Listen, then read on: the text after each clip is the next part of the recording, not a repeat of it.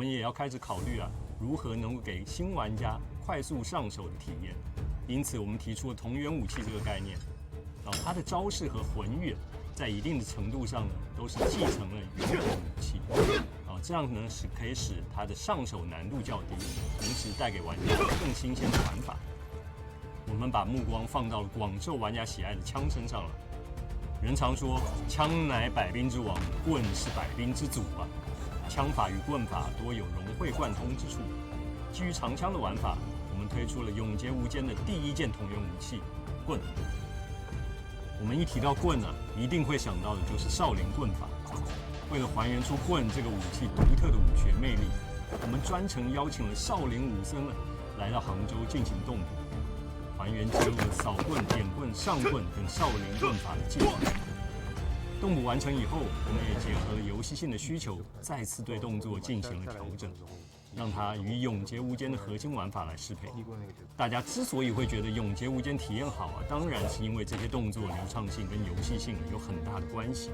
为了保证连贯性，我们也会手工调整大量的动作细节。此次对于棍，我们同样耗费了很长的时间来进行调优既然棍和枪是同源武器，它自然继承了枪的特殊机制，也就是精准蓄力。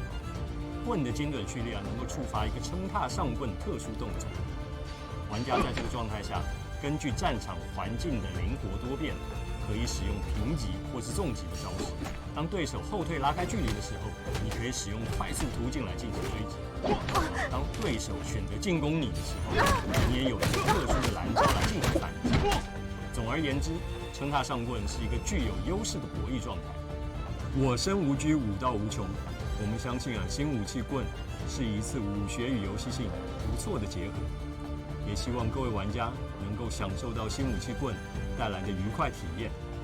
后续我们还有很多同源武器会陆续的推出，相信不久后就可以跟大家见面了，敬请各位期待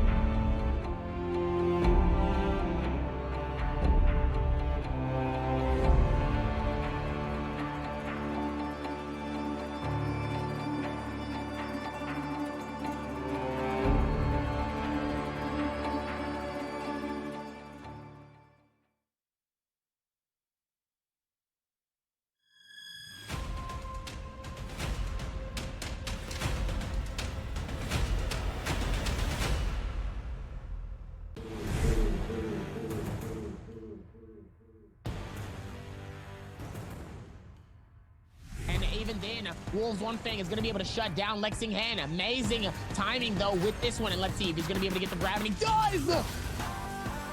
As Wolves 14 takes out Zhounen.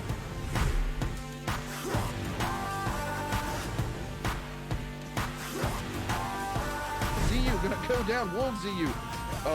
Sorry, Zhou go down. We're also gonna see J-Team pick up 330. We're also gonna see him pick up AOW's Liu. J-Team going to 13 eliminations again. Getting bigger and bigger. It's in the time we start pulling the trigger. Shoot for the clouds, let there be no doubt. We're floating with amazing style here, able to shut it down, pushing NBWC outside of circle and risking their own little bit of sheet. Oh my goodness, the way that he just eliminated him with the dual blades with nothing but style against a frisbee. Meanwhile, XCG Zhounen.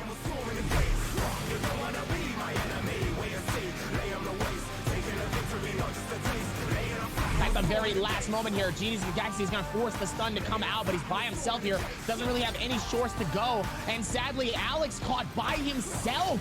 Beautiful time to do what he needs to. Now the question is, can he juggle this? If he gets the two-piece, it's going to be massive for him. Not only for GD, but also him getting all those dark side coins. Is he going to be able to come through, shut him down?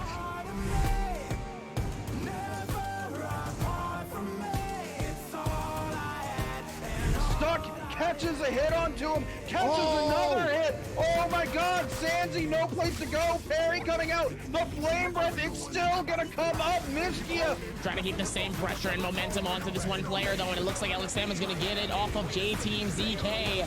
DK trying to hold it together as long as possible. Lee scrambling all the way up in the air, and he ends up getting eliminated here. GG is going to be your undisputed trios winner for Season 2 of Naraka Blade Point Pro League.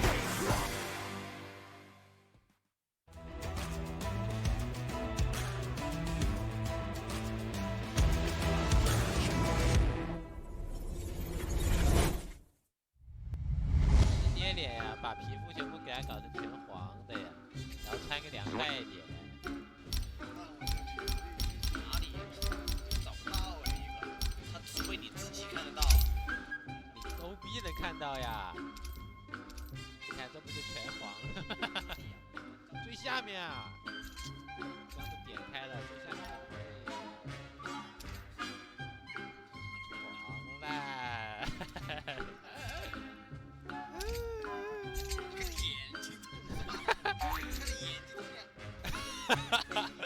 够了，就这样。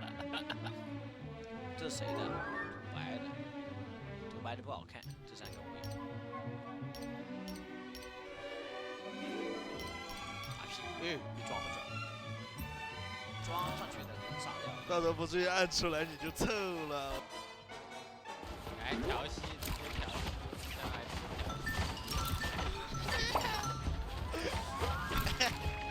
对，调戏呀，不是他妈那个。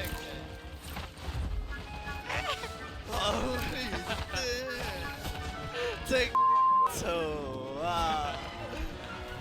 为啥我的双马尾这么小个？带错了，带错了，有两个。你看你的，我在头顶的。啊，我的双马尾！加油！我打回去，请夺下。好多！我死了！吹风回来了，我最后一个吹风，钻进去，有个边缘在圈，没事，顶着也行，这有花吃。哎，我吃不上了。我杀多少个？28。战神有点多。哎呀！文战士快死了，文战死了。我们18个。我要想看到，我要在屏幕上面，我要在屏幕上面啦！红绿灯刺激，真的，最后那张因为红绿灯禁止通行。谈一下你们怎么最后就笑成那个样，是怎么回事啊？三少，每次别人一开大，我玩个三娘，我三娘可以开大去把他的大断掉，我就觉得很搞笑，很欢乐。这场比赛这个3位的这个红绿灯造型是出于谁的想法？最近过节嘛，可能车行量比较多，道路千万条，安全第一条嘛，红绿灯嘛。还有的就是给观众们也多看，就比较好，就是一下就认识到。哎呦 ，EWG 咱们的毅然上个解说台，终于是现在特别懂观众老爷们的心了。以后再让选手多上解说台了，下来之后直接在造型上，今天也把队伍变成了大发明家。绷不住了，几加号还能进？101，后面都有机会进。这个80分有可能没机会了，这个86分还有机会的。86分有机会啊，暴打有机会啊，暴打为什么摆了 ？KZ 也差一点点 ，KZ128大分，咱们应该稳了吧？哦，第7名，7名15分，又是，leader就在我们后面。能加3吧？就是加3呀，哥。加3嘛，那就15.6。75分加73分吗？加，反正15分，就是15分，老铁。啊，这15分，这把就是102。该吼了，我该吼了。哎，早说我不取消了，拿了。下班。KZ 猛杀兄弟 ，A 队猛杀。吉祥估计现在也有头。这个位置看上去不错。这应该稳。它很有用。你为什么不打了呀 ？AS 干人去啊，干乌龟去。他很有用。他可能觉得自己稳了，他要稳排名了。可能觉得自己现在有人头够了，确实够了，应该够到最后。他们找个地方一蹲挂机，真的，不是几个头啊？这9个头啊，9个头够什么？那本来就第8呀。不是，人家底下的人也在刷，你凭什么要蹲啊？需要没问题，可以先做。嗯，好的。死状。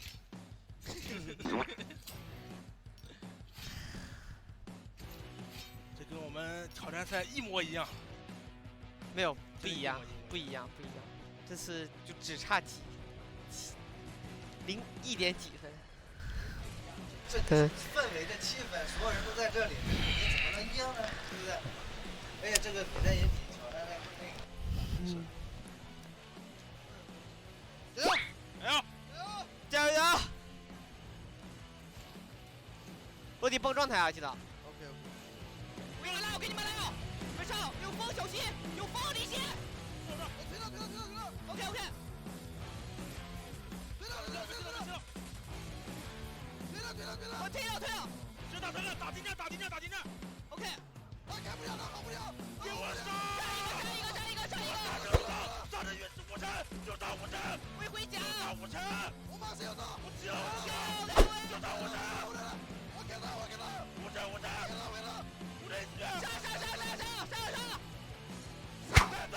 nice。漂亮。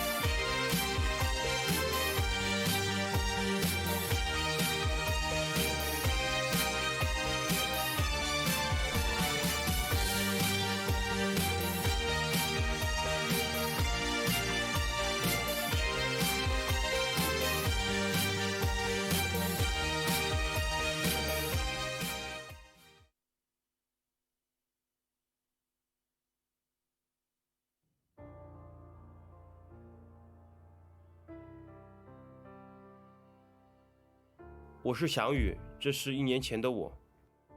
我是阿沙，这是1年前的我。我是凯豹，这是1年前的我。我是刀一辉，这是1年前的我。我是王良，这是1年前的我。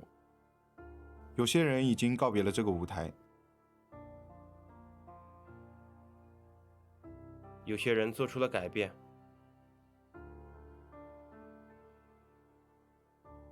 而我们还在坚持的。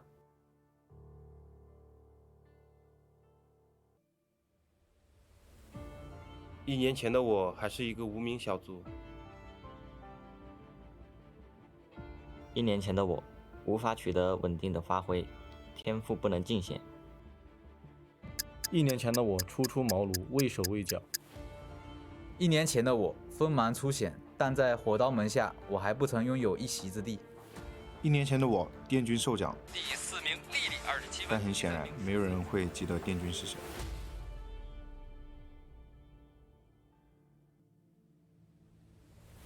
经历了 NBPL 的磨砺，如果没有当初置之死地而后生的心态，我也不会成为今日的羽将军。查一下，这波能反杀？看一下翔宇的这波操作，上来再顶盘子，觉得再胜了。这波他正刀他控制了，他失误了。这个正刀组合剑，残血，他驯步，他秀了。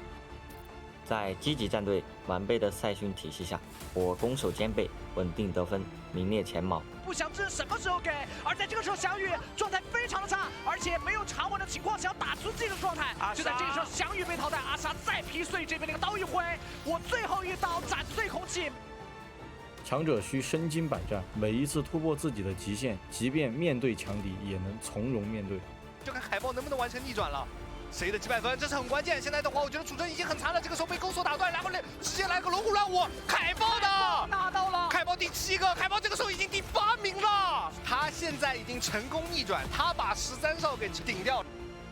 你可以嘲笑我的固执，但绝对不要小看我的信仰。如果没有这份觉悟，又如何称得上火刀门门主？刀哥打 Spider， 但是刀哥说了，我现在最擅长的武器不是火刀，是长剑。哎呦，这地形太差了，两边冲拳间的博弈，但刀哥再做反顶，反手给 Spider 颠了一发火球，空中3角杀吗 ？Spider， 哎呀，刀哥这边还是技胜一筹啊。你们或许只看得到我的整活，来前王良是已经抓到一个人，对，爱用匕首爱装酷，但是王良制裁你记住。但我想说，如果没有足够稳定的心态，是不可能继续向前迈进。王良，他拿下了，你别跑，好小子，这一刀中了，来看一下空中这一刀能不能接到，接到了，来了，哎呦，又拿1分，再次斩杀刘星宇，再吃个花，那奥义又要好了呀！啊，梁子这一波滚雪球太厉害了，节杯我势在必得。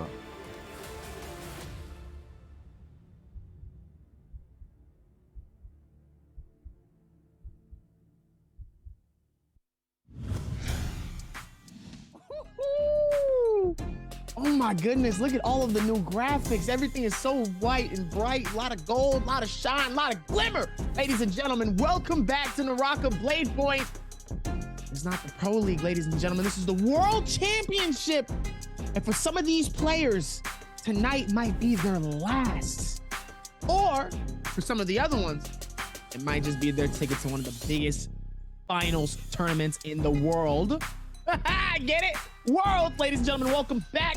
It's your boy, Davier, caster and host, and I'm accompanied by my main man, the absolute Cheche. One of my faves. Hit Brand in the building, ladies and gentlemen.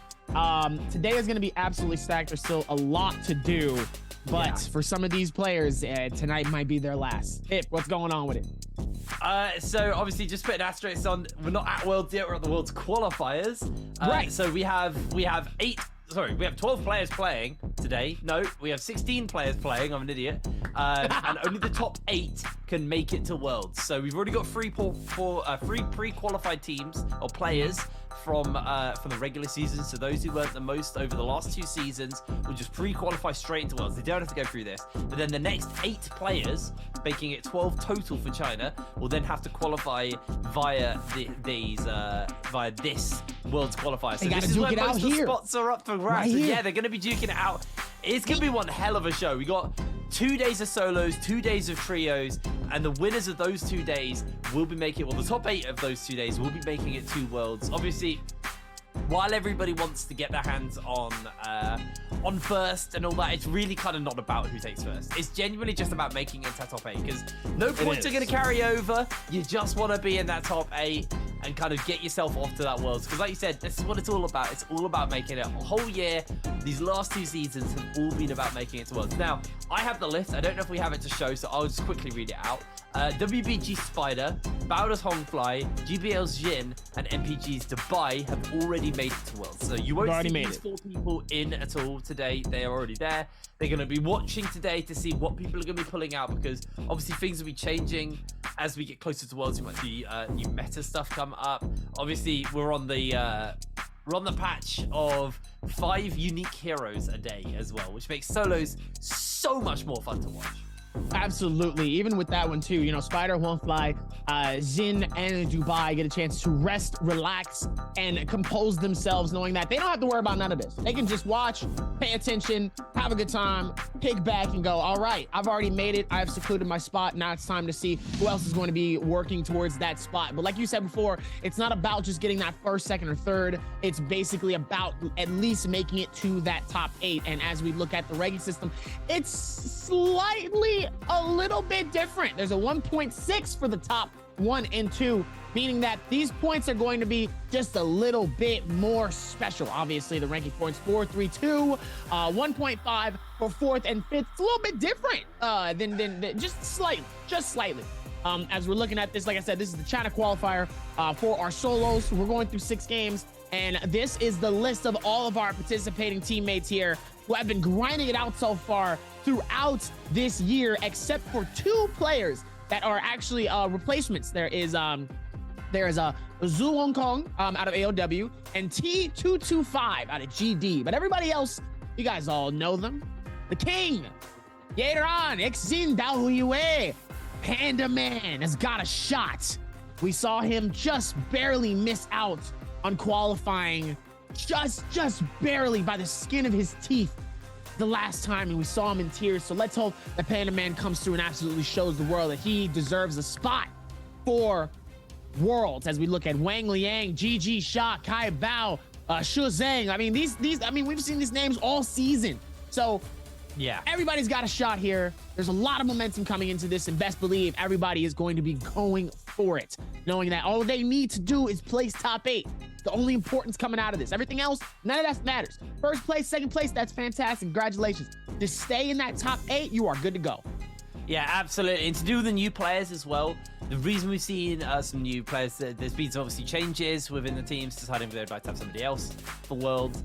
In the case of Dongqing, though, they are actually just moving over to trios. I mean, they've already been playing trios, but I think they're focusing more on trios for Worlds. So they found a replacement for them in the solos, and then Dongqing will try his best once he gets over to that World. So that's where the focus is on that front. As you can see the players backstage, ready to go. All they need to do, like we've been saying, is make it into that top 8. Obviously, there's 2 days worth of the racket to go. There's a whole bunch of games. There's 12 games to play. And, you know, new rules on solos has definitely shaken things up. People picking up different heroes. I mean, we had, when I last casted in the finals, in solos, we had a whole game of, no, Tammy. It was just a Tammy lobby. Like, everybody played Tammy but one Wu Shen. So, like, I'm loving this solos better. I think it's really, really exciting. I think there's a lot that goes on. So I'm very excited to see, you know, how this game's gonna go down, how these next 12 days, well, these 12 games, not 12 days, 2 days.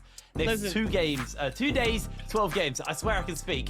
How these games are gonna go. You know, like, things are different now. Obviously, there's not so many spots on the line. There's only 2 days worth of games to play as well, so it's not that they can build up anymore. They are at the top of the hill now, and they've got to make it over. All I'm saying is that we should change the name to Hip Reigns Challenge, when, you know, they switched it over to where people couldn't necessarily just do the same comp over and over again. I think they thought of you in mind because of the amount of frustration you have expressed about seeing the same ultis, the same players over and over again. And now the fact that they're forcing these players to get out of their comfort zone has been a really nice breath of fresh air throughout at least halfway through the season, because I think it happened about halfway through the season. They started to switch it up, which really changed, I think, in the dynamic of how some of these players ended up being in the leaderboards. And obviously for certain other people, like Spider, that didn't matter at all. He was like, whatever you want me to do, I'm ready to go, and I bring it. And clearly, with him being at the #1 spot, and obviously him qualifying with 66 points, top of the leaderboard for the overall, both season 1 and season 2, 66 points total. This man put up 4 points in season 1, barely played. And in the next season, he came out of nowhere and was just like, I'm meek, everybody. So coming into this, it's a lot of momentum and aggression because everybody, like you said, wants to get into that top 8, and that is the importance. The question is, how are they going to do it? I mean, by winning. There is no like how. No. It's just Not by winning, but strategies. Are we talking strategies? Are we just going gung-ho W key? Are we playing smart towards in-game, or is it just all the way W key, make, chin to fist to chin, kick to face, blade through chest, katana through hair? Are we giving people haircuts? What's going on? I think it's a balance. I think what we've seen ever since the Spider meta, as I like to now call it, or very aggressive play, everybody's been forced to play to Spider's tempo, and I think that's not going to change at Worlds, because I also think a lot of the EU players play at quite a fast tempo as well. They're not so relaxed and sit back. They will go for aggressive fights, and you know, obviously the hands check and the mechanical side of it, I genuinely can't call. I think the NBPL players are a little bit more gifted in the mechanics, but also just their rotations around the map, and like they're using their brain side of the game, right? But I think once we get 2 Worlds, it's going to be a very W key meta. I think, you know, there's certain players who will just push the game fast.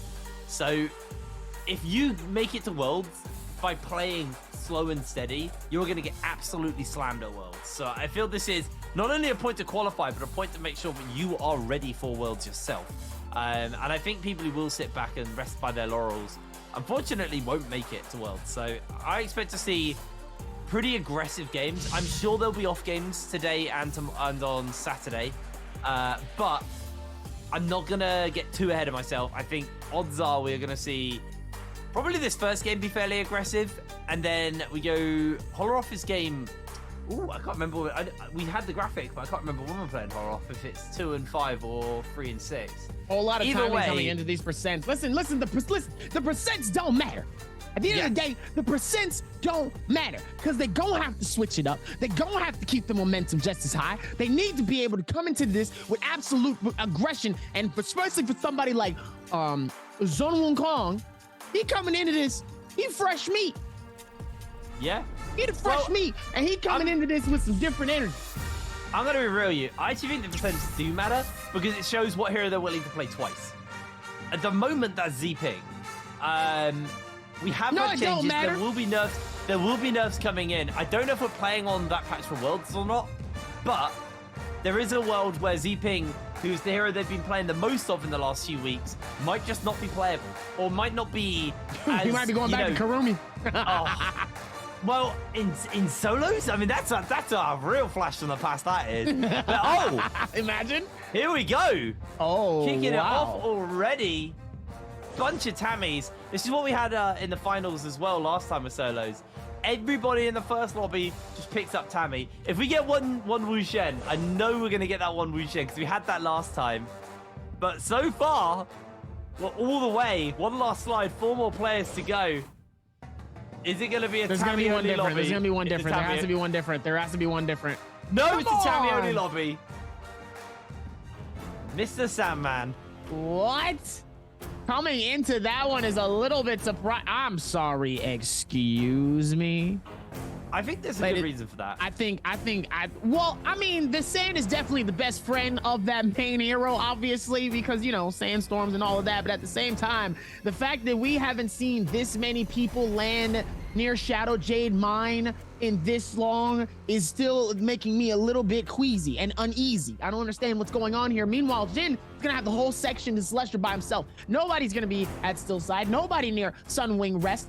There is gonna be at least one solo that's gonna be near Wreckage Plains, but it looks like everybody's just deciding we're headed towards the sand, and I'm gonna throw some dust in your face. You might get blind. I don't know. And it's gonna be a little bit hectic. I'm a little nervous. In terms of why is there so many people landing immediately. Kong immediately is in a fight with Zhang Yu. Zhang Yu trying to keep the aggression right towards him here, and he doesn't have anything towards his name. He's gonna need to back out as best as possible, get something of anything into this. And look at us. Today we're your casters. You look good with the law. Why'd you cut your hair? I cut my hair ages ago. I actually just got it cut recently. And for once, I had time to shower in the morning, so my hair's actually done. Normally, I'm just unbedded on this show because I get up with it. I don't have time to shower, but luckily, I got sound shit done quick enough. Was you happy though with the time, and you were like, oh, I get a chance to relax a little bit? Yeah, it was actually quite nice being able to get up in time to have a shower. No, I hate my long hair. It didn't suit me. I look way better with short hair. What can I say? Zhang Yu looking pretty good with his dual swords as well here. Zhang Wukong has been able to get himself healed up, grabbed a pair of nunchucks, and it looks like Zhang Yu's still kind of vibing this fight, but now realizing there's weapons in this fight isn't quite as one-sided as he originally had planned. He's actually going to look to try and back off for now as Zhang Wukong going to get himself a heal up as well, make sure that shield is all the way topped up. And going back to why I think we see so many of these Tammys getting picked up right now. I think because you see, like, I think it's the Dusk map, because we're on Dawn right now. In Dusk, you typically see a lot of Justinas because they want to have ult charged up. Right. But in Dawn, like, you're not as reliant on that, so you know there's not as many Fireflies or no Fireflies to pick up, which means in turn the players then don't need to have that ult charge up, so they'll just pick up something like this, which is very strong. But then because somebody has picked up the Tammy, everybody else needs to pick up the Tammy in response, because you do not want to be getting caught in that sandstorm and then getting yourself in a world of trouble. So right. I think what it is they pick Tammy to counter all the other Tammys, because Tammy's the only person who can walk through the sandstorms without getting, heavily chunked out himself or caught out in the CC. So they just kind of pick it up for that. But as I'm saying that, Jux is being dogged by the whole lobby. He is in so much trouble. Shield low, jumps up to try and escape away, but double grapples on. Who's going to be able to pick up this kill? It's going to be an easy kill for Yuran, as now he's looking to try and win this fight versus Wang Liang. Wang Liang against the wall gets caught up by the Zephyr, as Yuran's going to catch him as he comes back down, but Yuran actually loses a whole lot of HP, gets the downward charge click down as well. Tries to catch the Zephyr on to Wang Liang, but Wang Liang looking to turn it back around. I don't think he's got it. Yuran finds himself 2 kills to start it off with, as GD's new player is already down. Day1 starting off very strong here with those 2 eliminations playing. Meanwhile, Zhang Yu is trying to do a little bit of some healing right in front. The confidence coming in, trying to shut it down for Kai Bao, and he absolutely does here, knowing that there's another player nearby. Xin deciding to join in on the action as well here. Nice little hits coming in from the... What's that? Not dual blades. I'm drawing a massive Blake here. Meanwhile, Ego is going to come through out of nowhere here. Surprises him and tries to get some pistol hits coming in. Nice damage as well coming in. Those nunchucks being very helpful. Meanwhile, the dagger comes through, catches Zhang Yu at the very bottom, but Ego is going to be floating on the inside here as Xin trying to see if maybe he can go through a trade for a shield, but a shield is not going to be enough, as Ego is going to be able to claim 2 eliminations already coming through with that surprise third party to shut down both. That's the dream scenario that you want to have as that solo player coming through with that. As Down Wei gets shut down by Zone Gong, coming through with that dagger play, absolutely decimating him with so much of his shield and XP in seconds. Meanwhile, BG Shaw comes through trying to see if he can connect anything. Meanwhile, shots are ringing in as Zuon Kong ends up actually getting juggled, hit by a bow from the other side, and that's coming in from 17JL's Ego. Zuon Kong is going to try to back out, go for some heals, but GG Shaw, close in hand, goes for the grapple, is not going to be able to let him get close, as Zuon is actually going to be able to get some heals, going to be able to shield up as well, and Ego is just in the back, solemnly waiting. Taking his time here, he's going to be able to catch him with his Q, and is going to be able to have him floating. GG Shaw on the floor, sleep, taking a nap. Meanwhile, Zulwon Kong is going to come through and actually snatch the elimination away from Ego, as Ego is just about to take it from the hands of Zulwon, but Zulwon takes it back and says, that's mine. Massive hit coming in right towards Ego, sends him so far back, it forces Ego to at least go back for the heal. Zulwon Kong can't even really push this. Meanwhile, going to immediately go for the reset. Zulwon Kong with the shield advantage, a little bit more ahead of it as Ego, dangerously low. Shield comp comes through, both of them with the spear, trying to see if any of it's going to connect. Sadly, none is going to, as both the tornado comes through from Ego, waiting for it, as they're both just trying to juggle back and forth on each side, waiting for somebody to see if anybody's going to strike. Meanwhile, Ego is going to try to see if he can play it off just so he can go for get some shield, but Zulwon Kong is not going to let him have the opportunity as he hits him with the Reza and gets the finish. Zulwon comes through with 3 eliminations and starts in the lead of our very first game. New player and absolutely starting strong here for Sun Wukong. Really, really clean stuff coming in. Jin finds himself in a fight here, but Jux is coming in with a potential third party. Reki actually catches him out and able to chip away at that shield. That's 2 very low players. This could be an easy third party here for the side of Jux. He throws down the Zephyrs for the moment just to try and catch out onto Jin. Jin slides away momentarily. Jux playing this a little bit slow, wants to try and catch out, throws out a Zephyr. Doesn't quite land with it, unfortunately, but they're still so low. He's immediately caught out for the uppercut. Reki's low HP is going to be secured there by Jin. Jux is going to finish up Jin in response, though, as we see a player get eliminated in the middle of all of that action. Reki and Shah have been taken out of this lobby, as Yiran, who already started himself pretty strong, got himself another kill, so he's now tied with Sun Wukong, is just going to back off, as Wang Liang also going to get a reset of both of these players. Playing this, you know, a little bit more respectful to one another. Yiran, even though he had the health advantage, was definitely worried about getting third party, so played that a little bit more careful. Remember, every game matters. There's only 12 and then Worlds, so only the top 8 will be making it through. So you basically have a 50% shot at making it to Worlds if you make it to the qualifiers. So it's not bad odds, but you need to play well if you want to secure that for yourself. And you can see Yiran's already off to a good start. He doesn't want to throw that away. He's going to try and grab something from the Mora's Blessing, but Wang Liang is just being annoying. He's just being a nuisance with the grapple, stopping anybody from getting nearby. As I believe Yiran was able to pick up something from the Mora's Blessing, although he did have purple arm already. I don't know, maybe he didn't. Anyway, Kai Bao, get a couple of bow shots here. Is going to take a grapple to the face as well, as Jin is going to look to finish him up, but Kai Bao quickly does the armor swap, gets blue armor, having to downgrade to survive, but he is able to survive nonetheless. Bit of a mistake from him, but he's still being chased and jumped onto. A pistol shot does land onto him and chunks him out pretty heavily here. Kai Bao going a little bit low, but he's jumping into Yiran's pocket. Decides maybe he doesn't want to take that after eating an uppercut, and it is just going to go for the heal. Absolutely going for the hill. Meanwhile, Yeron's trying to get to the top of it as well, as he's going to try to push in on Kai Bao. Meanwhile, Wang Liang close at hand. Going to try to see if maybe they can work towards this one as well. They still got to be able to work towards more and more, as Yeron is going to be able to come through with that aggression and that dagger strike, trying to see if he can get anything, as Kai Bao also nearby. And Jin also as well. You're going to have to be careful, though, because there's more and more of it that's going to be coming through here. It's 4-man team all the way around this section, as it looks like 17 JL's Ego just got eliminated, though, but it looks like Panda Man is going to be the one that claims that elimination, finally getting his first point on the board. Kai Bao caught in between the top of a roof and a hard place between 2 other players here. You got to be careful here, as it looks like Wolves is going to try to hold around this space, going to go inside of the building. He's going to go for the shield. Looks like he's going to be able to pop it, but he has the gray. It's a massive disadvantage for Kai Bao. Kai Bao is going to have to get out of the situation because everybody else has purple shield. You don't want to be in a space where you have gray shield and everyone else has purple, unless you have the confidence to shut them down, just like how he almost did with Xjin. Maybe steal another purple and call it for himself. He might have a chance here, but it looks like Xjin is going to be able to dip out of here. Go for the massive parry, though. Wang Liang is going to get shut down, but he still has his stuff, but he is going to be able to shut it down with a massive hit from that blade. Wang Liang claiming his first elimination as well. Very, very needed coming in from a man himself, Wang Liang, who wants another shot. He was so close to qualifying. When I tell you he was literally in qualification, and then just slowly watched him just get dropped lower and lower and lower and lower. It was tough to watch, man. Wang Liang was struggling towards that very end.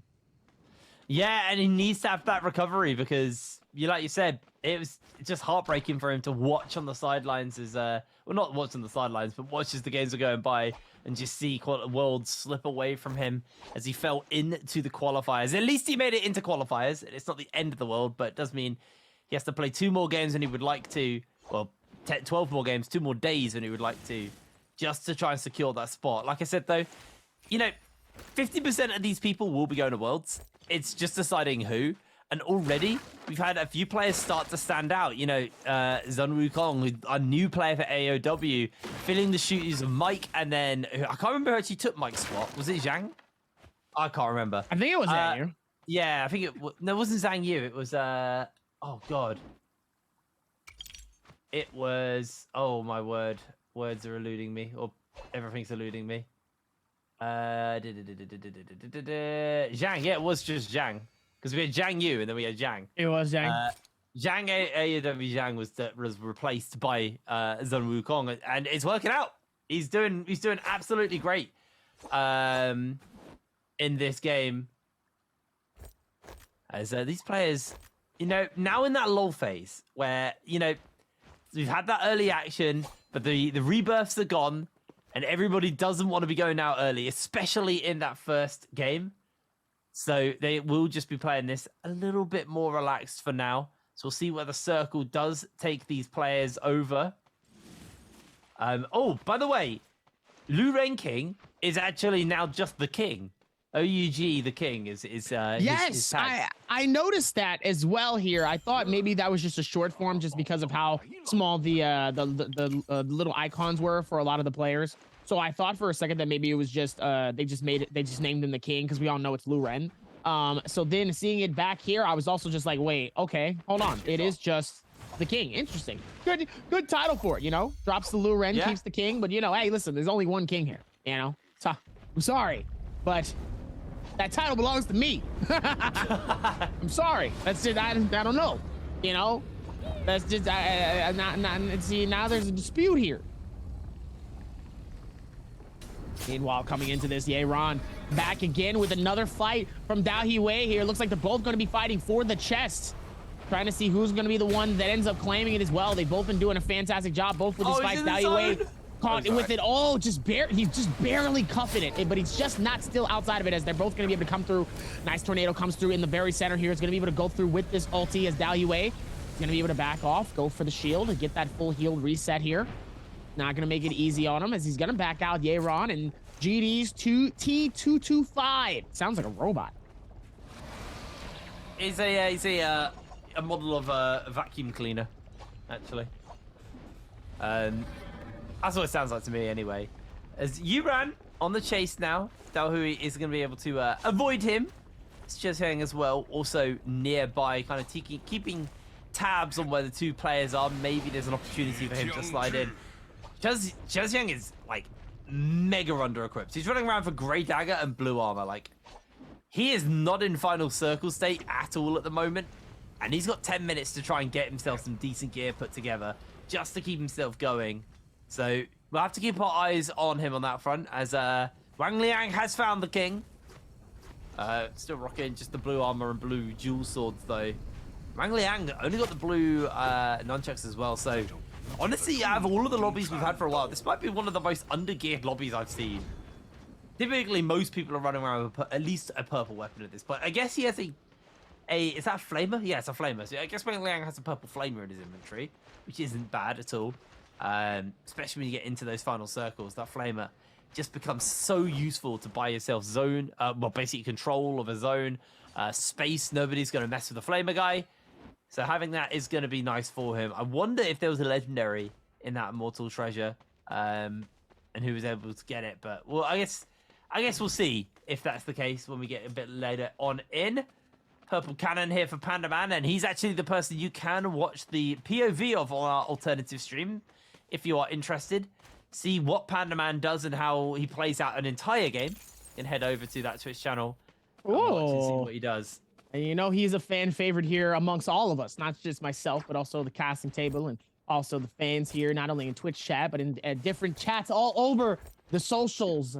As we see people coming in from Binance and you know, Twitch and YouTube and Facebook, and, you know, it's coming from all over the place. So anybody that's watching here, thank you guys for tuning in, checking it out here. There's still a lot more to be done here, but still a lot more momentum coming in. Is going to be able to work towards this, and let's see how they're going to be able to maneuver it all the way through this first game here. But so far, Yeron and Zuon-Kong in the lead with 3 eliminations apiece still. Only in a circle 4, so we still got a lot more to come into this. Meanwhile, still going to be able to come in, but the OU Cheese, the king. I feel like I need to address him as. Like, I feel like I need like some oomph when I say his name. Oh no! Whoa! Oh, T25, you playing with a little bit of some fire here. Hold on. And specifically fire from this massive serpent. You gonna have to be careful. Oh no! Oh no! The king! The king is getting caught. No.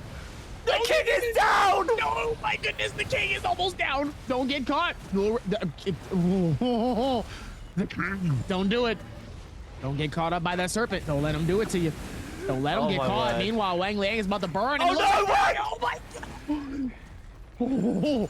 This has been the most devastating Bane's Breath I've ever watched. Like, everybody is just eating it, man. I'm going to cry. Oh no!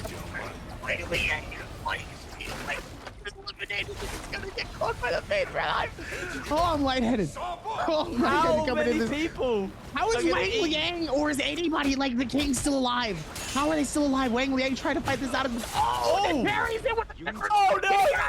Who's sadly Shazang is gonna circle. Meanwhile, Shazang is gonna try to see if maybe he can catch a 2-piece. And he ends up catching it right next to Kai Bao. Kai Bao is gonna try to see if he can ditch him out with the dagger. The dagger coming through with massive damage. The question is, can he finish him off? Zuon-Kong at the very bottom might be able to get a free 2-piece with it, but it looks like the tornado is gonna help him stay alive here, as both of them are gonna be able to re-shield up. Nice hit coming in from Zuon-Kong on that insane cannon shot coming in there. Meanwhile, Shazang trying to see if he can hold it together as fast as possible, but he ends up getting caught, and he ends up finding a shield somehow to keep the game alive for himself. This game is absolutely insane. What is going on? Can we hit another Bane's Breath? That was, like, soul left my body at least 5 times. I've never seen such a chaotic Bane's Breath in my life. That was crazy. These players just didn't care. They just wanted to stay in and try and tidy up whoever got hit. And they were all just getting hit for it. It was crazy. Dao Hui's going to get run out by the king, but the king is going to exit the premises. Decides not to go for a fight with Dao Hui, or does he? Nah, he's not coming out. He's going to get jumped onto, though, by Dao Hui. As the king is just going to move away. Zunyu Wukong on the other side of the wall, making a little bit of space for himself to get bought as Jin jumps out into the zone to take a single tick. And then we'll now be actually chased up by a couple of people, just catching him somewhat. And these players are restless. Normally at this point, you see players sitting in their corner, taking long-range shots at each other, but they are burning grapples, they are burning abilities, and they are just running into each other's faces, trying to see if there's an opportunity to chunk somebody out. I'm still thinking about the Bane's Breath, bro. That Bane's Breath should have had like 4 kills by now. That singular Bane's Breath could have got like 4 kills. He almost took out Kai Bao, Wang Liang, almost took out Shuzing. Oh my goodness, that was a moment. That moment needs to be clipped because that was so much just stress. I was stressed. I'm sorry. I was stressed through that. As we look at Zuon-Kong here, trying to see if he can climb up all the way up towards these trees here, trying to wait for anybody that's going to be able to possibly strike as well here. Getting so close to each side here is Zuon-Kong, keeping the game alive. Back on OUGs. It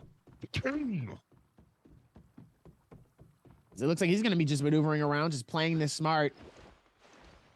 But early game so far, Circle 5 closes starting right now, actually, as Shazang, Panaman, and the King have 1 elimination apiece. Kai Bao, T25, and Dao Yue needs to be able to make some magic happen, only getting 0.5 points for their ranking points. Gonna need to do more here, as it looks like Shazang is gonna be able to find a really nice, insane katana Soul Jade that's going to be able to help him as well here. Meanwhile, Jin with 2 eliminations, Zuon-Kong and Yeron with 3. So not a lot of eliminations happening so far. It's been very close, though. The amount of times that some of these players have done such a fantastic job of staying alive through this, man, I'm very, very, very surprised at how well they have been able to maneuver this and keep this game alive for themselves. Yeah, it's impressive that we've still got 9 players left in this lobby. That's still a fair chunk. There's more players left in this lobby than will be qualifying at the end of Saturday. So still got 3 minutes left in the circle. Has shifted, it's slowed and stopped for now.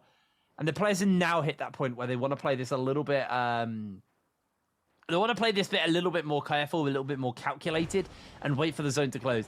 I'm going to be curious to see where the zone does actually close onto, because the minimap is so filled with players, I don't actually know where the circle's going next.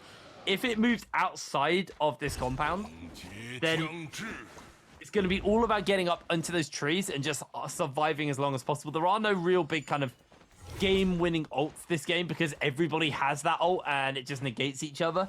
So it's just going to be a very sandy end, but it's going to be these Zephyrs. It's going to be this F ability that is going to be the really scary thing for a lot of these people, because if they get caught by one of those and the zone then closes in on them, they're going to take way too much damage and basically be out of the game. So it's going to be very interesting to see how that goes down. But for now, waiting out the timer, waiting for the circle to bring them a little bit closer. The trees are providing a nice place for these players to hide up, as Chuz was getting chased there by a Zephyr, but is able to break away from the heat-seeking missile. Unlike Sun Wukong, though, unable to do the same. Does get himself a marginal heal off, but he's immediately going to get jumped onto and taken down by my favorite Hoover brand, T225.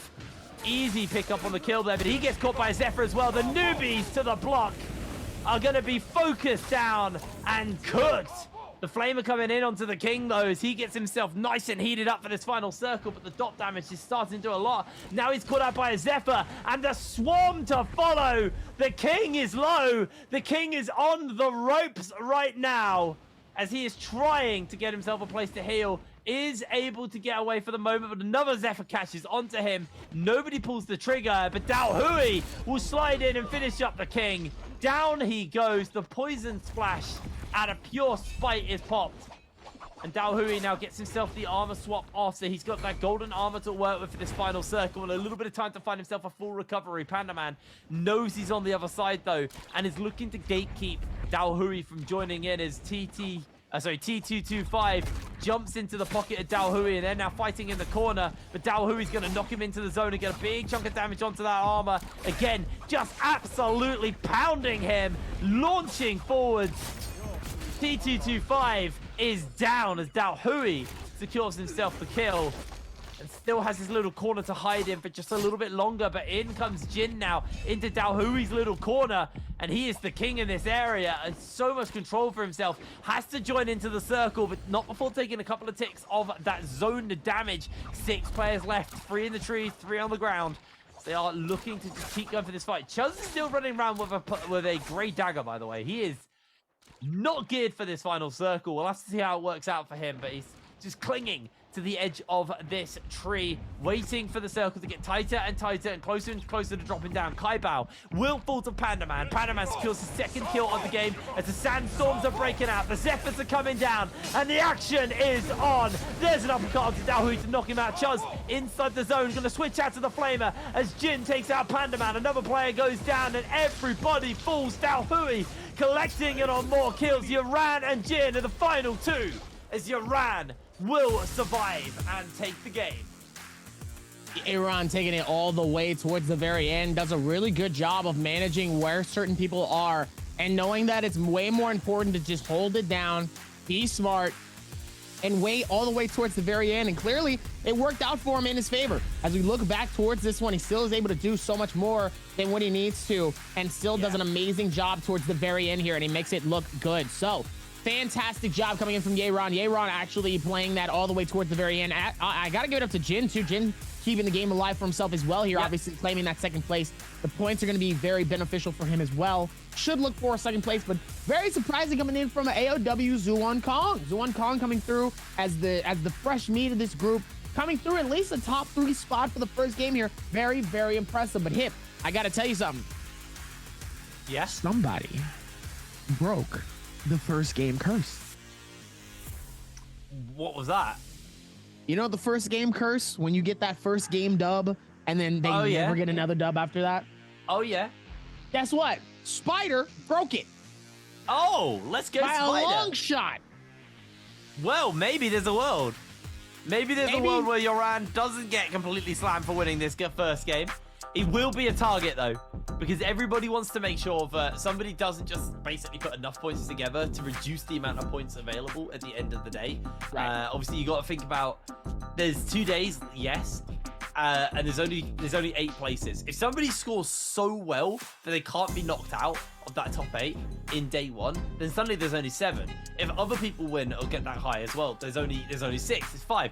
So you know these players are going to do their best to make sure they are targeting winners of previous games, just to keep the amount of places open. So Yoran probably needs to be a little bit nervous about this next game, because I expect that he is going to get himself, you know, a little bit of attention going into this second game, because you know it's a big win for him, yes, but now he's got to hold on to his spot. A good win for him though overall. We'll get the points in a moment as well. We'll see how everybody did in that game, but that was a pretty high scoring game across the board, or at least scoring game for most people across the board, because there was a lot of action, especially at the beginning of that game. Well, absolutely. Even with that too, it was absolutely explosive, let alone how explosive that Bane's Breath was. Goodness gracious, that Bane's Breath could have got more kills than the first place finisher. By himself, with 1 attempt. Almost took out Wang Liang, Shazang, Jin, freaking Kai Bao. That was scary. That was, I was at a loss for words. I didn't know how to handle that moment, and I just looked at the, I didn't even know how to cast for a moment. For a split second there, because of how close everybody... Imagine my surprise seeing the last 3 Bane's Breath hit those players, seeing one hit the king twice. Yeah. Not once, but twice. And almost every one of them hit 1 HP. Just enough for them to stay alive, and somehow, even with Wang Liang being 1 HP, he still was able to defend himself by the next player that pushes in and keeps the game alive for himself, where he doesn't get eliminated too early. Sadly, he does end up getting eliminated, but that is a little bit later on. But he did a good job of lasting just throughout that little bit of monstrosity that is chaos from a Bane's Breath. I mean, the king was lucky that he had golden armor, because that golden armor was genuinely the difference maker between him surviving and him dying there. Like, he was so lucky that he had golden armor, because anybody else taking those 2 shots with the health he had at the time, they were just out of the game. They were done so. So it gave him a little bit more placement points, at least going into this, but I'm sure he's a little bit irritated because he got himself kind of caught out, couldn't get the heals off, lost his armor, and then was just out of the game way too early, because he was really geared. He was really ready for that final game, but he just wasn't able to make it work for himself, unfortunately. But here we go. The scoreboard after game number 1. Yoran is going to be at the top with 12 points. Then Jin with 7.8. and Panda Man with 4.3. They are the top. Oh, sorry, Daohui with 6.5. I totally missed Daohui there. They are the top 3 players for this first game of the day. As you can see, Reki and X-Jin from J-Team. Only 2 players who didn't get any points there. Unfortunate coming into this, but 12 eliminations on the game score coming in. 5 eliminations, 12 game score coming in from Yoran. Jin with 7.8. Daohui 6.5 here. So strong start coming in, but I gotta say, man, 4.1 game score, 2 eliminations coming in from Zuwan Kong. Impressive for a first player here, kind of his debut. Impressive, very, very impressive. Yeah, absolutely. Really, really big game coming in for, Zhong Wukong, like we're saying. Wonderful start. Obviously some big shoes to fill being on AOW. You know, the likes of Mike, who was just so dominant in Season 1, taken away.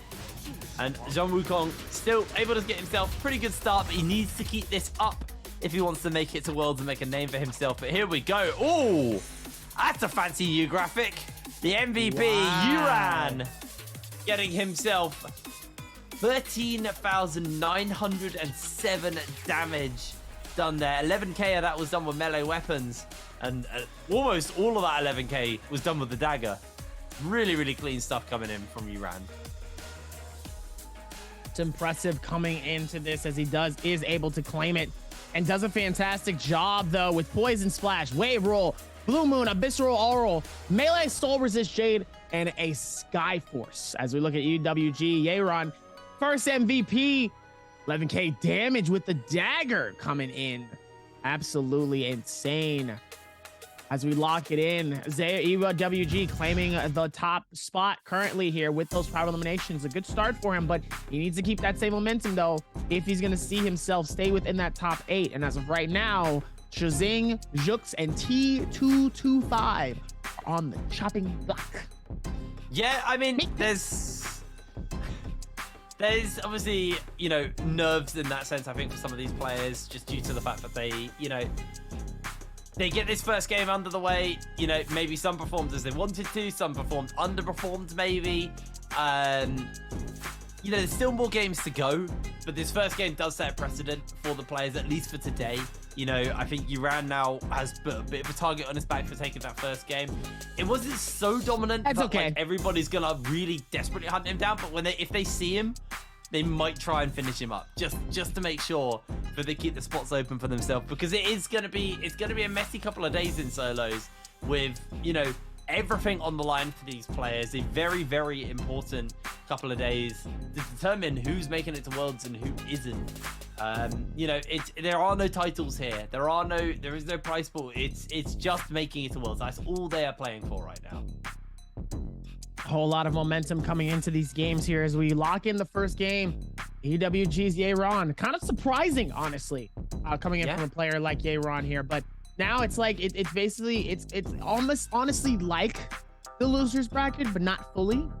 Only because out of the world's losers bracket, I guess. Yeah, it's like the world's losers bracket, right? So it's like, you know, there's still so much more momentum coming into this. And like I said, we still have 5 more games to lock in. But the first game was exciting. Very exciting. There was a lot of unexpected things that happened that I was not ready for. And I'm excited to see how the rest of these games go. Knowing that, like I said, I'm saying it before, that Bane's Breath was nuts. That Bane's Breath had me scared, had me a little bit hesitant, had me worried. I didn't know exactly what was about to happen, but oh man, that Bane's Breath coming through out of nowhere and just really spicing up, throwing a little bit of some salt and some pepper, a little bit of some tahini, a little bit of some cayenne in the mix, and says, gonna have some. Well, I mean, there's more spice in the fact that that's it. We're not going to see any more Tammys for the day. Like, there's no way they're picking Tammy twice. Because that means they don't get to pick a different hero twice. So, we are now done with Tammy.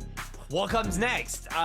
You know, we had a Yoto only lobby the other day as well. We had Justina only lobbies or Wu Chen lobbies. Like, there's so many options. And, like, I think Tammy's the only hero who you'll see players pick up in counter to one another. So from now on, you know, if Yotos get picked up, you can have Justinas or the Wu Shens. You can have just Yotos. You can have Z-Pings coming out. There's so much flexibility from now on. But I reckon these next few lobbies are going to be really, really fun. We will see variety. I think there will be at least a game or two where we will see variety in the picks, and it's not just always the same thing over and over again. And it's mainly because, you know, people can't necessarily lock in certain things depending on what they're doing, right? And with these player comps and how people have been playing, obviously they have a set amount of times they're going to be using and doing certain things, so they have to be careful and they have to be safe with some of their hero picks now, knowing that they're going to be using some of the big boys later. And speaking of that, we're going to go to a quick break here and get ready for our game number 2. That Bane's Breath was nuts. I need to talk to him upstairs and be like, hey, give me more of that. I need more. We'll be right back. Yo!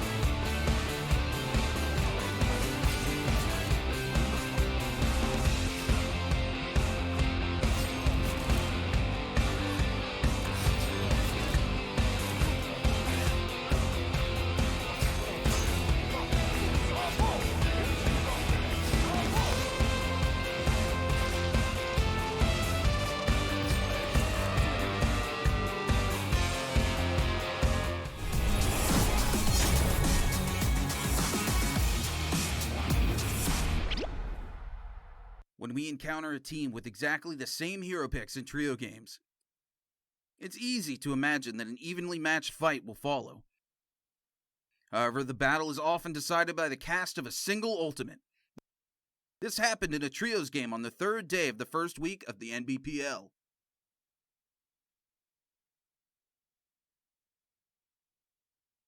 At that time on the battlefield, Team AOW and Team OUG were fighting close to each other, while both sides were using the hero picks Yueshan, Viper, and Wu Chen.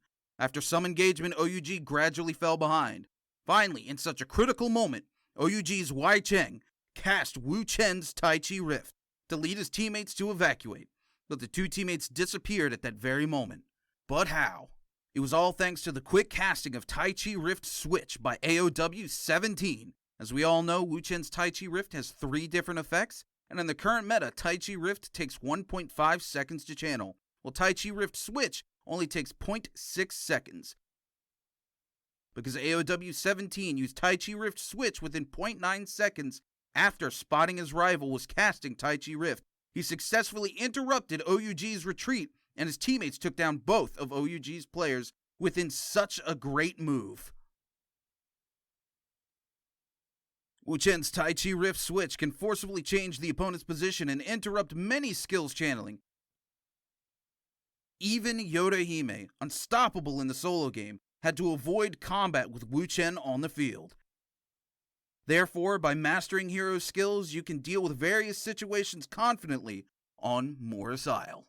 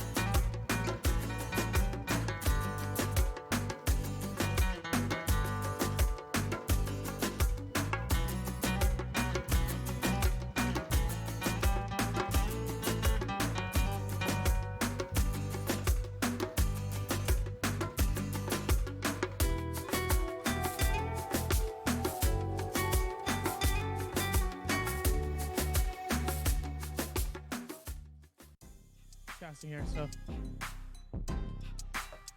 Hello everybody and welcome back to the Naraka Bladepoint World Championship Qualifiers. Woo! I'm Hipray and joined by Darby as we're getting ready to go in to our second game of the day. Yoran took that first one dominantly, to be honest. It was a really, really good game coming in from him, closing out, you know, the end of that game. But that Bane's Breath, I know Darby's still reeling from it, and I'm hoping we get more carnage, more chaos like that coming in to this second game of the day. Let's hope that the second game brings just as much hype and anticipation into it than we did the first game, because the first game was absolutely insane. But first, before we do any of that, we got another question for you guys. Yes, I might have spoiled this a minute ago. Who won the game one today? Yeah. Y'all better get this one right. Come on now. If you've been watching the whole time, said it. We just said it a second ago. Yeah, well, the options are Kai Bao, Pandaman, Yuran, or Dao Hui. Put it in Twitch chat. I don't know why it still says ABC when it doesn't have D as an option. Here's your clue. Dao Hui didn't win, so it is between A, B, and C. I like that. Knock out one of them. It's an A, B, C, or D question, and guess what? D ain't it. Which is unfortunate, but that's another question. Yeah. You can grab yourself those immortal treasures. Make sure you do check that whisper box, and you can get yourself your an immortal treasure for yourself. So make sure you enter that one in. Is it? I don't actually know if it's a weapon skin or a treasure. You get something. All right. It's a very easy question. You might as well give it a go. But obviously now getting ready to go into this second game. See how that is going to go down for all of these players. You know, game one, some good stuff coming in from the new players. Some good stuff coming in from the old players. You know, there was only 2 people who didn't score in that previous game, and obviously those 2 are going to be very panicked right now because they're basically a game behind the lobby. So they have to make this game count, because remember, 50% they just got a head start. making it. They'll be all right. Yeah. They'll be all right. But remember, 50% of the players playing over these next 2 days are going to be making it to Worlds. Like, it's not a small margin. It's a 50%. 8 players will be making it. So, you know, it's obviously still anybody's game at this point. Anybody can take it.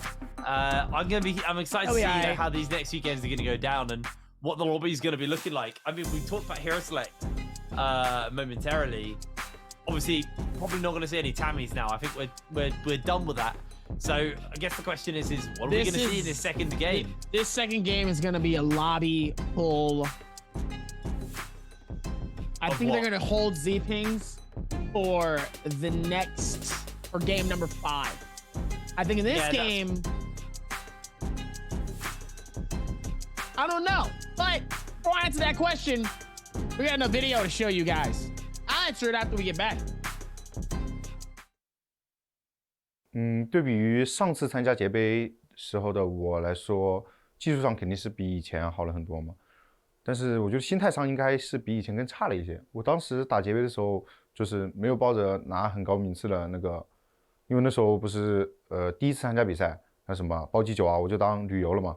然后看还有奖金，我想拿个前24都行，就拿了钱就当公费旅游了嘛。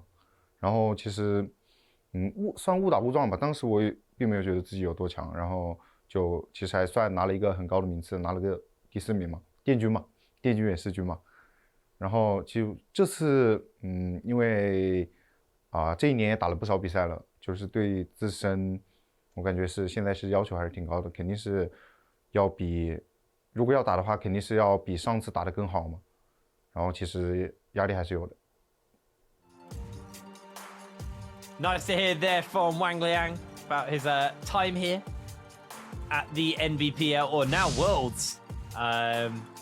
Obviously, just looking at the overall kind of stats of some of these players. Reki, who was his 0-pointer in that previous lobby, currently 16th right now, averaging 9,000 damage. Nothing really that bad. 1.5 average. I think this is from his regular season stats because there is no way. That was his first, because he only played 1 game, because this is, okay, don't worry, ignore me, I've been an idiot. This is obviously stats from before, because he's only played 1 game so far, and he hasn't played 27% of that game as Z-Ping. But as you can see, a lot of the players do average and like to play this Z-Ping a lot, but you can see where Reki's points were. Reki scores so much higher on the Taka. So, are we going to see that? We've seen people picking up Taka and Takeda on Holoroth instead of Z-Ping recently. I would like to see more of that. I think it's way more fun. Z-Ping lobbies are the biggest yawn fest in the world. If you've been watching NBPL, you'll know my opinion on it. I regularly ramble about how much I dislike those heroes. As you're seeing Chuz as well. Look at these average points on these heroes, like 0.8, 0.3. Like, he is not scoring on these stally heroes at all. Justina and Z-Ping are 2 heroes who basically excel at buying time, but he just seems to really struggle to make it work on them. Looks like there's going to be some more struggles in as they're going to be able to rotate, and let's see how they're going to be able to do it. As Juxus is going to be able to get a little bit of shut-eye here. I don't think we didn't notice that real quick. He just shut his eyes. He's like, I'm going to get a little bit of some sleep. Some sleepy poo. As it looks like now they will be able to come into this and put a large amount of margin into this. Let's see if they're going to be able to find it as well. Going into it as we see the percentages from some of these players here. I want to see a war. I want to see a Valda lobby. That's what I want to see. I want to see a lobby full of Valdas. I want to see how that type of gameplay circulates. Honestly, I really do. Yeah, no, same. I really do as well. Obviously, Jin here, averaging 1.2 kills, 7k damage. Not a lot of melee weapons, actually. 3.7 of his damage does come from those melee weapons, so it's very reliant on the range. And differing from the other players we've seen is his average scores pretty decent, at least to his average points. Pretty decent. Not anything amazing, but there doesn't seem to be a massive difference between like something like a Takaji, which is a lot more aggressive, versus something like a Z-Ping. So still scoring relatively evenly across the board as we're getting ready to go into our second game here of the World's Qualifiers. We'll see what everybody will be rocking here, what they'll be locking in for game number 2. Gotta be able to lock this in. Tammy. Let's see if they will be able to put that fork towards it. I mean, you never know. Stranger things can happen in these situations.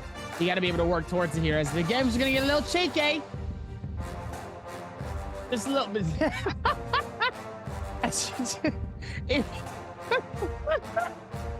If you see his face when I said that, and he just looked and he said, "This, you know what? This is why I can't take you nowhere." You're not having a cuppa when you come over. Not happening. All right, here we go. Right. Bit of Z-ping. Tammy. Oh, God. Oh, God. I'm losing the will to live. It's happening. Oh, no, please. Hey, at least we have one Tarka. We have one Tarka. So at least there is, it's not a lobby full. It's not a lobby full. I can't wait for him to get focused out of the game and then it's nothing. Oh, God. Well. Oh, God. Hey, you know what? Focus on it now. That means we don't have to worry about it later. But we do, because they'll pick Z-ping twice. They just will. You know what these guys are like. It's just the next holler off will be another Z-ping game. But here we go. Through the pain. Through the tears. Even with that 2. one in holler off, the vibes are going to be very right. Shazang is going to be able to go through towards the very middle here, see if he can go through with this puzzle. But it looks like GG Shaw is going to claim an area down below by himself and on the far right. I can't actually tell who that player is, but Zuan Kong and a couple other players are going to be all on the far left here. Main center building is going to be found. Plum Castle is going to find at least 3 or 4 players here. City of Tang is going to be claimed by 1 player amongst the living, as everybody else is going to be around Jin's Armory, Salvation Podium. Nobody near Inferno Village. Nobody on the top left section either. Everybody's bottom left, middle, and 1 person on the right. So as everybody's going to be rotating this in, ladies and gentlemen, game number 2 is going to be really, really good as XCG's Wang Liang, eyesight on him, keeping this one together here. As it's going to be a Z-ping full lobby, except for our 1 Tarka, which we hope and pray that he stays alive throughout the... I just want to see him burn as many people. Meanwhile, the King is going to find Wang Liang. He's going to go for the grapple here. Has a katana ready to make some magic happen, but Wang Liang has those dual blades, and those dual blades are going to decimate the shield of the King. Meanwhile, he's going to be able to back out and keep the retreat going here. As ladies and gentlemen, with everything that we've said, we are on the chase. The King might just be dead. Yeah. Ladies and gentlemen, I'd like to announce the death of the King. He's dead. Easy pickup on that front as T is going to see if he can get a... I'm going to call him Big T because I can't be bothered to say his full name. Big T finds himself in a chase but does back off for the moment. And we got a 3-man brawl here. Yaran desperately trying to get away. Actually using a bit of the old movement tech to scramble back up the side of the building and actually break away from his pursuer. That was really smart play there. Does just buy him a bit of space as Panda Man being chased down by Ego and Reki. Panda Man's low. Oh, no. Already lost a life, and now this could be a very short stream for the Panda Man POV at this point, unfortunately. As Reki is chasing down Ego, looking to try and pick up the kill that was denied from him by Ego. Ego is able to buy himself a little bit of space. Reki, to keep the pressure up, though, is going to get himself half his shield taken away. Countered by Ego. Ego won't let him pick up his dagger. Not before taking it down. Ego secures himself 2 kills. Meanwhile, even with that one as well, let's see if they're going to be able to rotate towards this one as well. He's going to be able to do more than what he needs to as now. It's like he will be able to claim that Wang Liang, shutting it down. Alliance's Jux still has an opportunity to go for the resurrection. It's going to be very helpful for him as Xin looks like he's in a different position here. He's going to be able to retreat as best as possible, going through the building all the way up top. Look at the maneuvers coming in from these players here. I mean, that's the one thing I really like about when people land here at Plum Castle in the middle of the fights, all the momentum happening, all this insanity, all the hype, and just seeing them maneuver through these buildings like it isn't anything. Meanwhile, I feel like I am the slowest player in Naraka history. And then these guys are just dishing and duking it out, just trying to get away in these sections. Meanwhile, Yeron caught within the middle here definitely does not want to be the guy that you want to be smushed in between. It's like a meatball marinara sandwich. You don't want to be in the middle of it. You want to eat it. You don't want to be it. As XN is going to be able to try to see if he can maneuver this. What? You want to eat the sandwich, not be the sandwich. What are you talking about? Eat the sandwich, don't be the sandwich. I don't even know where you're going with that, man. Listen. Sometimes you gotta be able to find the analogies, and sometimes you gotta just go with it. And then at that time, I'm going to go with it. The old throwing it at the wall and seeing what sticks technique. Something's gonna stick. I don't know what, but it's gonna stick somewhere. As we look into this one as well, it's gonna be able to put some time towards it. Makes it look good as Chozing is gonna be able to fight one. Pops open the non-ulti, is gonna be able to shut it down here, so nobody can really be able to ult and get out of there. And decides, no, you thought you had the opportunity, you thought you had a chance, but we're not gonna let that happen. As Chozing is gonna be able to find it and do well with this as the rotation coming in. Day1 trying to dish this out and get this finish on Chozing. Can he potentially do it? It looks like he is. No! Oh, no way did Jux just steal that away. Look at Day1's face. That is a broken man. Does get himself out with the golden dagger, but god damn, I would be so angry. It wouldn't even be reasonable. That was just ridiculous. And unfortunately, he was the sandwich. He didn't eat it. He gonna cry in the car. He's gonna cry in the car. He's gonna cry in the car. Because I would cry in the car. Because, man, that was unfortunate coming into this. Is gonna be able to go to that with the shutdown here and just, man, that's absolutely tough. Coming into that one, I was not expecting for him to get eliminated like that one, and that's tough. As Zhuan Kong is going to be very dangerously low here. It's going to be able to get the pop off, but Yeron is going to be able to claim at least a couple more slashes, though. And it looks like Zhuan Kong is going to be able to find even more towards that one as well. See if maybe they're going to be able to figure this out here.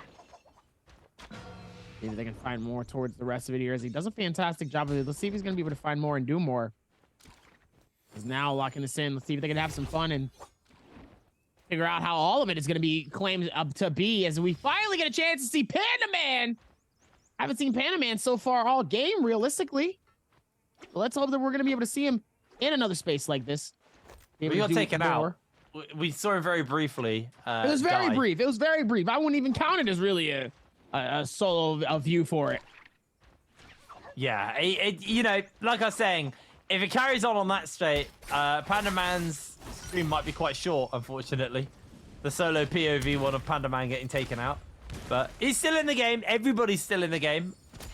Wait, we got 15 player. Hold on. Oh, someone's on revive. Someone's reviving. Little ghost. Oh, the king. Eats a ballista right to the head. Actually, not to the head, because that does double damage, and he probably would have died with that. Wang Liang closing in, but it looks like Ego gonna actually give up the ballista. We'll spot out Wang Liang here and see if he can take this fight, as they are both gonna just switch out. Bow shots come in. Ego lost a little bit of that shield to the bow shot he ate. Does now turn it around onto Wang Liang. Wang Liang unable to fully connect it. Oh, Ego eats a shot to the head. Can they get the next one?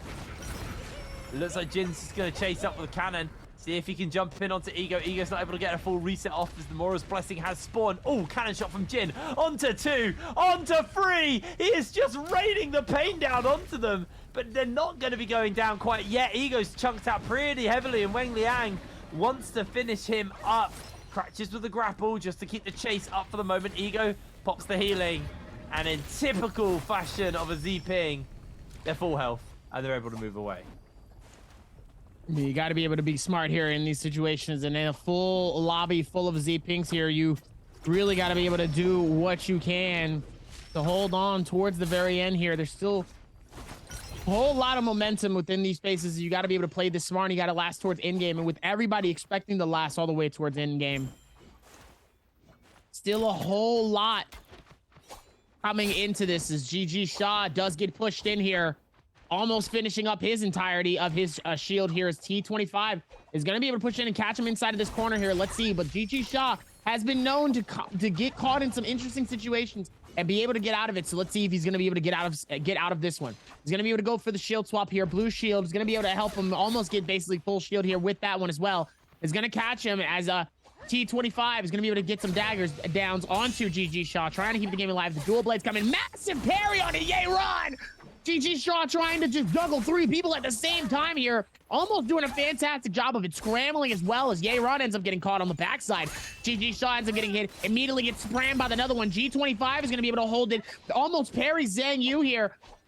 And then immediately gives a GG Shaw the chance to back out and get away. Zhang Yu getting hit each time here as one of them is just going to try to see if he wants to claim it for himself. Meanwhile, GG Shaw trying to hold it together here. Barely any shield, no health to his name. Absolutely duking it through the doors, windows, and walls to successfully get out of the dodge's way. The question is he going to be able to get out of the way? And it looks like he might be able to. Meanwhile, with the Draco Storm at hand, Wang Liang fighting it out with the King, as the King's going to be able to back out and says, nope, I don't want any of that energy. But it doesn't look like that's going to matter, as Wang Liang is going to push in and keep the same aggression, pushing in towards it. It's not going to let him do much here, as we will be able to push in. Let's see if they're going to be able to find it. Does a fantastic job of it. The King is going to be able to get found. Oh, he is chunked out. Oh, Yuran has found Shah. Shah's got some juicy gear, but Yuran wants that golden dagger. As Shah desperately trying to get away, but Yuran is relentless in the chase here. Jumps up, and actually Yuran just gives up the chase, decides he doesn't want to go for it anymore. Dao Hui looks like an easy target to pick up, but Dao Hui gives him the old slam with the dagger, doing a lot of work here. Dao Hui somehow holding on, as in comes Shah as well. Zhang Yu now wants to try and finish up Shah.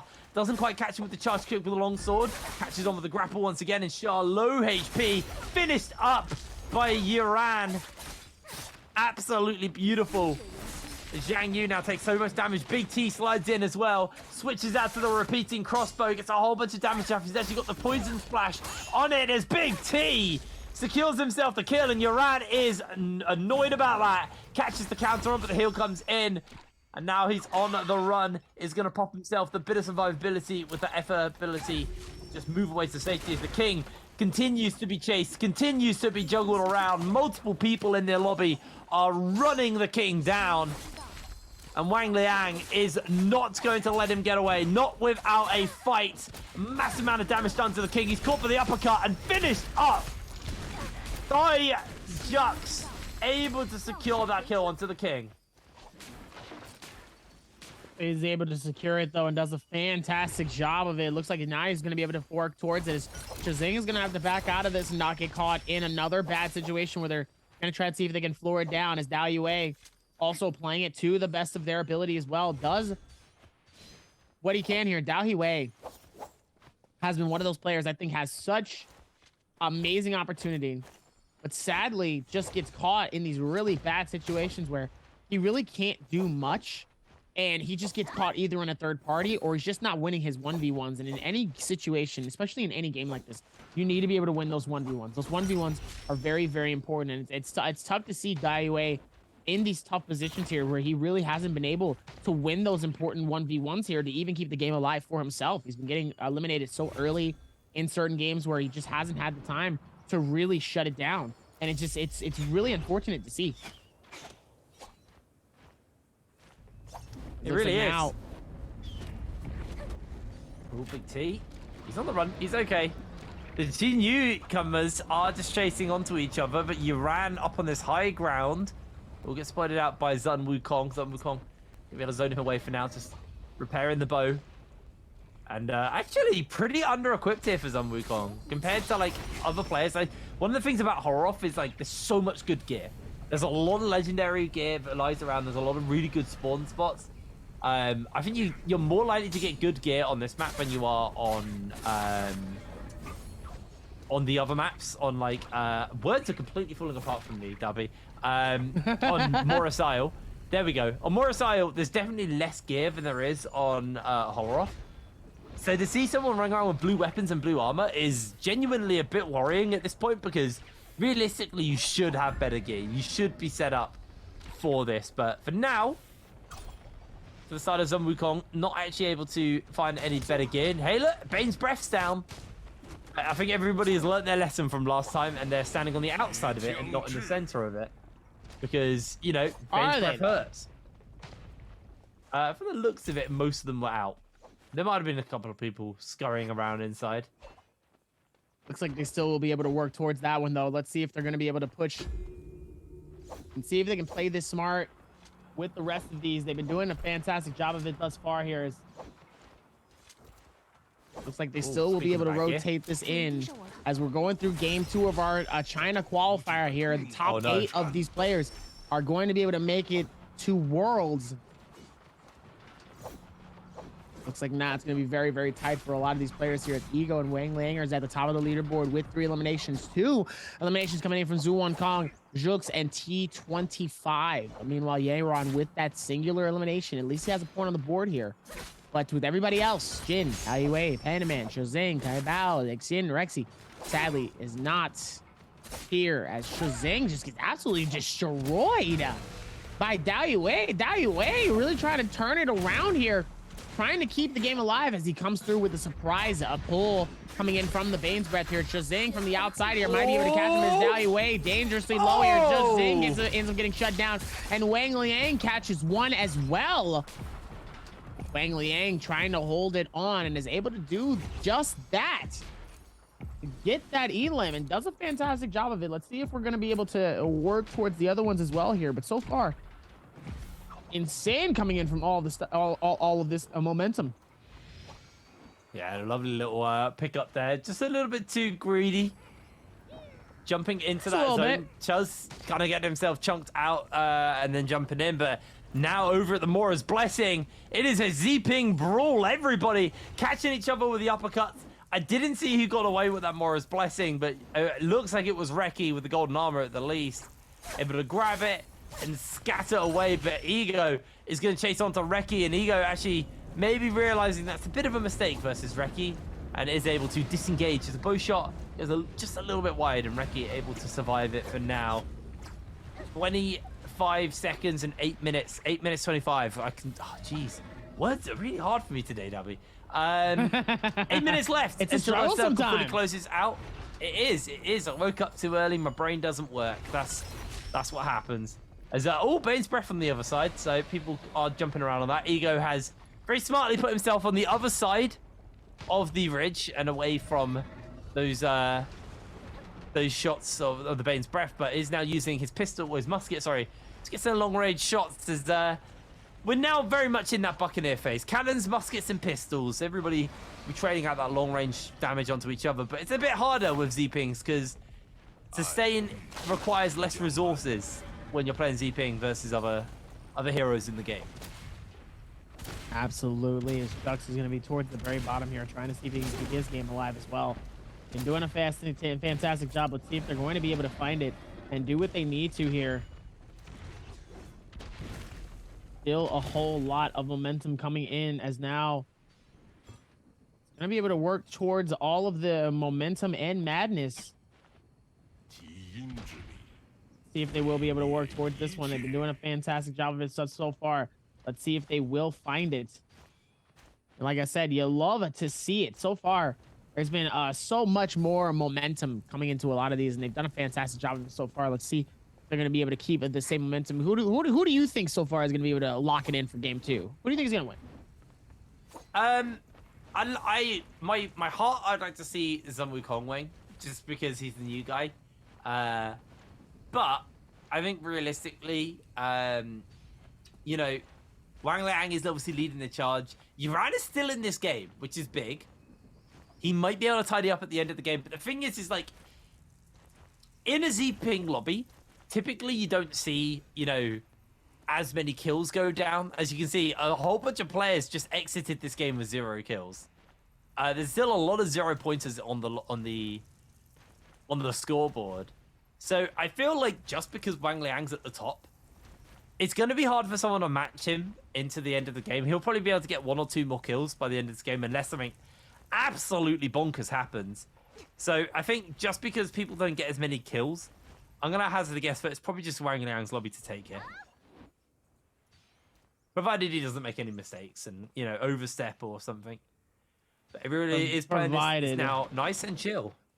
Provided, though, that he doesn't hurt any chances that he has here is, you know, obviously there's still a whole lot of space and it could really realistically be anybody's game here. So you do have to play to that ability and be smart throughout all of it here. There's still, you know, a lot of hesitancies throughout some of these. And but like I said, there's really no time for that as, you know, it's only getting closer and closer and you definitely want to see yourself within that top 8 here. So a lot of these players that don't have, you know, one to two eliminations, they're gonna have to make some noise. They're gonna have to make some magic happen here. They cannot close down with nothing because you definitely don't want to see yourself not have nothing towards this, as it looks like now they're gonna be able to work towards it, possibly be able to get the shutdown here, and they're gonna have to play this smart. They have to be very, very careful with this, as now seeing how everything has been going so far here, let's see where the momentum goes. Wang Liang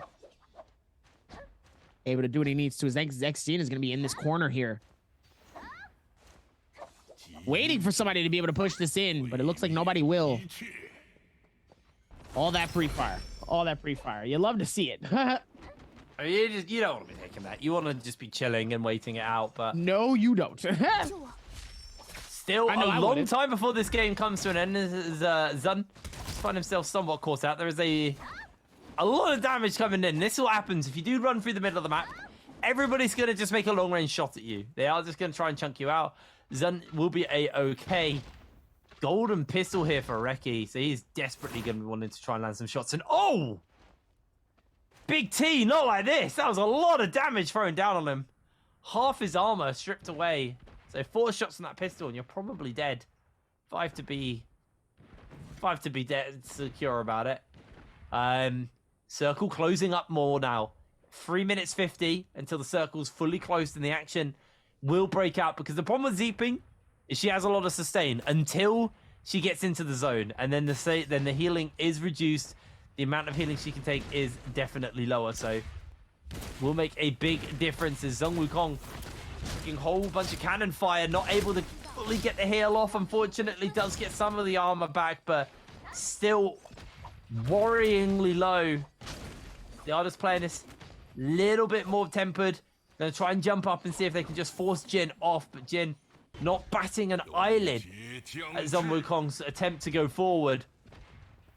The zone is going to start to creep ever further forward in the next 20 seconds, and that is when the action's going to break out. That's when these players are going to be forced into a more centralized spot and be just put on top of each other. There's still 11 players left in this game. There's a lot of people, as Reki actually did lose a whole bunch of health there, a whole bunch of armor. Is going to be able to heal themselves back up though, so this should be a-okay. Circle now going to be on that move. We're forcing these players closer and closer together. There's too many players now and not enough space, so the action will start to go down any moment now. But they are just playing it nice and slow. This is why I don't like Zeeping, man. A whole lot of nothing. All decided by the circle, basically.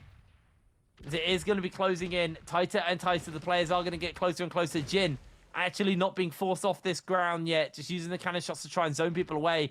So Wang Liang jumps into his pocket. Circle's going to force him closer though. Nobody has really started out this fight. Just a little bit of trading, a little bit of chip damage at each other. Just a bit of snarling, a bit of growling. But now they're close. Panda Man jumps into the center of the circle, does reposition towards the edge as the circle starts moving, but the action is still just teetering on breaking out, but nobody's fully committed yet. Looks like they might have a little bit of some commitment vibes here, as it looks like they will be able to figure this out here. Still a whole lot of momentum cases to be found to be able to do what he needs to here. Let's see if they can find it though.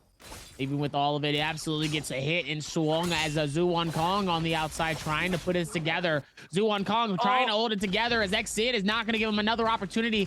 Claims another elimination. His first elimination immediately gets back on the board. Meanwhile, Wang Liang absolutely gets tossed on the outside of the building here. Still has that Draco Storm. A little bit of some helpfulness here as it looks like now he's going to be able to push in do what he needs to, and sadly, it's not going to be enough. He still has maybe a little bit of some extra help as Ziping still able to do a whole lot of momentum. As Panaman is going to be the one that actually gets dished out. Hit again outside of the sky. And now Wang Liang, Rexy, Jin. It looks like Wang Liang hit on the outside here. T25 is going to have to come back in as well. Jin is going to be able to shut down J-Team's Jin. X-Jin on the outside here as the circle's going to slowly start pushing in here. The amount of momentum coming in on both sides here is absolutely astounding. Both of them trying to get the last little bit of heals in on each side as Jin is going to be able to claim the elimination of X-Jin.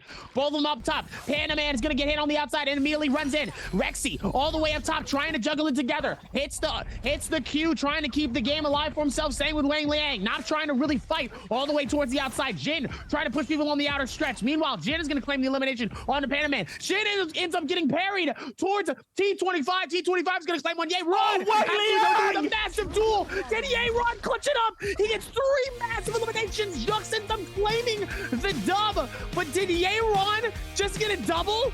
Hold on. I don't know who won that. Yeah, it was like Wang Liang. He just kind of turned it up like 4 kills at the end. He already had 4 or 5 at the beginning. Oh my word. He just does so many kills. That was absolutely insane coming into this phase. He did a fantastic job of it, and we said it before, man. Wang Liang, definitely a top competitor. As you can see, that nice little bit of relief and that breath coming in. He definitely needed a little bit of that energy coming into this game. He did not want to see himself get eliminated this early into these games. That was a bonkers end to the game, actually. Like, everybody just started brawling, and then, because there's no, like, big game-defining ults to kind of really give a tell on who's winning the fight, you just have to look on the bottom right of the screen, and I just quickly have a check to see how it's going. And it's like Wang Liang, Wang Liang, Wang. It's just his name just comes up like 100 times. He's just picking up a whole bunch of kills. That is actually probably quite a high-scoring game for Wang Liang. Like, I think he got about 8 or 9 kills there, so he is in a really good position now going forward towards this next game. And I can't wait to see the overall points he put together, but Wang Liang, a very, very big game coming in from this guy. I mean, like I said, he did a fantastic job of it. And like I said, he is definitely one of the players that you definitely need to watch out for, because Wang Liang can really come through and strike. And I feel like because of his missteps in his finals, he definitely does not want to make the same mistakes. And I can completely understand where he's coming from here, as you saw that massive bid. But Ye-Ron! This is going to be a tight one. I want to see where Ye-Ron is in this leaderboard here, because he really came through. He was able to get his first elimination towards that final circle here, and then I just saw him absolutely pop off with those dual blades. Dual blade timing coming in to hit those damaged ticks when he needs to, when the circle is closing in and the circle is just slowly ticking your health little by little by little. The timing of that was absolutely massive. So I'm curious to see how far and how well did that go, because, man, he did an amazing job, honestly. But coming in towards it, though, Wang Liang, still top of the leaderboard, does it again. Yeah, Wang Liang definitely stepping it up in that second game, but I'm curious to see how a bunch of the players did. I think, you know, our new players are surviving and making it fairly late into the circle, considering it's their first time on a competitive setting, and they're playing in their first competitive setting at Worlds Qualifiers. It's got to be daunting for them, but they seem to still be performing. Yes, they're not having like the pop-off games that that I wouldn't say we were expecting, but, you know, we would have liked to have them. But at the same time, like, you know, they don't need to pop off. They just need to make top 8 and then prove themselves at the World Circuit. And they're having a very, very, you know, very consistent start to the day. We're only 2 games in, to be fair. There's a 12 point to 7 kills over to Wang Liang. So I was off by 1. I said 8 or 9. So, pretty good game on that front. You ran, though. 2 eliminations. Might not win, surprise. but yeah, gets himself into 3rd. 6.2 points, and then Jux will take 2nd there with 8.8.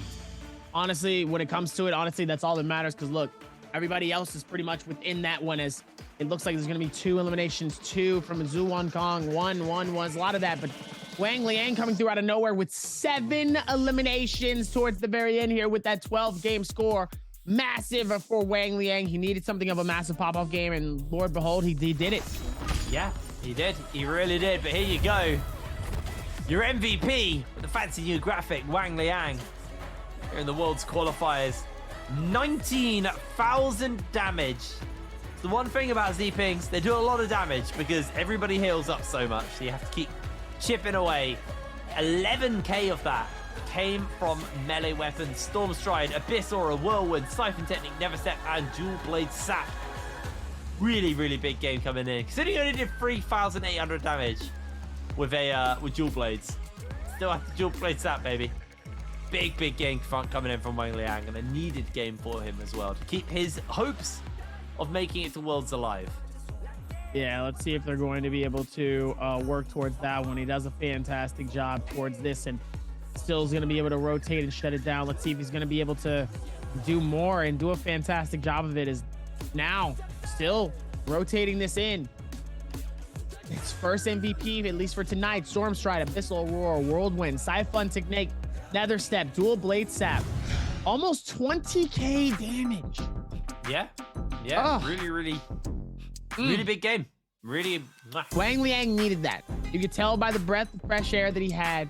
He needed that. He did not want to start the first half of this game struggling and mentally thinking, am I going to get eliminated? Obviously, that wasn't part of his brain, but you definitely already don't want to be on a bad start. And with that first game, definitely caused a little bit of some hesitancy and a little bit of worry. So that second game coming into this and getting that shutdown, massive, at least a momentary lapse of relief. Just a minute just to go, okay, I got some points on the board. I'm not at the bottom. I'm definitely in qualification. Let's just try to keep that momentum going. Yeah, I mean, it's from now on, it's about consistency. You know, consistently scoring at least decently should be enough, because it's not like you're playing for first, you're playing for top 8.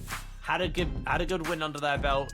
You know, a couple of big wins pretty much puts you in a very, very comfortable place. But as long as you're still scoring every game right now, you've got yourself an advantage, you've got yourself ahead, and that's where they're going to want to be. So for Wang Liang, for Yiran, I mean, Yiran's doing that already. They've got to win, and then they take third. As long as they continue to kind of, you know, stay on that top end of the table every lobby, they'll be in that top 8. They'll be in that world spot, and they're going to be happy because that's all they're playing for right now. But that's 2 games. You know, we're 2 of 12. So we got 10 games left to go.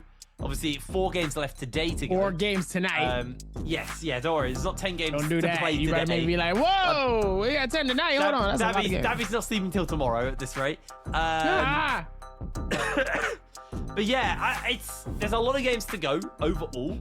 So it's a marathon, not a sprint. And I think that's what a lot of people need to kind of wrap their head around is, you know, you might have had a bad corner or a bad stretch. There's still a whole bunch of games left to go. So for these players, it's about, you know, picking themselves back up, getting back on that horse. And, you know, if you do fall behind, you do need to have a big game to catch up. But again, if you're not playing for top, as long as you're having more medium games than you are low games, you're going to be okay.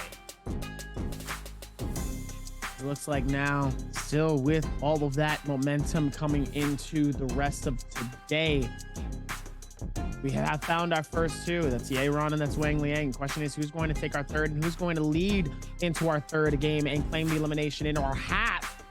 Yeah. And I think that's where the interestingness is going to be. Now we got a full ride of Zippings. And sadly, that one Charka did get eliminated, as you claimed from earlier. Very unfortunate. I didn't even see the elimination happen. They didn't even show it to us. He probably got ran over, which is very unfortunate. Oh, no, he died by the funny roller. About 10 minutes left. So about 20 minutes into the game, got taken out. He had 3 Z-Pings on him. 3 Z-Pings on him as well. It was I'm not going to let you eliminate me, Z-Pings. I'm going to eliminate myself. Oh, no, sorry. He didn't get run over by the Fawny roller. It was just near the Fawny roller. He was just, yeah, he just got run down by Is that what you call it? Just the funny roller? The Fawny. Apparently that's his actual name. I call it the rolling pin. The Fawny roller. I thought you were saying funny roller. I guess if you got the rhyme and then got it the wrong way around, that could have been worse. I'll let, yeah, oh, there we go. I call it the rolling pin because it's like a big rolling pin. The horny roller. There we go. Oh boy. You know, I've killed Darby. We've still got 4 games left to go, so I guess I'm solo casting from now on. But yeah, its consistency is going to be important. He's still hanging in. It's early morning. I'm sorry, I wasn't ready for that. The early morning delusion set it in. Look, man, we had your sandwiches analogy earlier. Yeah, now you got horny roller. That's amazing. I What love can I it. say? It's so good. So good. Oh, you are one of us. We're already melting. You are certainly one of us, Hip. Our brains have turned to sludge, and we got 4 games left to go. Speaking of that, we are going to throw to a quick break and be back with that 3rd game after this. So don't go anywhere. See you in a moment.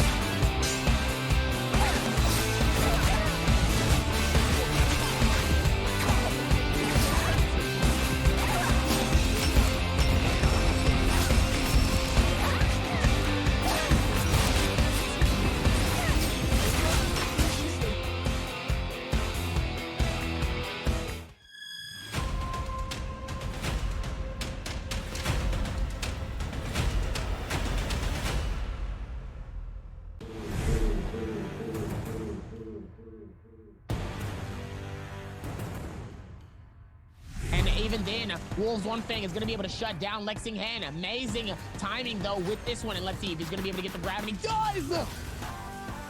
As Wolves 14 takes out Zounen.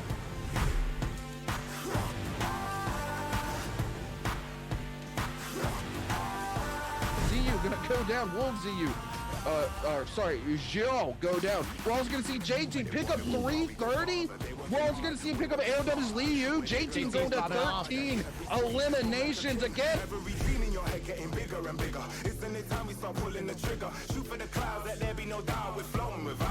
Amazing style here, able to shut it down, pushing Nia Q outside of circle and risking their own little bit of Oh my goodness, the way that he just eliminated him with the dual blades with nothing but style against a frisbee. Meanwhile, XCG's down and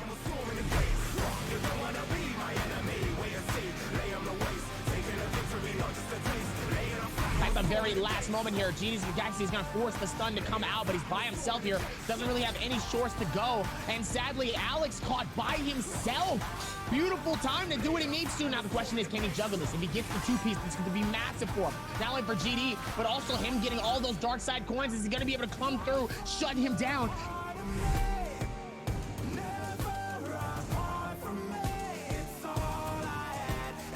Stuck, catches a hit onto him, catches another hit. Oh my God, Sanzi, no place to go. Perry coming out. The flame breath, it's still gonna come up. Mishkia trying to keep the same pressure and momentum onto this one player, though, and it looks like Alex Sam is gonna get it off of J-Team ZK.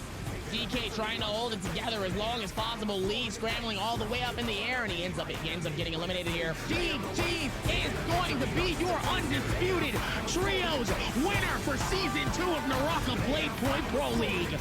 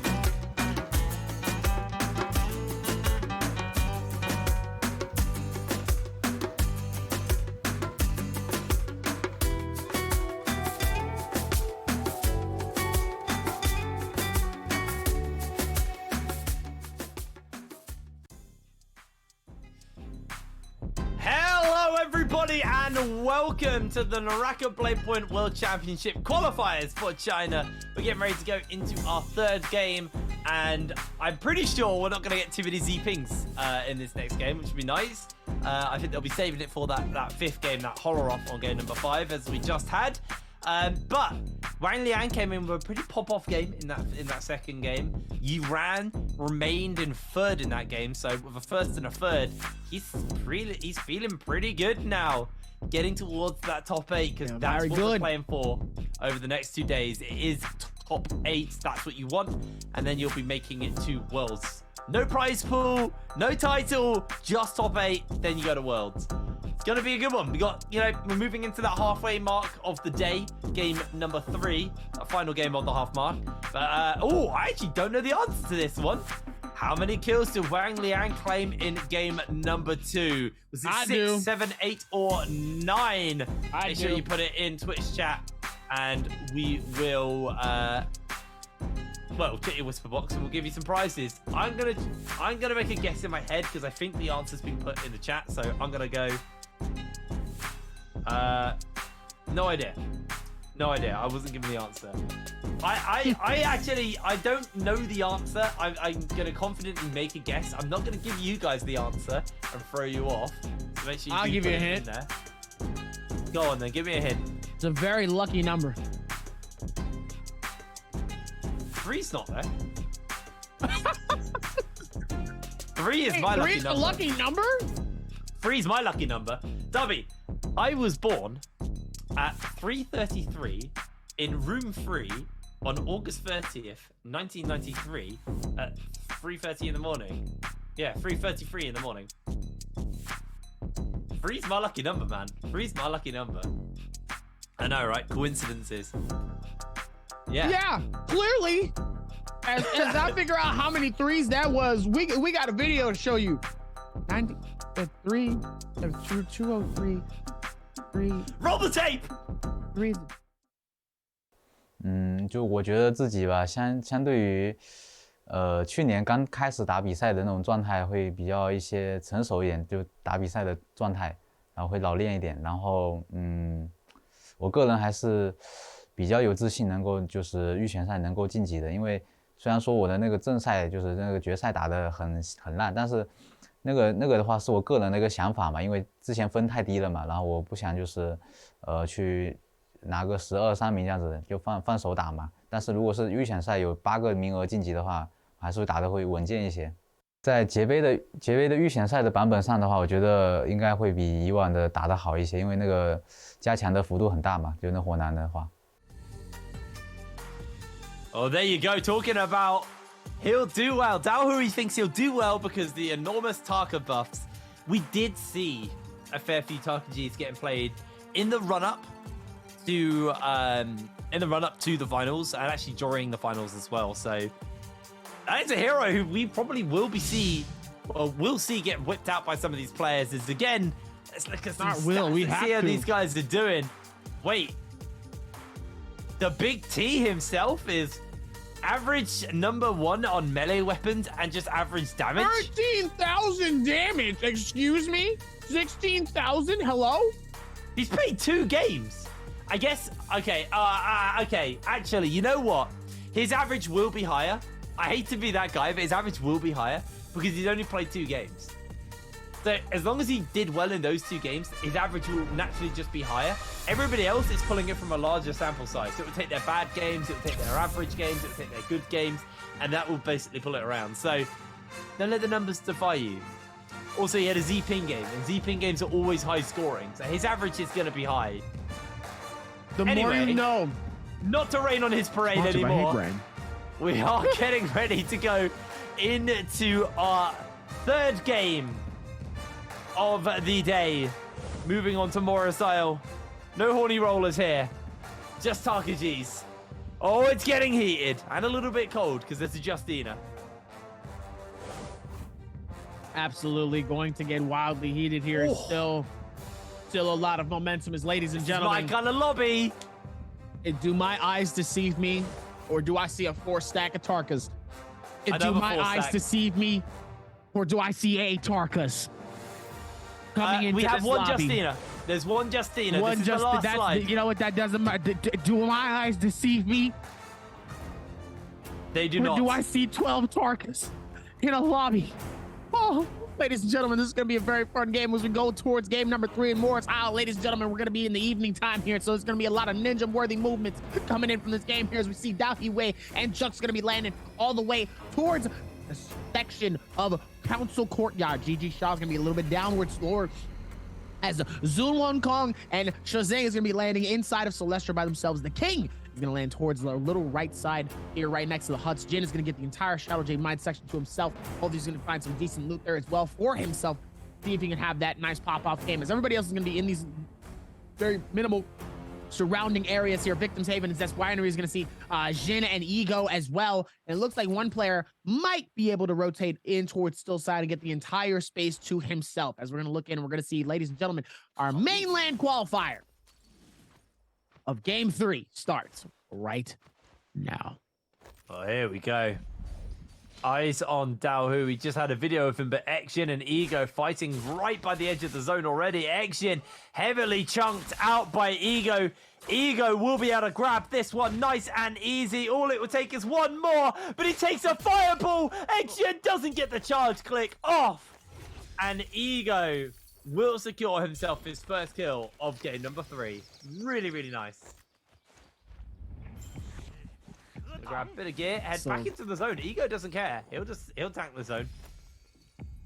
I mean, it is only a 1 tick though, so it's not too, massively insane currently in terms of, eliminations and all this stuff. Like, absolutely, it's definitely going to be a little bit, hectic. He did just get himself a purple cannon, I believe. Right at the start. Did he now? So yeah, I think he did. So he's pretty comfortably set up. Purple cannon is going to be very, very helpful and at this point very beneficial for him, because it seems like the cannon has really become a best friend for a lot of these spaces and a lot of these gamers here. As Day1 is going to get absolutely sent here. Jux getting destroyed there by Day1. Day1 trying to switch it up here, knowing that he has the meta behind him. He has this fourth. Is this going to be Day1's game? Is he going to be able to catch the fireball? But Jux is going to be able to get out of the way just in the nick of time here, as well as the ulti comes in from Jux. Jux going to try to see if maybe he can rotate this around, trying to see if he can time it right, to try to see if he can catch him. As Day1 is going to be able to immediately pop the ulti, come around, do a quick number 8, and then immediately slam Jux.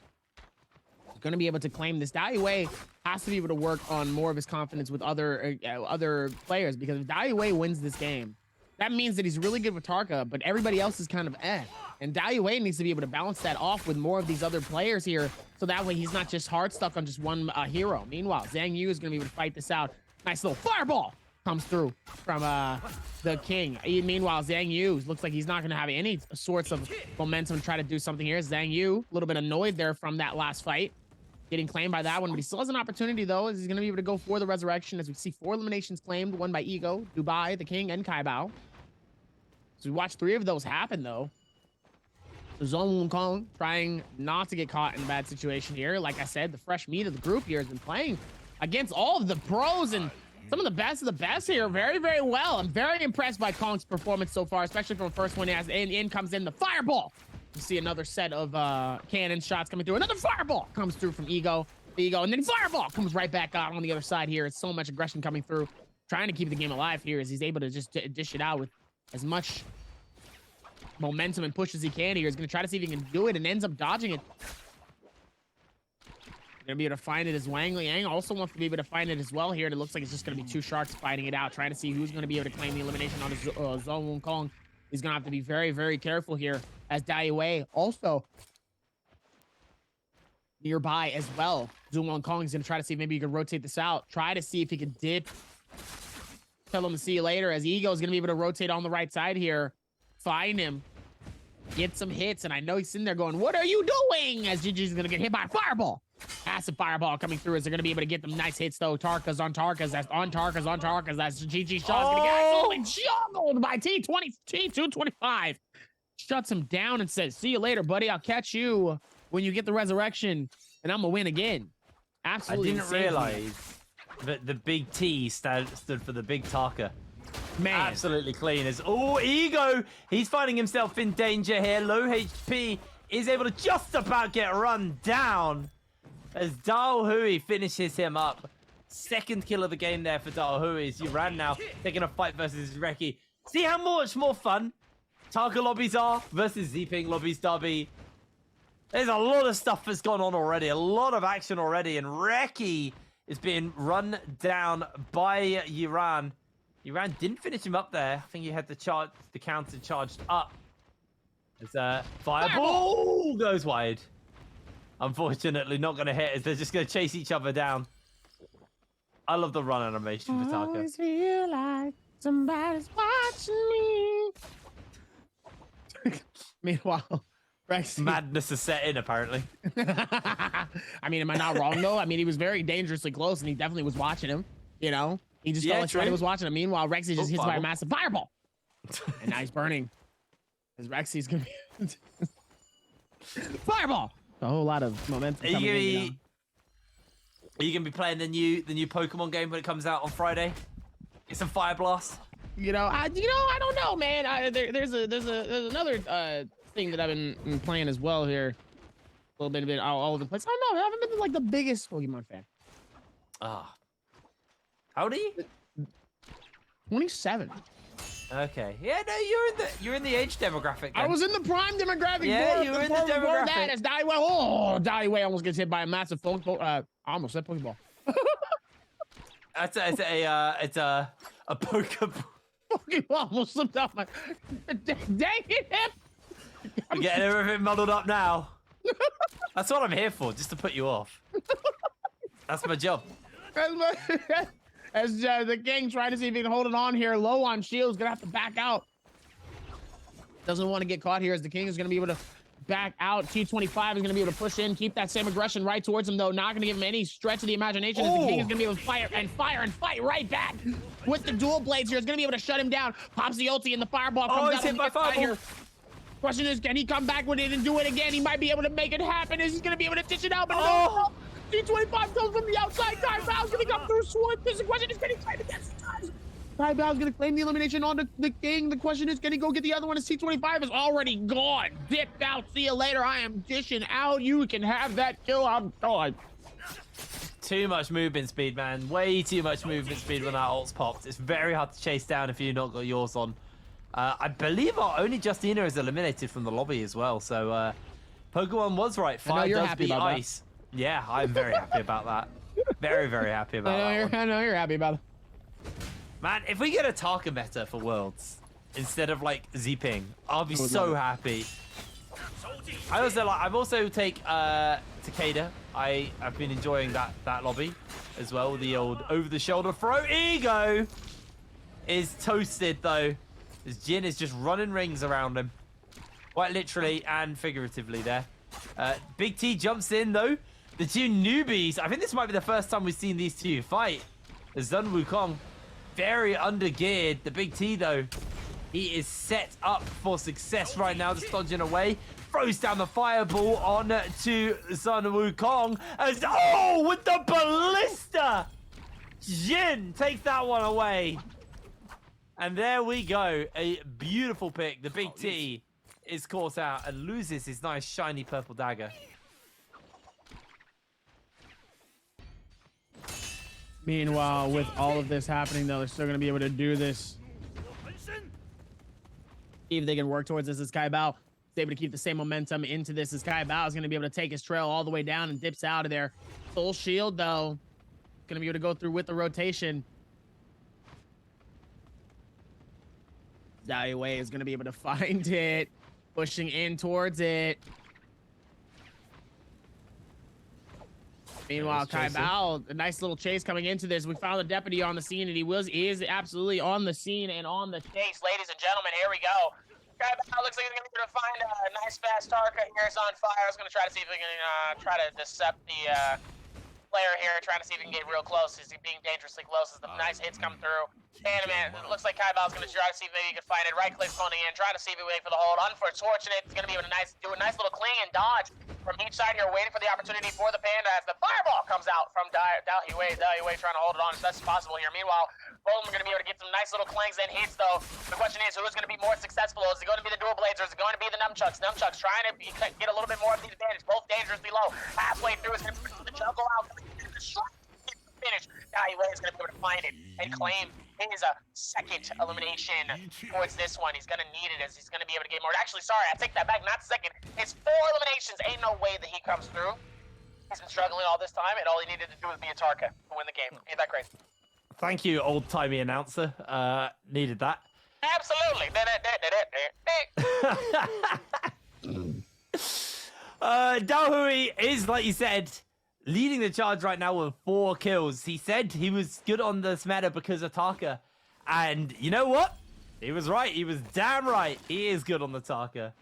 Having a very, very good showing right now. 4 kills for himself. Jin and Kaibao are just behind him, but Ego out of this lobby.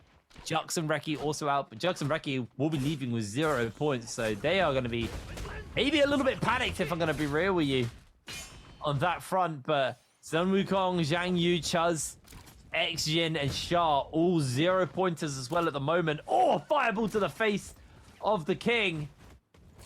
And he is going to be running down Dahui. Dahui going to get himself a bit of a reset off. The King gets a full reset off himself, so Dahui's going to finish up his before he even thinks about going for any more action. He's actually just thinking about jumping into zones, seeing if there's anything he can grab from there. As Yuran now chasing him down. Pistol shot does land onto Yuran. Doesn't do too much damage, just a light prod, a light poke, a tickle of damage, some might say. As Dahui gets himself into the building for cover, but Yuran knows he's about. The question is does he know exactly where Dahui is? As Dahui breaks out of the building, Yuran tracking him underneath, and now we'll look to try and trade out a pistol shot. Not able to quite land it yet. Dahui dodges away as he is going to almost eat another shot. Yuran not quite landing these shots, as the kind of shots actually do come down as well. There we go. 1 pistol shot does land, and now Yuran's out of ammo and just going to step away. Stepping away is probably the best thing here. Definitely need to be able to work towards the right amount of momentum here. Still going to be able to do more into this one.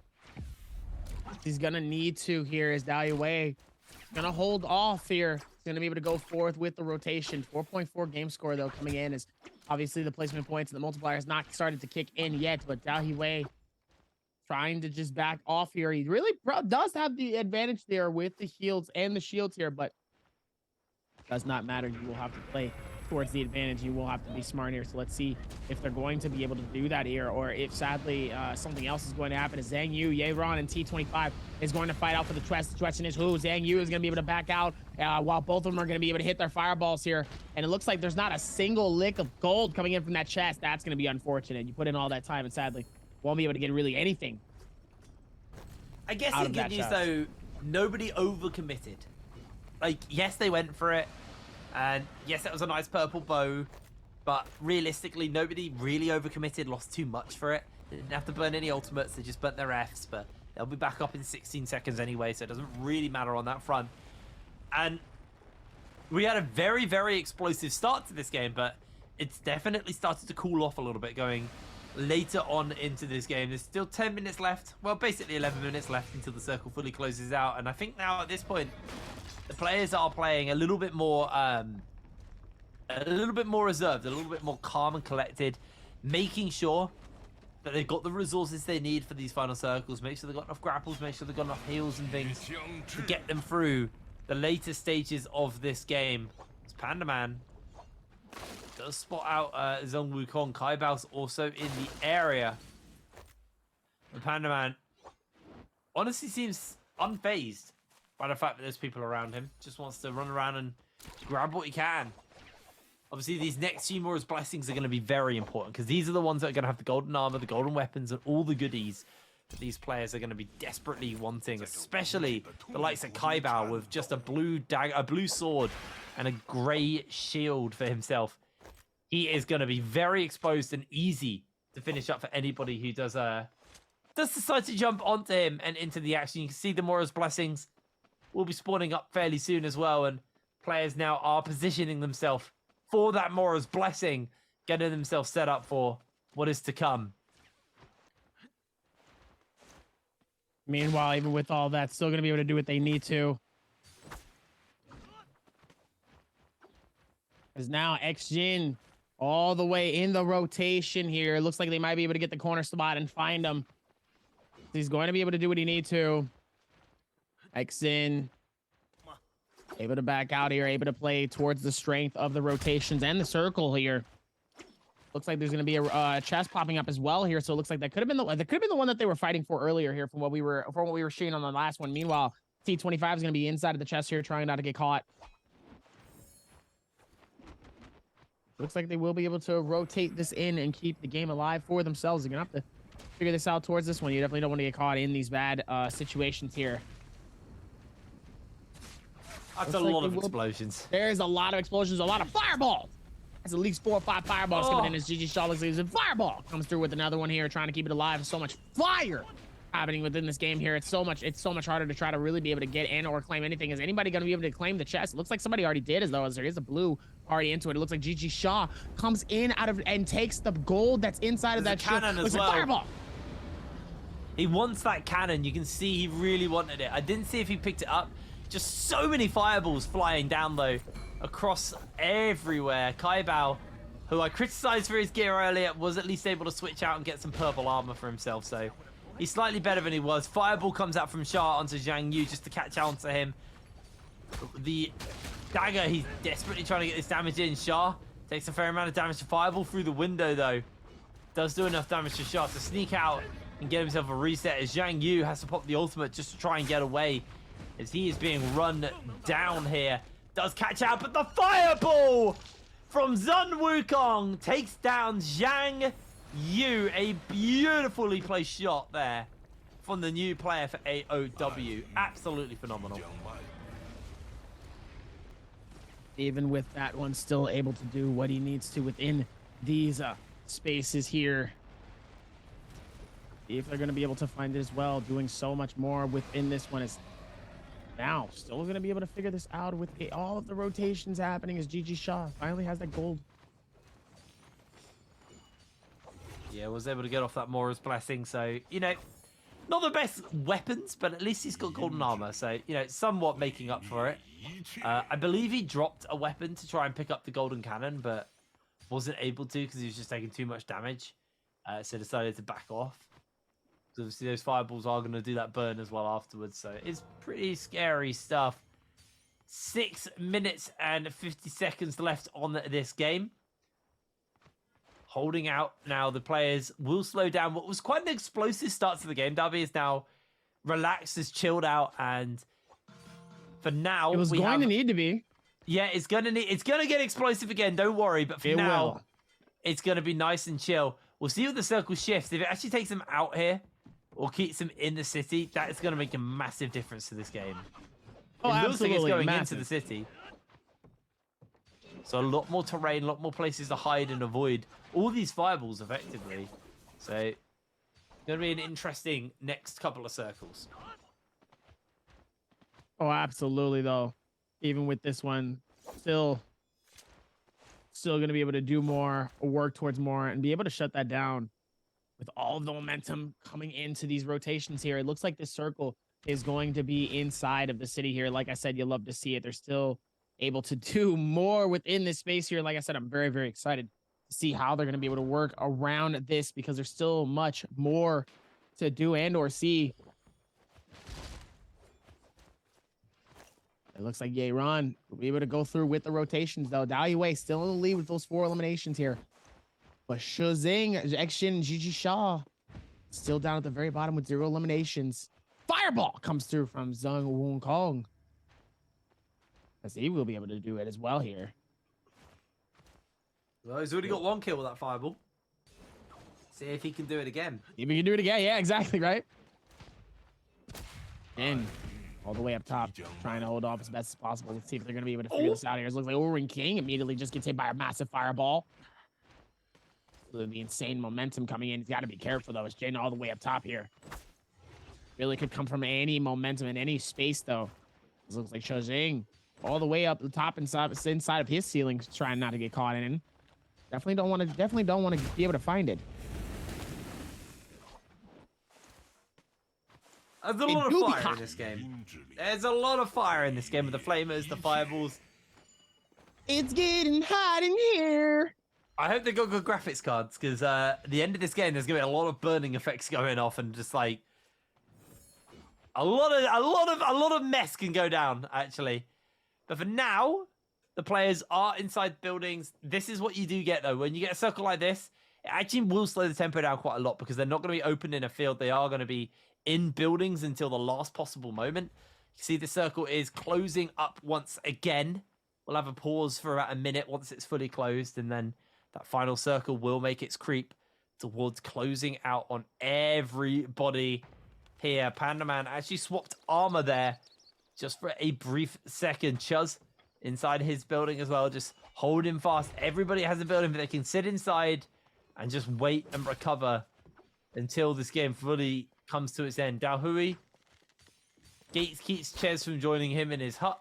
Says, I want to live here alone. I don't want any tenants or roommates. Just smacks him with a greatsword. That's how you get rid of roommates, everybody. 3 minutes. Complete brain fart. 3 minutes left till that circle does close out. We got 40 seconds until the circle makes its final move to close in on all of these players. They're very, very tightly packed.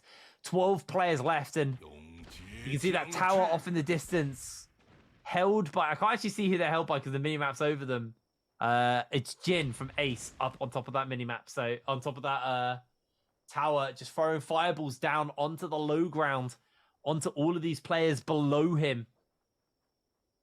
As another fireball does come through, doesn't quite hit, as they are just trading out these fireballs when they can, but the ults are going to get popped. The action is going to explode any second now, as the circle will start its final march towards the end of this game. You can hear action below as well, breaking out already. Pandaman gets himself on top of the building.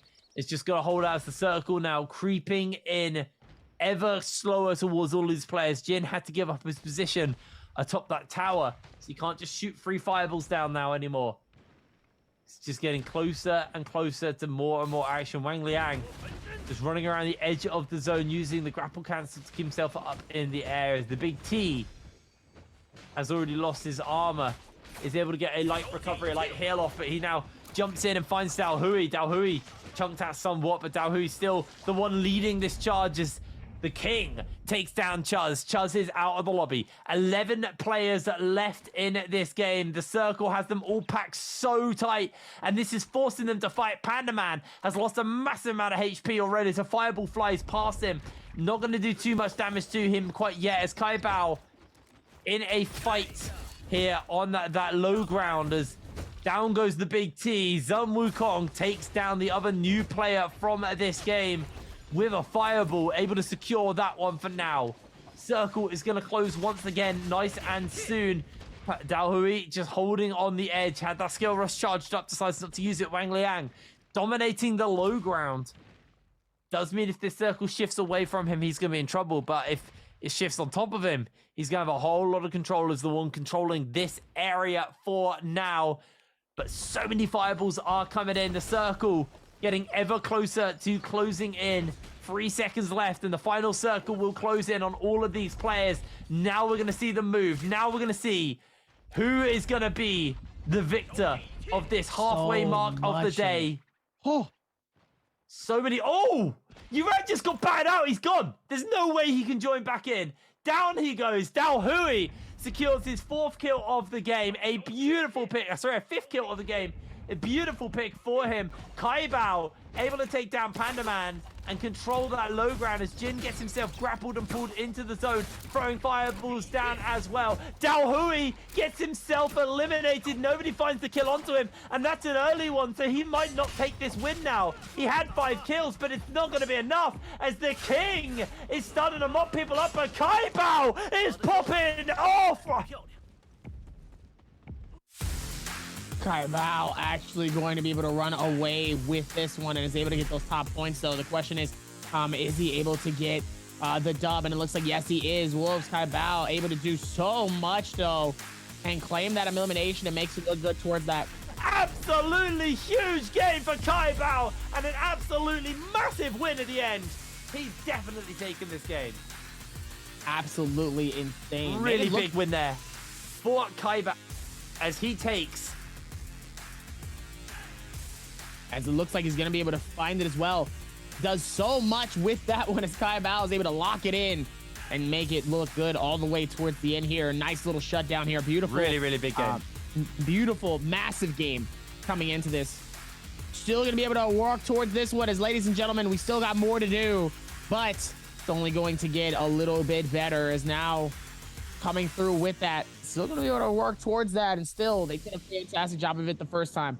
Kai Bao, definitely somebody that needed that amount of momentum here and made it look good all the way towards the very end here. So congratulations to Kai Bao. Kai Bao is able to make it towards our halfway mark and is able to claim at least another dub for himself. Now, the question is, like I said, we made it to the halfway mark. We still have 3 more games after this. Now that we finally have it, our first 3 dubs have been secured. And now it's all about the next half. Now, mind you, once we are done with these games, tomorrow we still have the other 6. So it doesn't necessarily mean that this is the end of the road. But like we said before, it's all about getting in that top 8. That is going to be the 6 through 8 is what we're paying attention to. That's what's going to be the haymaker. Unless somebody all the way from the top goes all the way from the top and just I'm gonna say 6th to 10th is probably gonna be the most interesting part of day 2, because they're like the bottom 2 and the top 2 of their respective part of the bracket, so they're gonna be constantly brawling out for that last top 2 spots to make it to Worlds. So I think that's actually gonna be a really, really fun thing to watch. But on the top end of the table, we're still starting to see the same names showing up, the same few kind of in the top 4, top 5 area, always showing up, and Kai Bao just coming in big with that game. A really, really needed victory for himself there as well. And man, Daohui's gonna be kicking himself because he just died to the zone. He couldn't survive, and there was still 7 players left when he went out, or 8 players though, because I think he went out in 8th there. He is going to be kicking himself because he had such a good setup. Could you imagine if he got all those kills Kai Bao got at the end of the game? Like, he would have just been rich in points. He would have been so comfortable going into the second half of the day and towards that top 8 spot, towards the World Championship. But he was denied, and that means he doesn't get as many points as he wanted to. It means he didn't have as good of a game as he wanted to. And he is going to be heartbroken with the ending of that game because he was so set up for success, man. I was so ready to shout out Daohui's name at the end there. And he just fell into the zone, died to the zone, and just that was it. That was him out of the game, unfortunately. I guess there's solace in the fact that he didn't give anybody else points because he died to the zone. So at least there's kind of something. There's a silver lining. There's always a silver lining here, and sadly, Daohui just sadly was not able to clutch up those eliminations and really get the dub the way that he wanted series. But like I said, he's been doing a fantastic job of it thus far. Yeah. And sadly, he's just been struggling. He's struggling all season. Daohui has been one of the players that I really didn't expect for him to really like fall that far and then stay that way. You know, definitely expected for him to really kind of have that rise and fall, which is completely understandable. But Daohui has really struggled this season here. So they kind of see him like still back here, even having an opportunity, still fighting. Very commendable. Very, very commendable. Meanwhile, 6th through 8th place is what's going to be mainly specific and special here. As we looked in, we already got our first 3 dubs. But now we got 3 more left, and who are going to claim it? I would like to see a back-to-back from somebody. And I feel like it's either Wang Liang or Kai Bao. I don't know. Maybe I'm just tripping though. As we look at Kai Bao, is going to be able to lead this game with 12 points. Very similar to Wang Liang in game number 2. But Wang Liang with a 7.8 is going to keep that consistency flowing. Daohui with a 5 elimination, 7 game score as well. And even AOW's Zun Wukong, the 2 eliminations, 3.8 points as well. Look at this though. A 1 to 2 point difference between 6th and 7th. King with a 3.6, Shaw with a 3.5. Just because of those little bitty differences in the placement score, and then obviously getting those eliminations are very important. The King was able to get 1 more elimination, which bumps him up just a little bit higher. Still a lot going in. It's a lot, man. It's a very, very much a lot. There's still a lot going on, indeed. Yaran getting himself into 10th there. He's going to be kicking himself about that one. But Wang Liang, 2 pretty good games back to back for himself. Daohui, that was so close, man. Look, he had 5 kills and he went out in like 8th. Like, he got absolutely nothing from that. So he is going to be very, very upset with that one. Not a big kill multiplier. Just getting him an extra 1.5 points on that one. There's 7 at the end, but here we go with a fireball to the face. Kai Bao will take MVP for this game. A big one indeed. 10,000 damage coming out. 5k with the longsword. He had heart stopper kick, epic detach, quick charge, Sky full quick charge again, and a melee soul resist. Melee soul resist. There we go. Really big stuff coming in for Kyle.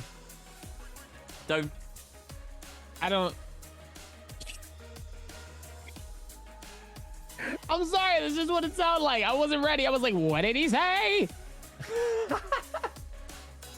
Look, you don't want me doing an American accent. You don't want it. Honestly, I would love to see it. The amount of times that I've said shaky so far, and the amount of times you hate me for saying shaky, I wouldn't mind hearing you're American.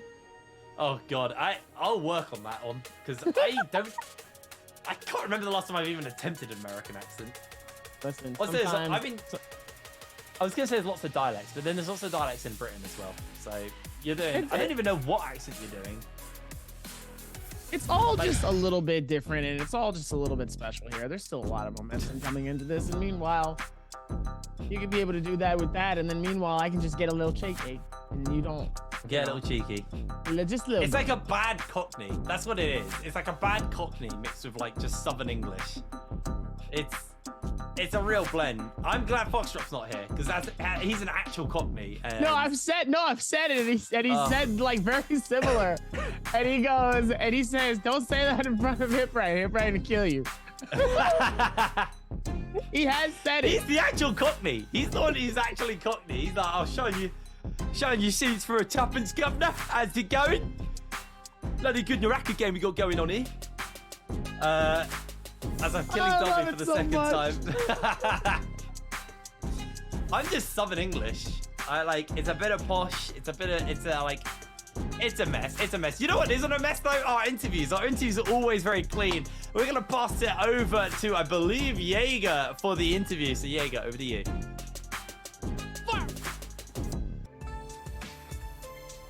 Hi everyone, this is Jaeger and welcome to post-game interview. And now I'm standing with Wang Liang and let him say hello to our audience. Hello 王良，欢迎来到赛后采访，先和大家打个招呼吧。大家好，我是查斯基的王良。好的，再次欢迎你。我们先来讲讲今天的比赛。So first, we would like to talk about the game today. And because we saw like in the game 3, it's like you are really being a danger at the beginning of the game. It's very hard for you and you can operate to the end of the game. So I would like to know, you think what's the key point in operate in the solo game? 那我们讲到今天的比赛，看到第3把，其实对王良来说，第3把是有一些难度，但是即便在这样的情况底下，还是运营到了一个非常好的最后一个分数。就特别想问一下王良啊，你觉得在单排当中，哪些点是关键的点，可以帮助单排去做一个很好的运营呢？首先落地意识其实是很常见的，就是我个人的话一般会去天人城，因为天人城地形比较复杂嘛，是的，就是自信，我觉得在里面没有人能杀了我，然后我就会去天人城翻，然后天人城如果真的没有蓝甲，就是找不到你想要的装备，是的，就是空投我觉得就是不管你有没有蓝甲，空投是一定要去争的，是的，不管里面是什么，但它至少是有一件指甲保底的好的装备，对，指甲保底的，然后有没有喷火筒另说嘛。然后主要穿蓝甲在决胜圈真的很危险，别人碰你一下看见你是蓝甲就会一直打你，所以说指甲是特别关键的，空投一定要去拿。所以说前期的时候是一定要找一个比较好的装备，才能稳稳的运营到决赛圈。Okay, so first I think it's very usual that you will be like in a danger or also you will die at the beginning of the game. So after we can reverse, so I would like to choose the position which is the Silstra in the in this game because I think I'm very confident I can fight very well in that place. And after that, I think the most important thing is to find a blue armor. And after you get the blue armor, you have to choose to like rob or get the Mars Blessing. And I think whatever was the situation in the game, the Mars Blessing is always very important because the blue armor will be very dangerous in solo game in the final circle. So that's why I think it's very important you have to get the Mars Blessing in the solo game. And also because you know it's not so long time like now to the like grand final and like still like 3 days rest and we can saw that Wang Liang you have very good status now. So I would like to know what did you did in this resting day. 那我们其实知道，其实从决赛到现在，其实也就短短几天的休息嘛。那我们看到王良在决赛当中表现之后呢，其实这几天调整的也是比较不错。来评价一下自己，你觉得上个赛季 S2 决赛自己的表现怎么样？包括这几天你自己进行了怎么样的调整？然后今天的整个状态到目前为止都能打得非常好。决赛每次的决赛感觉都是犯之前的一些老毛病嘛，就不管是第一次也好，第一次是好像12，但是就是第一次因为是1天9把嘛，对，是的，我第5把打完，我记得是第4，然后离第1也很近，然后后面就是接着的4把0分，对，然后一路掉到了12名，然后这一次决赛也是，第2天的第1场打完我是第2，然后离第1也就4分的差距吧，然后后面5把又是00100。就是也是5把拿1分，就感觉一到关键时刻好像总会掉链子。对对，是的。对我本身的打击还是很大的，但是反着来想，就是我能在1天打完之后，就是能有争冠的实力，可能就在捷杯再拼一次嘛。说明自己的实力本身还是在。那你这几天有没有怎么想去调整一下之前你已经发现的犯过的错误呢？最重要的还是心态问题，但是我也不知道心态怎么调整，反正就打着嘛，先打着嘛。试试看，好的。So actually, I think whatever season 1 or season 2 in the grand final, I have the same problem in the grand final. It seems like I always can have very excellent performance at the beginning, and maybe at the a point in the game, and after that I always have 0-0 or 1 or 2 or don't have very high score, but I still can see something excellent is that after one day I don't have very good performance, I can still have very high score and can have chance to enter to the NBWC. It means that I have ability to be here to be a professional player in the solo game. So I would like to try. So for these resting days, I know I have to adjust my psychology, and actually I don't know how to adjust it, but I would like to have a try, and I want to do best and better in the NBWC. 好的，谢谢王良，感谢你今天的一个分享，也再次恭喜你目前的表现是非常的好。那我们期待接下来的表现。好的 ，So thank you 王良 for today's interview, and we will take a break and be right back later.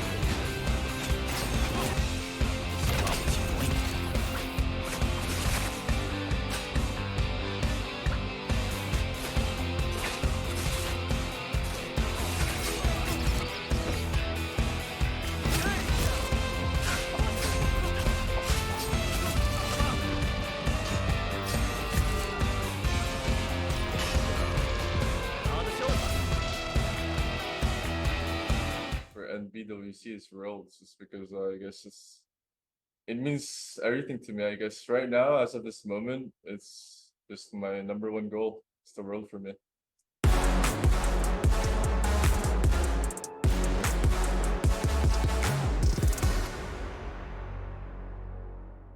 They're getting pushed out. The damage is surreal here, Raph. And Master Demo doing the best that he can to use that nunchuck for the combos. Huchak, nunchuck, and that is going to be Master Demo taking this. Tries to go for the mix, but a big punish on that crouch uppercut. And Tanoshi, he might die from the shadow. Beautiful fallback here. From making anything happen anymore. Mid-air follows up. Beautiful stuff from Foods here. Thankfully, it's the zip-in, so Sitkin can always just heal back up. Hello, nice to meet you guys. And my name is Jamie Palmado, and I'm from the Philippines, also known as Master Demo. Hi everyone, my name is Boss. You can call me by my game name, which is Tanoshi from Glitch Gaming. 大家好，我是 Food， 我来自 EFK 战队的。近期的感受就还行吧，目标还是在 NBWC。So I want to participate in this tournament because like I get to meet a lot of people and I get to play in like one of the highest stage tournament of the game. It's just gonna give me more experience about the game and more things for me to learn. I think I qualified because I think I'm one of the best players in Southeast Asia, and me practicing every day just showed us efforts, and yeah, I just came to it. Well, if I would describe myself, I'm really fearless. I really like to go crazy in my playstyle, although I do try to play smart from time to time, but I would say I'm really like just crazy, I guess. I just go crazy most of the time. 就是还是在1v1吧，就是可能没有人在骚扰的时刻，1v1还是属于蛮稳的，还是属于有自信一点的，心情也比较稳的，没有那么多压力，就1v1就可以好好的操作，就比较有自信了。I would most pay attention to would probably be China, because throughout the seasons they've always been just the strongest. Like everybody just looks up to them because they're just the best. They just have the best players in the best region currently in Morocco Blade Point. So I will be playing Scream to practice on my solos, and I will play some Immortal Wall solos in the end. I think I just sparring with my partner. So just tell myself that I just don't need to be panicked. I try my best. I think I should be able to fight them, win them. I would just tell myself that I'll try my best, like see what I can do, go win or go home. You just have more players than us. Doesn't mean that you have better players than us. Please try your best. One last thing I want to say, that China, I'm coming for you.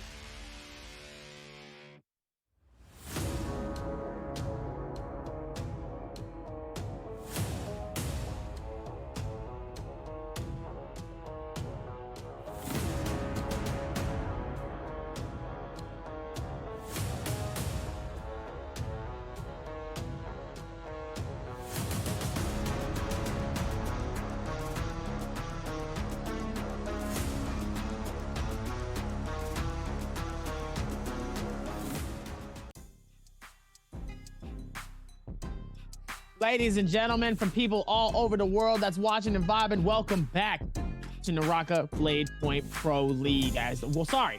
Wow, it's been a while.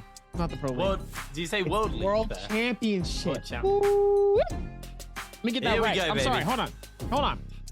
Reset. Let me reset real quick. Ladies and gentlemen, welcome back to Naraka Blade Point Championship. You're a menace. You're actually a menace with a soundboard. Yeah. The World Championship. Naraka Blade Point. You know, listen, we've already locked in 3 dubs. We got 3 more. Yep. We've heard from Wangley. We've heard a little bit of the confidence. Now they just need to keep it together for 3 more games, at least for tonight. Then they got another 6 tomorrow. So now that we've had our 3 solidified, we still got 3 more left. What is the strategy for the people that need to pick up the pace? Because there's certain people that ain't got much on the leaderboard right now. They got to pick up the pace. That is, at its core, that is what they need to do. They need to start getting into fights. They need to stop kind of, you know, walking around the edge and playing it nice and safe, because they are walking out with 0 to 3 points a game. Like, they are not scoring high enough at all. Actually, 3 is generous. They're walking out with 0 to 1 points a game. Like, it is disappointing from these guys, and they need to step it up for our bottom. I'm looking at the likes of Ventus Reki. Yeah, Ventus Reki. You know, I don't think Reki scored a single point yet. Maybe 1 or 2. I hope we have the overall scoreboards.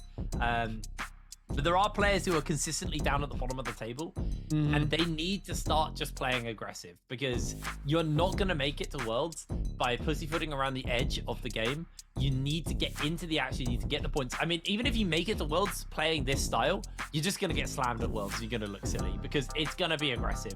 There's a lot of players from the 12 players from the other regions outside of China. They have a whole lot to prove. And then the Chinese guys are just want to prove themselves as well. And Spider will be leading the charge on that. And Spider does not play passively at all. He is a very aggro player. He's leading the pack. He is leading the army to victory, exactly, or should I say, to immortal treasure. Yes. So as we I mean, say here for Rocket Blade Point. So the expectation is that this game, we need to see more aggression from some of these bottom players, these players who are on the lower end of the table. The King, obviously after a name change, used to be Lu Ren King, now just the King. You know, he's been stepping up. Hasn't had like a big moment or like a big game, but like has at least been on the board pretty consistently. So eyes definitely on the King as well, I think, going into the next kind of last 3 games of the day. As you can see, sorry, I decided to hand as Darby was taking a swig, hence why there was just nothing but silence timing there. It's just chugging away. Listen, sometimes I gotta keep my throat, yeah, you know, clear. That way, when I'm casting, you don't hear any, you know, struggle. Meanwhile, mate, as you can hear, I'm working with a cough. You look like you need some tea and some water. Look like you need both. I got a bottle of water there. Bottle of water. All right, at least we're here somewhere. We gotta get it together. Meanwhile, GG Shaw, 1.8 average eliminations here. It looks like GG Shaw still down below here. Very surprising. That's what I like to see. I like to see higher pick rates on things like on the Takajiv and the Z-Ping. There was a very low pick rate on Z-Ping. I appreciate you, Shah. Don't forget it. Panda Man, the man himself, who's currently streaming his games on our other channel, so you can see his POV. I don't know if it's us talking over or you can hear his comms, although there's not really any comms because he's playing alone. I've actually never watched the POV stream, but you can see his point of view right now. Not having the greatest day, unfortunately. Not really hitting the marks we wanted from him. And Panda Man was one of the original Tarkas. Back before everybody else was playing it, he was still pulling it out. So you'd have the expectation in a Tarka lobby, he would step up. But unfortunately, wasn't quite able to find that mark. Wasn't quite able to make it work for him. As X-Jin as well. Another player who's got the more typical pick rate on the Z-Ping, 33.3, is actually very average. It's what most players seem to hover around. So anything below that or above that, start to panic. Because here we go. Game number 4. Our second game in a row on Morris Isle. What are the picks going to be? Give me some Yotos. Give me some Takedas. Give me some action. Give me some Valda. I want a Valda lobby. That'd be sick. That'd be hype. Well, now you want to see a Valda lobby. I've always wanted to see a Valda lobby. I love Valda. Valda's fun. Oh, it's Yoto. It's the Yoto lobby. Absolutely going to be insane, though, as it looks like we will be able to lock this in, as it looks like it's going to be... This is going to be our Yoto lobby. It's the Yoto lobby. It's going to be 16 Yotos. I'm calling it now. 1 more to go. Well, 4 more to go, technically, but 1 more slide to go. Let's see. Is it the Yoto only lobby? It is indeed. 16 out of 16. All Yoto Hime. I am very, very excited to get going with this game. And everyone will be dropping up in the more northern part of the map as we are on Morris Isle for Dawn. I think Dusk is the final game of the day, so that could be Justina's. Justina's and maybe Z-Ping's if they decide not to play Z-Ping in the next game. Very but much for now, going to be interesting here with this lock-in, though. And Rexy Shaw, T25, all going to be on this top side. What is this circle rotation? This is very interesting. I usually never see this amount of rotation before, and it's all within this top right section. Now, anything past Celestia, everybody's going to be in, and nobody's going to be anywhere else realistically for this one here. So it's very, very interesting to see how people have been just going through all of these rotations here as we look in. It's just that's where we're going to be able to see everybody come through here. As now we're going to be able to lock this in with Kaival from the very beginning. But man, it's very interesting coming into this game. It is indeed, as Charles finds himself in a fight with the King himself. But Does actually get the scale rush off. Oh, the King getting absolutely slammed here. Has to jump through the window to get away, but the King does catch Chuz on the way out through the window. But he is low HP. Quick switch out. Was that a purple bow for Chuz? Oh no, it was purple armor. Even worse for the King. He is not going to be able to win this fight. It's going to have to be a miracle, I say that. Takes half the armor off Chuz. Is going to get himself a moment reset. And it looks like Chuz is just going to back away. Decides he doesn't want to take this fight as Ego and Jux find themselves in a fight. The uppercut lands. The charge click from Ego as well. Ego loses his shield, but he wants to keep the pressure up onto Jux. Switches out to the musket for a shot. Gets a sweet armor refresh off as Jux gets his armor back as well. Another charge click comes in. The F ability follows up as well. But remember with the changes, you can't just run back in and get that heal off in time. It's not going to happen. Jux is chunked. All it's going to take is one more shot, but Ego can't quite find it. Yes, he can. Finds himself the kill. Gets the heal and the refresh off as now the King now jumping into Ego's pocket. Maybe the King decided that was a bad decision because Ego gets a charge click, gets a counter, gets everything he needs, and the King is sniped by Jin with the ballista. An absolutely phenomenal shot. Jin, 2 games in a row, taking kills with the ballista. Absolutely insane coming into this. It seems you're going to be able to get the elimination for that. Absolutely insane. Was not ready for that. Looks like now Ego. He's in kind of the wide open here. He shouldn't be going that still here. As Panaman looks like he's fighting it out here. And with that one, let's see if he's going to be able to rotate this and do what he needs to. Is X-Jin and Panda going to be able to go for the back out on each side here, trying to hold on as best as possible. X-Jin is going to be able to throw the F3, and Panaman's going to force the Yodohime ult to come out. Looks like he does almost get the hit, though, but it looks like X-Jin is going to be able to get the separation away from them as best as possible. Does a fantastic job of it, so let's see if maybe he's going to be able to do it again. Does what he can and does the best job at it. And does an amazing job. Let's see if he's going to be able to rotate this in and does what he needs to. And he makes it look good all the way towards the rotation. As X-Id is going to be able to claim and snag the elimination. Sorry, not the elimination, but the parry coming through. As Panda's going to be able to keep the game alive for himself. And what he does, X-Jin able to do it. Let's see if he's going to be able to keep the same momentum into it. Does a fantastic job of holding it in all the way towards this very section. See if he's going to be able to do it again. X and Panda just going back and forth here, not really trying to claim any fourth of these eliminations, trying not to get caught out in really any of these bad situations here, and really just trying not to get these eliminations downward as X-Jin is going to be able to pop his Yodohime and forces Panaman to back out, get the separation and the spread, and now here goes the chase. Full shield coming in from Panda, but sadly with that gray shield's not going to be able to really do much here. So he has to be very, very careful as he will get pushed on. Massive hits coming in from the dual blades. X-Jin really able to maximize the amount of damage that he can create onto Pandaman here. Not giving him a space to breathe, as well as Panda is going to be able to get the full shield. It gets the full reset here, and Panda sadly will get claimed by X-Jin. That was so doomed from Pandaman the moment he had to drop his armor.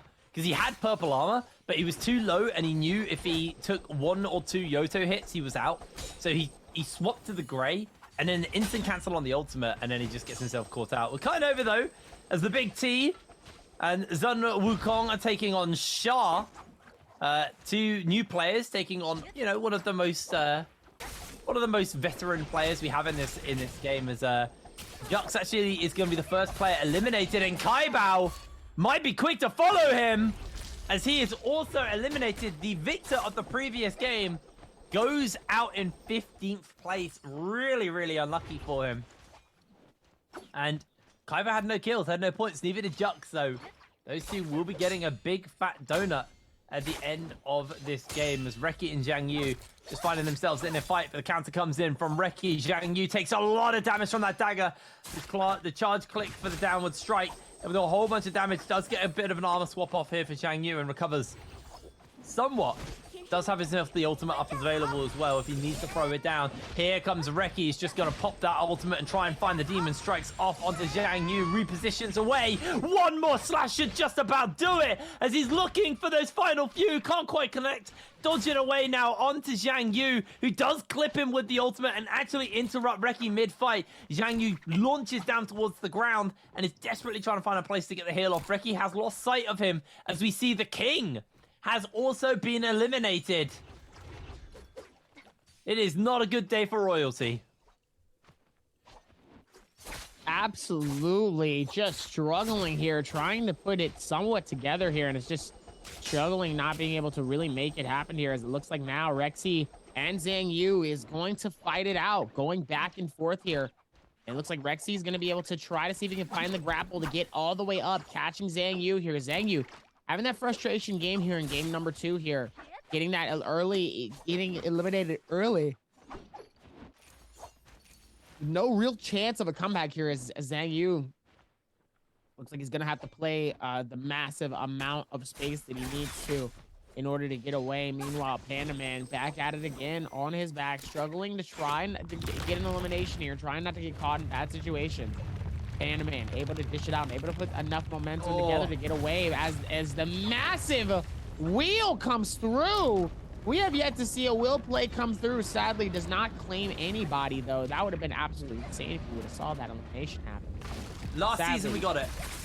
Last season, in the finals, we actually got a wheel kill where somebody got taken out. They got flattened. It was a beautiful moment, and I'm sad you missed it because it was so fun. It was so fun to watch. Unfortunately, not going to be the case. Oh, Wang Liang. He's found the big T. Who's going to secure it? They're both very, very close to getting him. Down he goes. Sun Wukong able to secure the kills. Now Wang Liang takes a whole bunch of damage here. Tries to get the charge click off onto him, but eats himself an arrow to the face and now has lost a lot of health. There's the charge click from Wang Liang, able to get a bunch of damage off onto Sun Wukong. Gets himself a heal. The grapple connects. The pressure is still here. The ultimate is a panic one from Sun Wukong, as now Wang Liang just needs to dodge away on these strikes. Tap dodges one, tap dodges the second. No, he doesn't, but he's gonna ult in return. Sun Wukong has to dodge all of these strikes or he is absolutely done. So, it's one at the tail end, and this could just be it. Wang Liang teleports away, switches it out once again with the pistol, trying to find the damage onto Sun Wukong, who's able to just about buy away, get himself a moment of a heal off and recover the HP. They're very, very close to one another. Sun Wukong actually now has the advantage because he got 2 pots off in time. The charge click doesn't connect. The pistol does in response, though, as Wang Liang eats a second pistol shot. And now it is easy takings here for Wang Liang. The F with the uppercut is going to connect. The F1 from Wang Liang doesn't do enough, and he is down. Absolutely insane, as Panda Man sadly, it's tough to see Panda Man getting eliminated here. You definitely don't want to see a man like Panda Man getting claimed and finished off. Doing such a good job so far here. Definitely didn't want to see that happen there. That is currently going to be a GG's for them within this game 3. Try to work through it. Meanwhile, GD T25 trying to find it out, as GG Shaw is going to be able to get the Yorihime ulti coming out here, really trying to see if maybe he can maximize the amount of space here. It looks like he wants to try to commit to a fight, but he doesn't necessarily know if it's going to be worth it. Misses almost all of his slashes, except for that first one. All right, well, GG Shaw currently got 0 kills. So do take a quick look. X-Jin from J-Team is leading the charge, as Sun Wukong has just been consistently up there today. Like, he's just been scoring all day long, so he's pretty happy with his performance so far. As fairly even kill spread, to be fair. Does feel like most of the players are still holding on in this, but, you know, you still got today, and then you got Saturday to play as well. To put yourself all of those extra points on the board and get yourself towards that World Championship. Remember, top 8 is what you are aiming for. So right now, Shah is just chilling out. We're in a bit of a lull actually, which is interesting because in Yoto lobbies, you either get very, very W key lobbies or you get a little bit more chill and lobbies that go a little bit more like this, where there's a bit of killing, there's a bit of trading of points, but they typically wait till that big ending, that big Yoto ulti ending, and yep, there we go. Yaran gets the kill onto Dao Hui. Shah might actually get taken out by kill lead here. X-Jin Actually looking to move away. Throws down the F ability to get a recovery off, and Shah gonna head back into safety. Looks like he is going to be able to, though, as Zhou Kong gonna be able to find it, though, as GG Shah. Ooh, it looks like it immediately gets decimated, though, by the hit of that blade. Looks like the dagger is able to do immense amount of work, though, as XGN is gonna be able to shut him. Whoa! XGN out of nowhere comes through, snags the elimination, and then just takes the kill right in front of everybody. Takes the kill, saves out with a shield, and then just keeps moving. Doesn't really need to do too much else. He's just like, all right, cool. I've done my part. I'll see you guys later. Absolutely insane maneuvering coming into this. He absolutely is able to shut it down and do what he can. As it looks like Shazing looks like he's going to be able to find it, though, and be able to do what he needs to, though, as Day1 is able to try to catch him on this rocks on each side here as Shazing's trying to find him. Meanwhile, the desperate Yodohime ulti coming in from Shazing, as Shazing is going to be able to say, hey, I'm coming right back. Ladies and gentlemen, we're about to go airborne as both Yodohime is trying to catch it and cast it on each side here.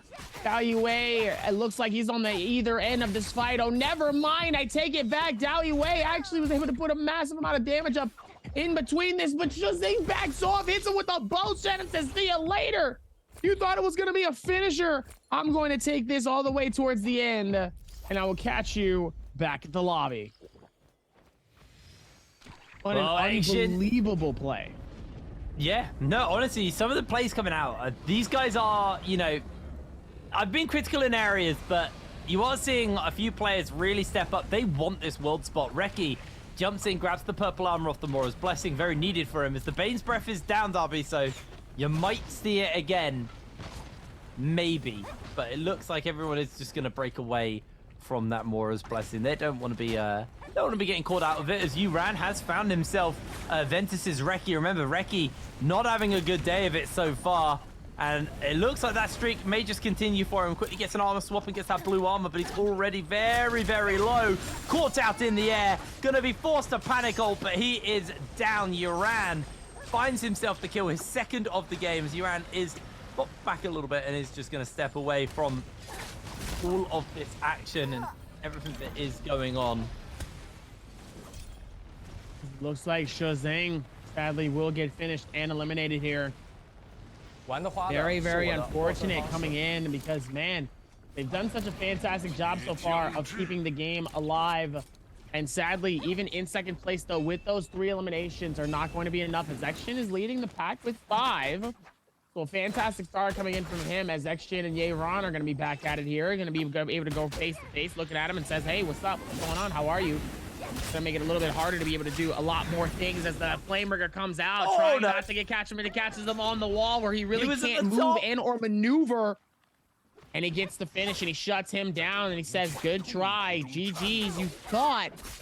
And now, even with that one, we're going to be able to come back towards this GD20 2T225 here as the Yodohime ulti comes in on both sides here. Ladies and gentlemen, we're going airborne again as GG Shah is not looking good. As T25 is going to be able to claim and get the elimination with the Yodohime ulti. The drop coming through, the massive blade strike's going to be able to go shing, shing, shing. Shut him down, take it out, and finish him not only in style, but also a little bit of revenge as well coming in from GG Shah. I love Yoto lobbies. We have 7 players left in this game and still 10 minutes left. So wow, it shows you how aggressive it is. X-Jin from the side of J-Team, who was leading the charge with 5 kills, got taken out to the Flamer. And when he was on camera, you could see how frustrated he was with himself, because he needed this to be his big game, to get himself back in that comfortable running for the top 8. But unfortunately, he is taken down. He does suffer for it. Now everybody else is just going to be kind of running around the edge. This Mora's Blessing may see a couple of players drop out. Jin is closest towards it.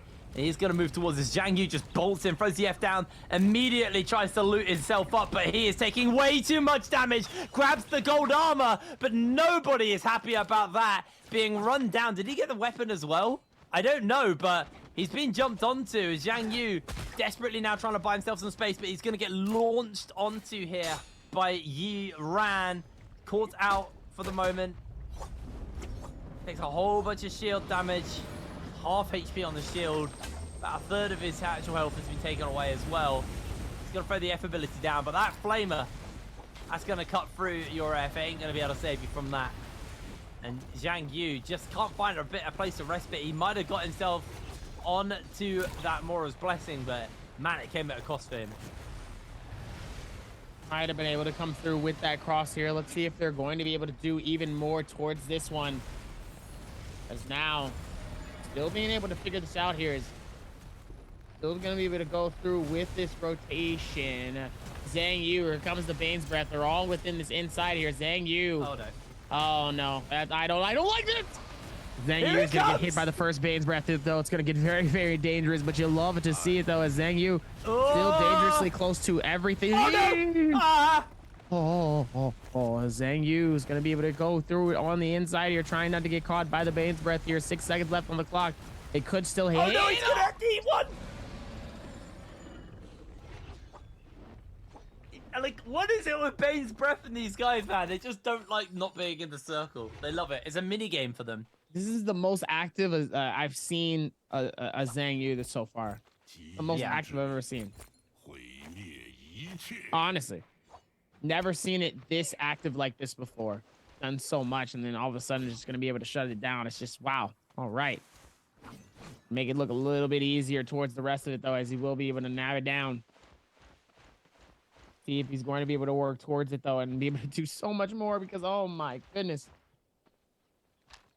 Going to be able to find the stitch towards this one, and now it's going to be able to rotate this in. Now, the problem you have with a lobby like this is because there's 6 players left and 6 minutes left, the zone's still quite big, so they're just going to, like, not see each other and just avoid each other for as long as possible. Like, Zhang Yu's very set up with this golden spear, golden armor loadout. Like, he's good. He's Gucci. But the problem he is going to have is he's just going to be, you know, nobody's going to be close to each other for a while. And Yotos typically want to be in that final circle and get the ult off in the final circle when everyone's clustered so they can get as many kills as possible. So I actually expect these next kind of 5 minutes to be very quiet. I really don't expect to see much as Zhang Wukong does eat a shot to the head in the meanwhile as Wang Liang. I think it might be. I think it might be a little bit quiet. I think if one person really pops off and like really starts like the whole like aggression of the fight, I think the rest of them will also start to follow suit too. Which, you know, like I said, it's that very big like kind of trickle down effect of like certain things kind of happen. It goes from one space, it goes to another.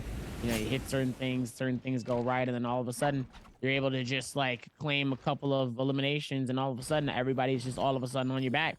And you got to be careful about that too, because you can really find yourself in very interesting predicaments, especially in this game so far. And from what I've noticed, a lot of people bank on those moments. A lot of people bank on the moments when there's a lot of action and there's a way for you to kind of be able to get in, get something, claim an elimination, then get out. And you have to be able to kind of watch that and pay attention, because that's where things can get a little bit hectic, especially with all of this momentum that's been going on here. Like I said, some people have done an absolutely fantastic job of really keeping a lot of this stuff together here. So let's hope that, you know, we're able to see more of it later on down the line here, as we are going to be able to rotate this in. But oh my goodness, though, that Bane's Breath was absolutely nuts. I was not expecting that one. Zhang Yu just caught in between the Masters and the Storm, and then just like trying not to get hit in it. Yeah, absolutely. 4 minutes 30 though until the circle fully closes out, and it is just the old long range hucking everything at each other and just trying to get as much damage down as they can, but not going to be able to stick, unfortunately. I expect this to come down to that final circle, as Zhang Yu does eat a headshot there from the bow, immediately gets himself toasted. He's got some juicy gear, remember, so they want to pick it up, and Zhang Yu is paying the price for being rich, as they are just eating him alive. Down he goes, and actually, that's going to be a second one. Yu Ran gets one because the Big T able to steal away one of those, but man, we just lost 2 more players. We're down to the final 4. It's going to be very, very close. Are we really down to the final 4 just like that within this final? We have yet to really see that type of thing happen as of now. Sometimes we see it every now and then, but even in these situations, we usually don't see it towards like finals. Finals is a very interesting predicament all within these, and usually everybody tries to last towards the very end here. So to see that they're not is like, huh? But obviously, with it comes a wide responsibility, and obviously within that top four, one of them is Wang Liang. Wang Liang, a very powerful character here against Aaron, is going to be able to try to see if he can get some Flame Breath powers coming in and towards GD's T225. 225 has been trying to hold on for as best as possible. One of the other newer fresh blood players here. Been doing a fantastic job. He has 2 eliminations so far and needs to be able to make some more magic happen here. He's really going to see himself within that space here. Looks like Wang Liang and one of the other players is going to try to see if they can dish this out as well here. Pushing this in, GD25 is ASE's Jin on the inside of the HUD here. Looks like he has the full space on the inside to himself. Doesn't necessarily need to force anything if he doesn't need to. And Wang Liang is thinking the same thing as Wang Liang coming through with the massive Dagger Soul Jade. It's gonna be very dangerous though, as GD25 looks like he's gonna be able to push in towards this one, keep them going as T2.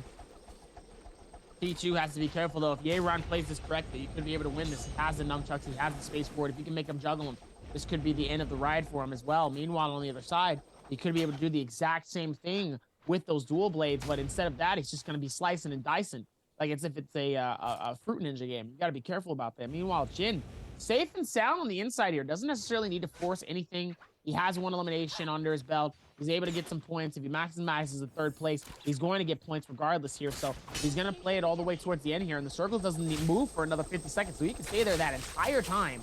He doesn't need to force anything until the very end. Meanwhile, Aaron caught in a bad situation here. They're both going to be on the inside here, waiting it out. He's definitely not going to make it here. And 3rd place gets claimed as GD225 is going to immediately get hit with the parry. Jin comes out of nowhere here. He's already got the 3rd place, though, so now he's going to be able to work towards it. But does he actually go back out to go inside of the hut? Excuse me? Jin, only 2 more players. What are you doing? I think he thought it was his chance. He's waiting out. He's going to let them chunk each other out, burn resources, heal up. And that was Yuran's chance to get himself his 2nd win of the day and prove that the curse was broken. Unfortunately for him, he was too desperate to kill GD, and that just cost him everything. As Wang Liang just going to use the outside of this building to get himself up nice and high. Now, holding up high with that grapple cancel is actually going to stay down on the lower ground for now, as Jin holding fast. Circle's going to force him to move, though, and he has to run out through the zone first as well. So this is going to hurt. He may take 1 or 2 ticks here.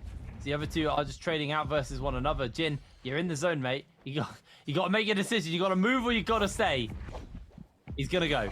Okay, he's taken 1 tick. He's taken 2 ticks. He's taken 3. He's in the zone. That's 4 ticks he took there. He got a whole bunch of damage. He still has the F ability. The ult, sorry, but whoever ults first typically in a Yoto fight is the one that loses, as the other one can just follow up in response. Jin's getting chunked. Jin's going low, and Wang Liang has already thrown the ultimate down. He's got the tempo advantage. T has taken out Jin. Wang Liang, no ult, no health, nowhere to go. But there is the kill, and there is the game. Wait, he actually was going to get eliminated there. That could have been Wang Liang's elimination, though, all the way towards this, but it looks like it might not matter, though, as it looks like, is that going to be the winner? Is GDT225 going to claim a 1st MVP ever for the World Championship? I think it is. His 4th game in a professional setting. 4th game in a professional setting, and he gets a dub. Massive dub coming into this, as it's going to be raining that gold for T225 as he gets his 1st dub for his team, GD, a massive team. It's been putting in a lot of work so far, and thus far all the way towards the end here has been doing a fantastic job, and still going to be able to lock this in here with even more momentum, even more specialties coming into this. Like I said, they did a fantastic job the first time, so now even with all of this momentum and aggression, they were still able to do much more towards the very end, and T25 was able to show it all the way towards that end. Gotta give it up to Jin, though. Jin really doing a fantastic job kind of holding the fort down, not really forcing a lot of things, and does a fantastic job of really prioritizing the timing here. Now, regardless how certain things are, he did pop off early, but he does get that 3rd place. He does get those extra points, and it does help him towards the very end here. So he did a fantastic job at the end of the day, at least getting placement. Top 3 is absolutely massive. and he's going to at least confirm that for himself, as it looks like we will be able to show the rest of that towards the other ones. But like I said, he did a fantastic job, and obviously towards that, Wang Liang, I feel like he's going to be kicking himself a bit there. He's pretty much ready to qualify. He's qualified. Yeah. Wang Liang's gonna Well, qualify. I also think Uran's gonna be kicking himself because like that should have been his victory, but he was just too greedy to find an extra kill and guarantee it for himself.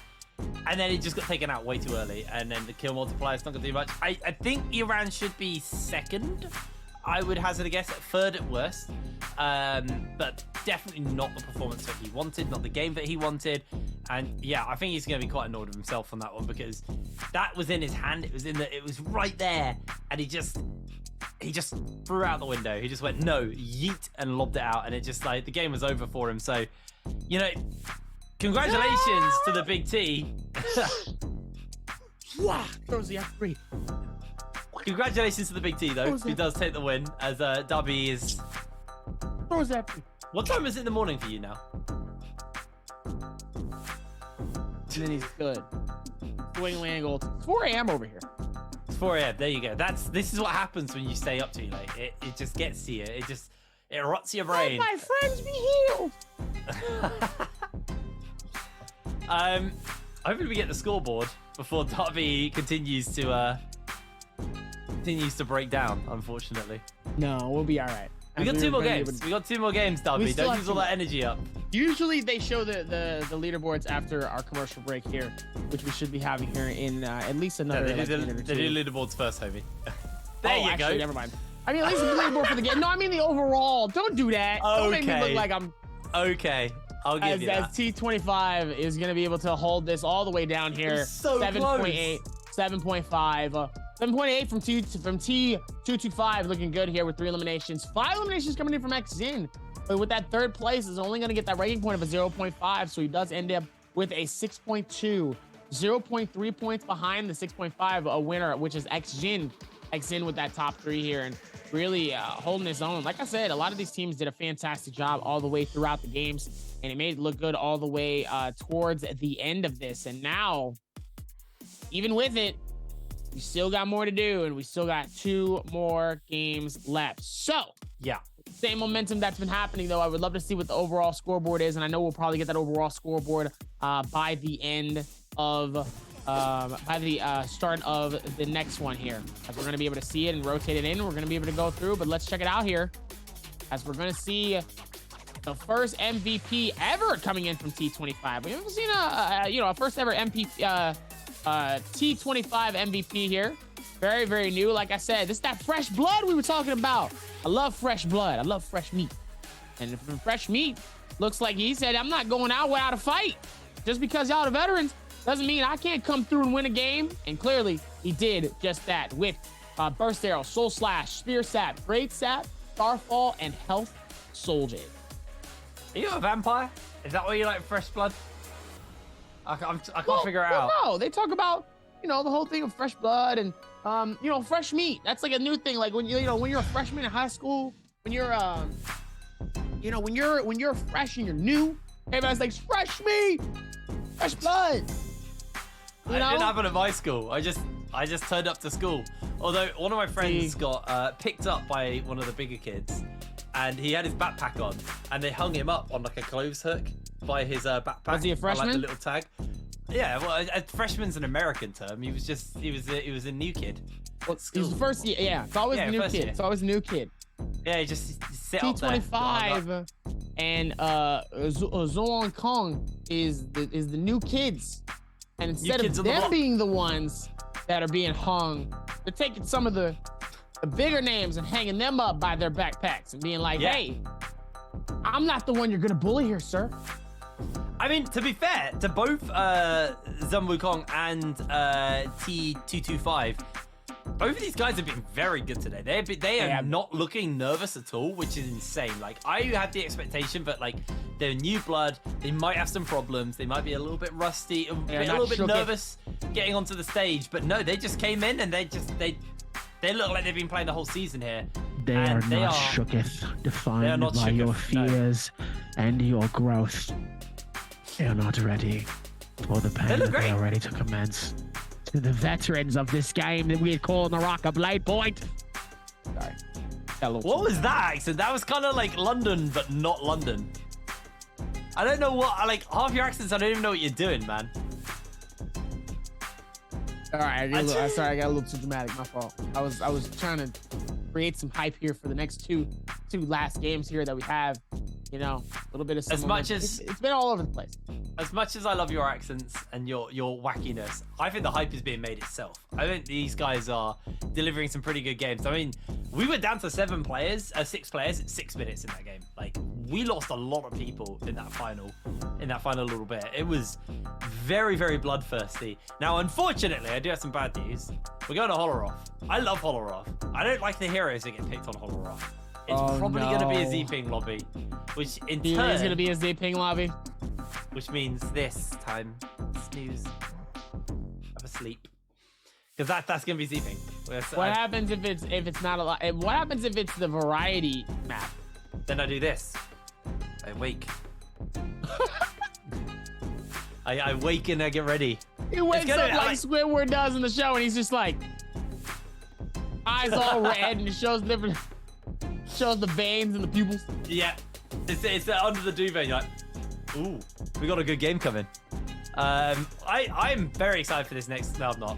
I know it's Z-Ping. As much, if it's not Z-Ping, I'm very excited. If it's not, I'm just so excited for game 6. What can we bet on something? What can we bet on? If it's not a Z-Ping lobby.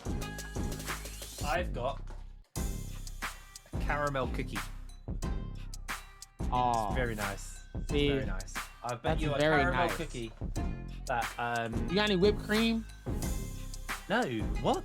Who eats whipped cream with cookies? What? I wasn't talking about for the cookies. I wasn't talking about for the cookies.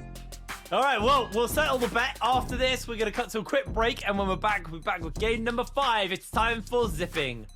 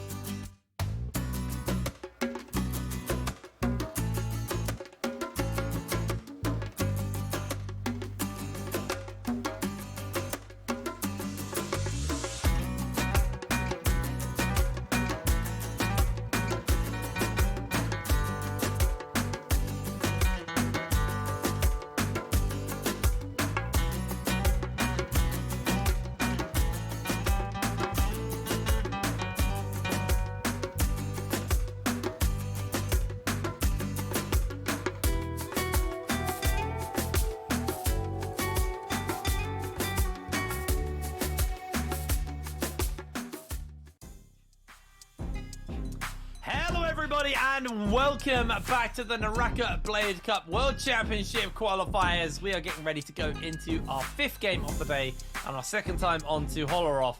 I've got my uneasy expectations for this, but I am willing to be proven wrong. So I'm very excited to get into this game. Obviously I'm HitBrain, joined by Dabby as we get ready to go into this 5th game of the day. It's been a pretty fun one. We've had different winners every time. We've had quite a few people being consistent as well, I think, which is the big thing. Very fun, and if HitBrain is wrong, he's gonna take a teaspoon of cinnamon and taste it. I don't have any cinnamon, but yeah, sure. What do you sure, got? if it, okay, it needs to be. You ain't got whipped cream. You ain't got cinnamon. You ain't got Kool-Aid. What do you have? I'm British. I got beans and tea. That's it. That's all we have. Why do you have so much beans? Genuinely, during the pandemic, we actually had 24 packs of beans. Why? So I had 48 cans of beans in my house. Who is fighting for Team GD Solo now? Is it 225, 226, 227, or 2255? Let me know in the Twitch chat. Check your whispers box. Oh, that's a slick question. Oh, that's a slick question right there. That's a cool one. Oh, that's a slick question. That's a good one. That's a good one. Here's a clue. That might get you caught up if you're not paying. If you're not paying attention, that one could genuinely get you caught up. And I will tell you this: it's between A and D. Between A and D, yes. A, B, C, D, all of them, obviously. I'll give you a clue. His name has a T in it. There you go. Oh, you're just cheeky, ain't you? What can I say? But is that the nunchucks you win? Is that the prize? I think it's the nunchucks. Either way,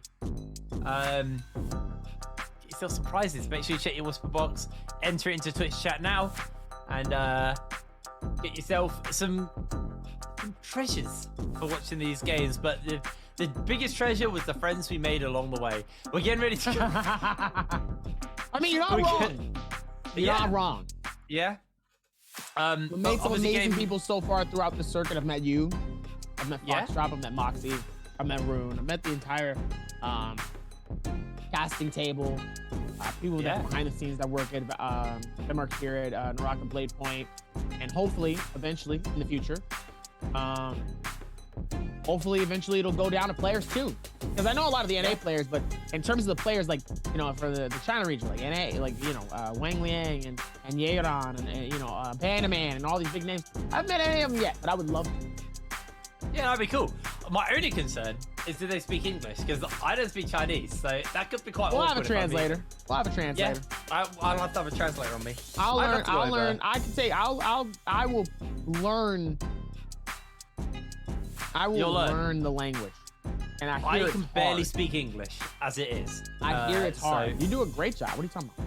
You do an amazing job. Meanwhile, it's a joke, man. Obviously, I can speak English. The language is named after my country, dude. I can't speak English. Listen, a whole lot going on here as is going to be able to put this down. But let's finalize this. Let's certify it. Let's slap it on. Out and video incoming. Gonna show you something really cool. Check back with us for game number 5. Fireball. 去年节杯到今年，那改变确实挺大的，就不管是心态方面还是对比赛，就是之前因为是属于完全为个人而战嘛，这次也带着俱乐部的就是意念，然后相当于一起去征战这个比赛一样，所以会更加的注重吧，更加的认真对待这次比赛。压力的话会有一点点吧，但不是很多，因为16进8，首先就最强的4个都已经排除了，剩下的我觉得进个8应该没问题吧，所以我压力不会太大，但肯定会抱有敬畏之心嘛，就肯定还是会稍微认真一点，不会太懈怠。我觉得去年如果说他节杯冠军有运气成分，但今年他还能就是打成这样，然后还能稳进，我觉得也证明他实力了吧，就是确实他是一个很强的人，所以我觉得很认可吧，对。Nice to hear there from Kai Bao from the side of Wolves. Obviously, I'm going to be cheering for Kaibao because they're the only English organization in this entire thing. So obviously I want some representation at the World Championship as we are getting ready to go into game number 5.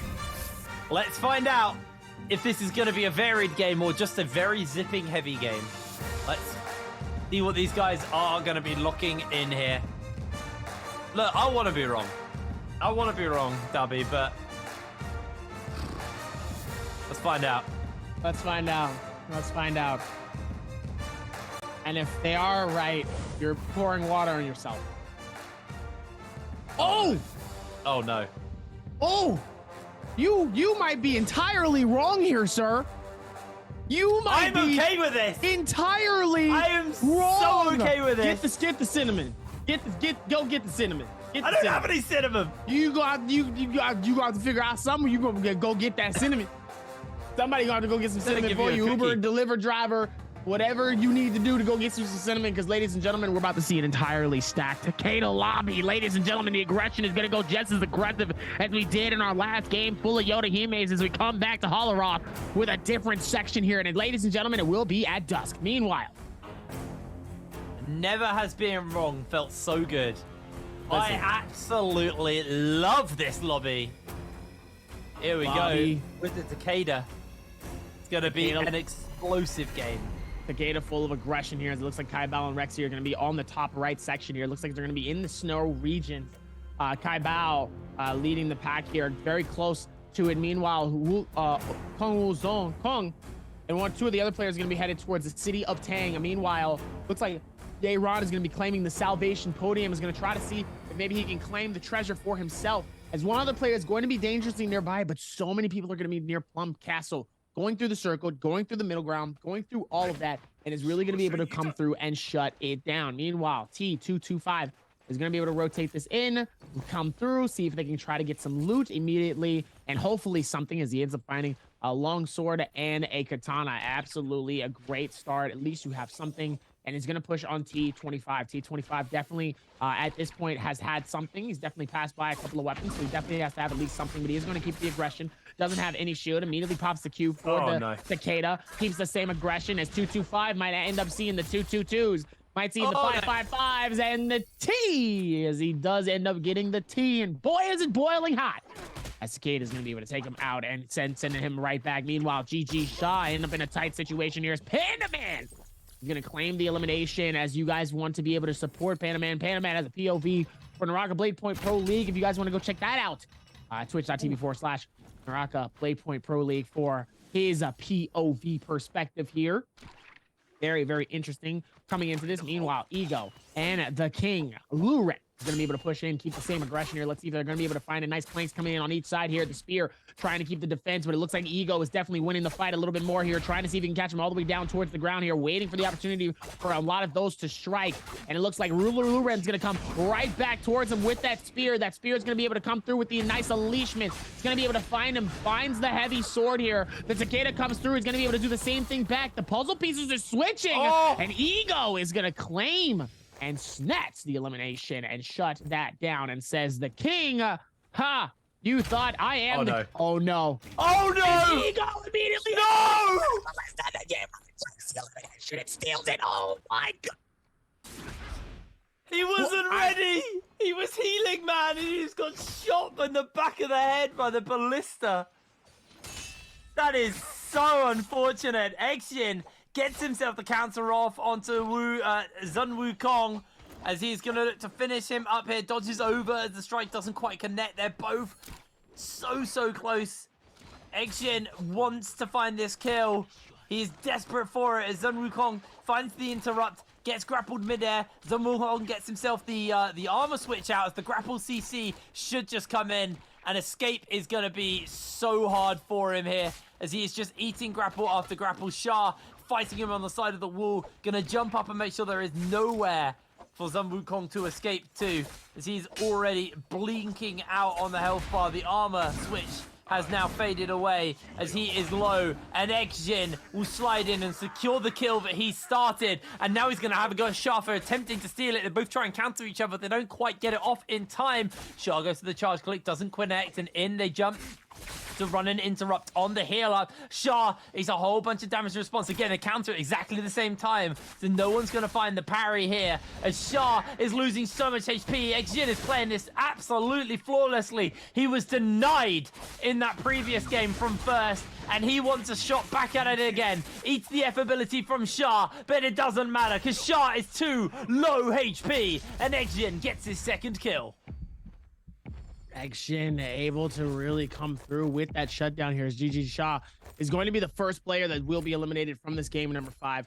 Very unfortunate though, as GG Shah has a total points of 5.9. It's not looking good for GG Shah. Definitely one of the higher ranked players we definitely assumed would at least make it in top 8 here, and is struggling just to crack top 10. Meanwhile, just shy of qualification is Jux, Ego, and Panda. Both pretty low in these regards here, but all they really need is one good pop-off game and a massive stun. And ladies and gentlemen, we'll see the leaderboards change just a little bit here, just enough to be able to see something happening here, as it looks like Wanglang, Yeran, and Jin, so far, if they do the same thing that they have been doing, they're definitely at this point have qualified for Worlds, which congratulations, especially to Wanglang. Wanglang's been putting in so much work. He definitely wants to be able to see himself there, as Dali Wei hasn't even had a chance to hit T225.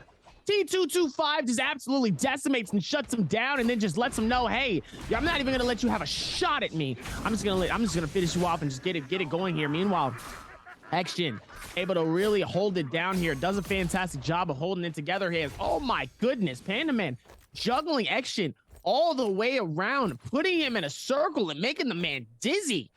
As Panda Man is going to be able to claim his elimination and his second elimination. So, as we said before, those eliminations are going to be absolutely massive, but also are those placement points. He is just shy. In reality, he's really just shy. It's only a couple of points. So, if he really does a nice pop-off game, if he really takes these next couple of games to the next level, if he really does some more stuff, he's really going to see himself in that higher place ranked game, and he has an opportunity to win. He just has to stay focused. Yes, he does. He's actually in a pretty good spot. He's had a good day as well. Same for Zhang Wukong as well, who's also had a pretty good show. You can see the overall scores right now. Wang Liang is leading the charge, but you ran very close towards him. And obviously Jux is where we are paying attention to, because XJin is... I mean, like, he's so denied from the start of the day, actually, considering how well he played in that second game. In that game 4, sorry. But he is barely hanging on to that top 8 spot. And with Jux, Ego, all very close behind him. Panda Man as well, actually. And the King. There's actually some players I'm really not expecting to see on there. Now look at this. This is actually a little crazy to see, but, you know, the likes of the King, the likes of Panda Man are not in the top end. Zhang Yu as well. Shah as well. There's 4 players who I genuinely just expected would be in the top end of the table, and they are not finding that mark, as Ego is now looking to trade up versus Panda Man. Panda Man needs to have a good game here if he wants to have that top 8, but Ego also, same for him, as the two are just trading out versus one another. But there's another player also coming in with a third party. It's Jux sliding in. He is 1 off that top spot, and he is desperate to find those kills, but he's unable to connect it. Even with that, still is able to do a whole lot more with his momentum here, as it looks like there will be another shutdown here. Like I said, you love to see it. It's Kai Bao. Looks like he's going to need a shield up here, and it looks like he's going to need to be able to do more if he has really any opportunity here to figure this out. It's GDT225. Gonna find it. It's Jin and Shazing. Looks like he's going to be able to find it. T225 is going to need to back out of this. He's going to catch himself in a very bad situation here. Looks like he's going to find the right clicks for the katana, waiting to see if maybe he can get the strike going. He's half of HP here, trying to see if he can find anything. Goes right through the tunnels here. He's going to be able to go all the way down towards the bottom here. He's going to have to be careful. Looks like he's going to scale right back up, go right back out towards the other side. Nice little juke coming in from T225. Is able to get the shield swap, and Jin is lost. Yeah, Jin just completely lost him. He couldn't even keep track. That was so clean, the movement. I love watching these little, like, mazes and building movement, because the players, they just have to have really good mastery of, like, everything around them and understand these, like, the layouts of things so they can use them to their advantage. Like, Secret Tunnel's a good example of that on the main map on Morris Isle. I love it. But I also love these no snow zones, or the snow zones. I absolutely adore them. They're my favorite part of the game. So I know very pretty. You have said that. It's my favorite part. It's very pretty. I also like it because typically you have Z-ping on this lobby, on this map, and the snowstorm drains their ult, so they can't use it. So suddenly, the game feels a lot more fun when everyone doesn't have as much healing. Wang Liang, he's also having a bit of fun opening up on to Yiran, obviously the player currently in second. This is first and second, actually, dueling out versus each other. And a gentleman's agreement is made, but they both don't need to really worry about it. And they are just going to step away from one another. I say that as Yiran actually looks to chase Wang Liang down. Wang Liang is actually very, very weak by comparison. Got grey weapon, blue armor versus golden weapon and purple armor on Yiran. As Yiran is actually going to sneak around the edge of the building. Needs to be careful for the scale rush that could come in. He's going to try and wait it out and see if they can chase. As here they go. Yiran gets chunked out immediately, loses a lot of HP. Wang Liang eats a bunch of damage as well, but a shot comes in from above, and Yiran is low HP. He's in a world of danger, taking so much damage as the king is sliding in forwards. Jin's there as well, and down he goes. Absolutely insane timing, and also does a fantastic job. Even with the shutdown, makes it look very easy towards the ending circle here, as the king gonna be able to do what he needs to. He still has 0 eliminations on the board here, and he's all the way down in 13th place. He's gonna need to do something. He needs to do something that's drastic.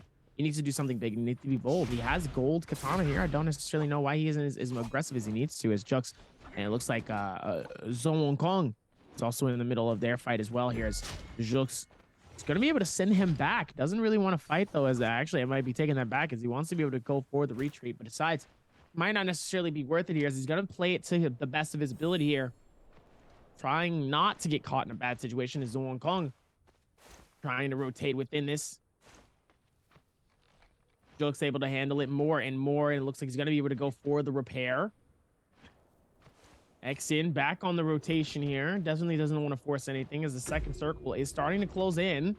About to get ready here. Another 30-ish seconds, and we're going to get towards circle number 3. Dao Huey in the middle of his fight with Yeron. Yeron hits him with a massive strike. Vertical strike coming in.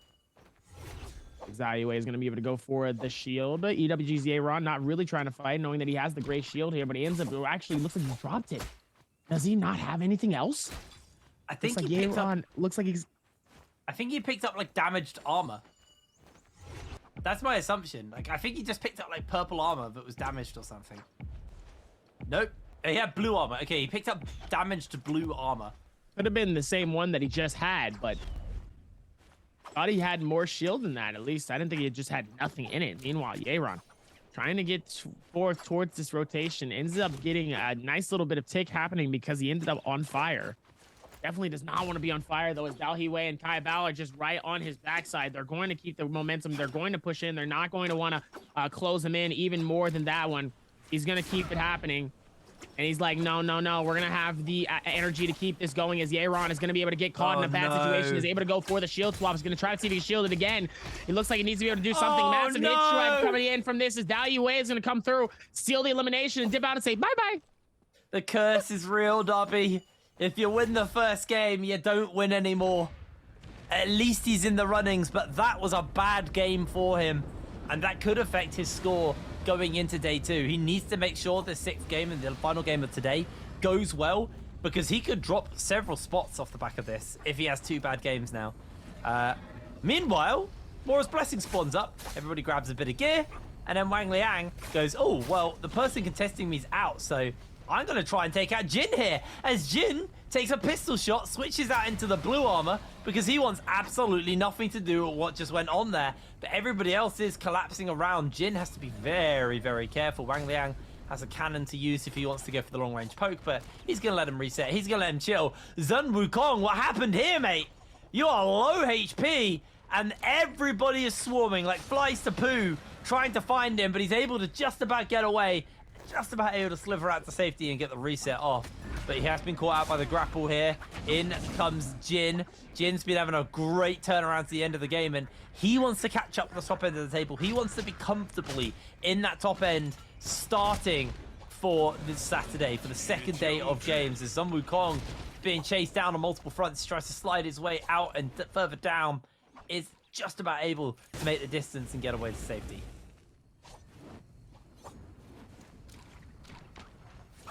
Meanwhile, XJin, Ego, Panda Man tied with 2.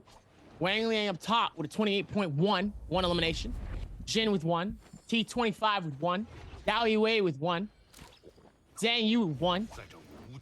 Whole lot of ones. There's only one winner. I'm always trying to find like these little rhymes that could work.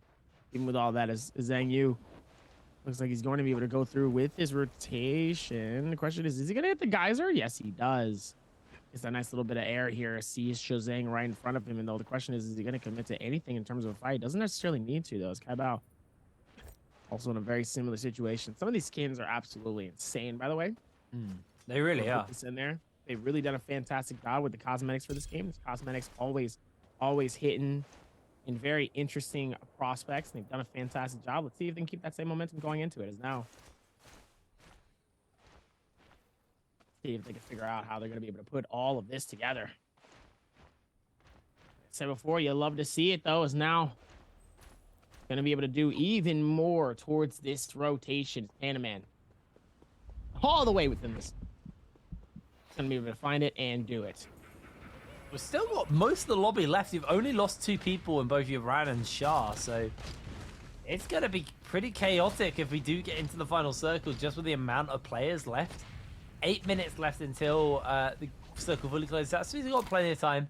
As Sun Wukong getting burnt out by the double flamers.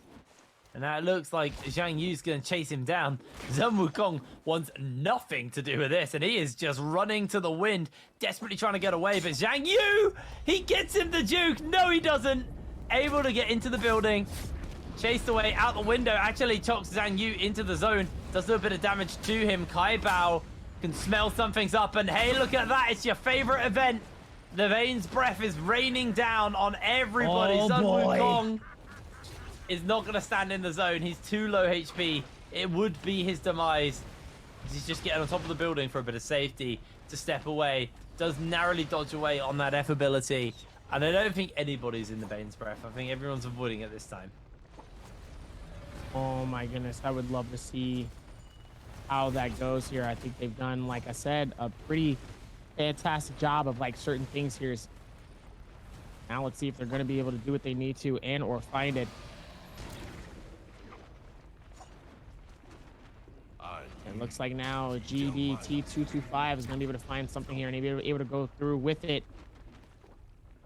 One of my favorite trios finals was actually, final circles was on that little bridge there. It made such an interesting, because there was like a massive gap between the top and the bottom. It made for such a fight. Oh, bye. Bye, Sun Wukong. Unlucky friend, you are the 3rd player out of this lobby. 7 minutes remaining though. Still plenty of time left in this game. A lot can go down in the next few moments. As a lot really can. Yeah, I mean it really can. There's so much to go on still.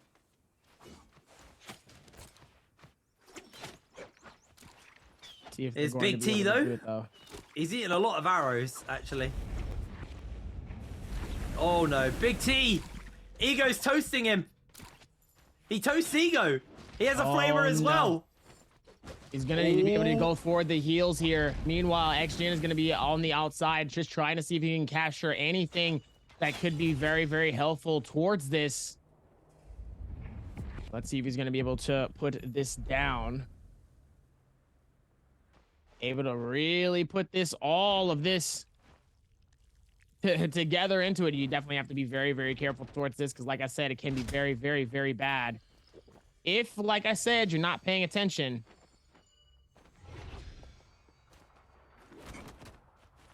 Looks like now they're still going to be able to dish in and dive in towards all of this spaces. Now, it's going to be able to work towards it.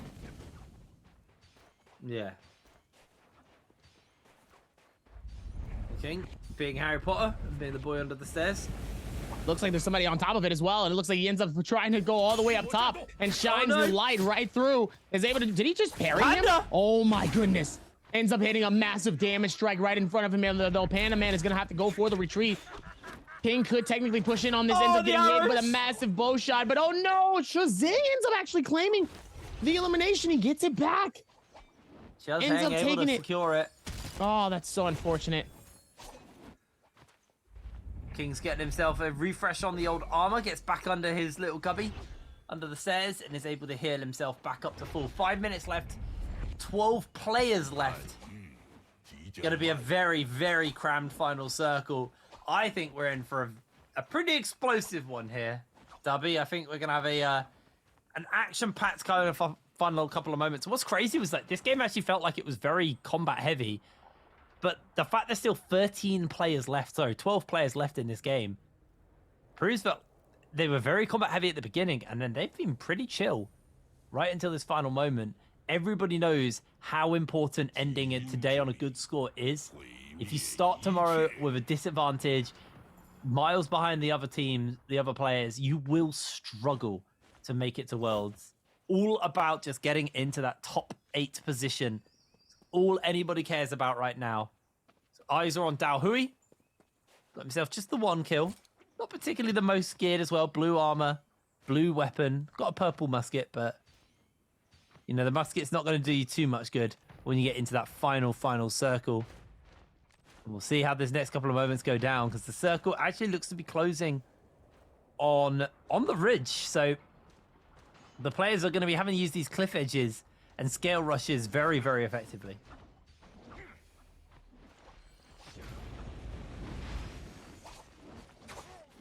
Even with this, though, still going to be able to rotate with this one. Dao Hui ends up getting absolutely decimated, though, by so much of the burn. Dao Hui doesn't look like he's actually going to be able to survive that, as Wang Liang looks like he's going to claim the elimination with those bow shots. Looks like he's able to do just enough to be able to get just by with everything that's been happening here. Zhang Yu able to follow suit with it, as Zhang Yu is going to be able to put all of the structure and all of the stress and asking what has been put out together, as the circle spread is still a little bit interesting here, but we are canyon deep into this. Absolutely canyon deep into all of the spaces, as you are going to be able to figure out what's next here. As Ego is going to be able to come through with the amount of insanity that is happening here, as Wang Liang all the way down at the bottom here with that bow. Rexy trying to maneuver out here, as he's still going to be able to hit with a massive cannon shot right in front. He ends up getting burned on the other side here. Oh, he's getting caught in a bad circle. He's going to need to be able to retreat and do what he can, but Rexy will get claimed and finish. Zhang Yu going to be able to claim that back-to-back right on to Shazing. Shazing struggling with that one, as Zhang Yu just outside of circle is able to do just enough to keep the game alive for himself, though, as he's able to do something. Oh, massive burn take coming in from Zhang Yu. Takeda comes through at a good time, though, is going to be able to hit the burn strike coming in from the Banes. Meanwhile, Zhang Yu going to try to see if he can catch him on the corner here. The Q comes through. Zhang Yu. It looks like Zhang Yu is going to get caught in the corner here, and Jin is going to be able to get the finish and the final push off of that one just to claim the elimination onto it. Meanwhile, Jux able to do what he needs to, though. Has been trying as best he can to keep the game alive, not only for himself, but for the rest of his team, is now only going to get more and more hectic here, as we're going to be able to see the push come through both in and out, as now all of them are on top, though. We're no longer canyon side. No longer going to be able to find it. No spaces to try to hide, as X-Zin will get eliminated by GDT225. As it looks like now, T225 dangerously low here. Still has the Flame Bringer, though, trying not to get caught here, as he's going to see if he can claim the elimination on the King. The King is able to actually come back with that, but Jin is able to claim it off of the King here, and it looks like it's dual Flame Bringers coming through, and it looks like Kai Bao is the only one that doesn't got it. Meanwhile, everybody else all the way up top here, trying not to get caught here, and that's Wang Liang all the way in the sky, using the grapple to keep the game alive for himself, not forcing himself to get caught in between all of the fire that is raining down, using every last bit of his resources here to prevent himself from being caught. within that third party here. And sadly, it doesn't look like he has any more space to do it, as Wang Liang is going to go on the outside here. He's trying to keep the game alive. He's trying to struggle to jump up all the way, but it looks like he has enough time to be able to go forth and get a nice little bit of heal. It's enough to be able to do what he can. Can he shut this down and get a back-to-back? Wang Liang at this point has confidently qualified for Worlds, but if he can come through with this dub and a back-to-back, this will be absolutely massive and will absolutely confirm it as our #1 takeover. And the takedown comes through.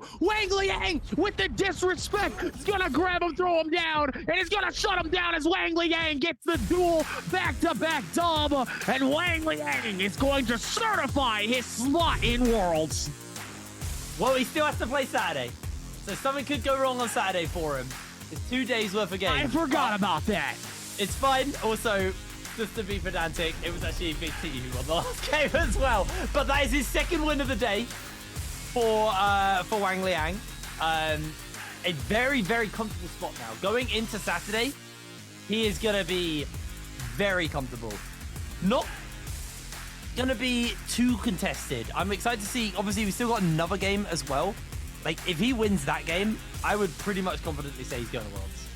I'm pretty sure if he takes 3 wins today and then just has an okay day on Saturday, he is set up. Wang Liang, absolutely phenomenal. Second game of the day for him under his belt as well.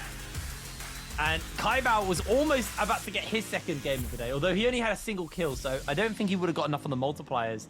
But the man on your screen right now, the big T, T225, honestly just putting out a really good couple of games. I mean, good day. He's just been playing so well all day.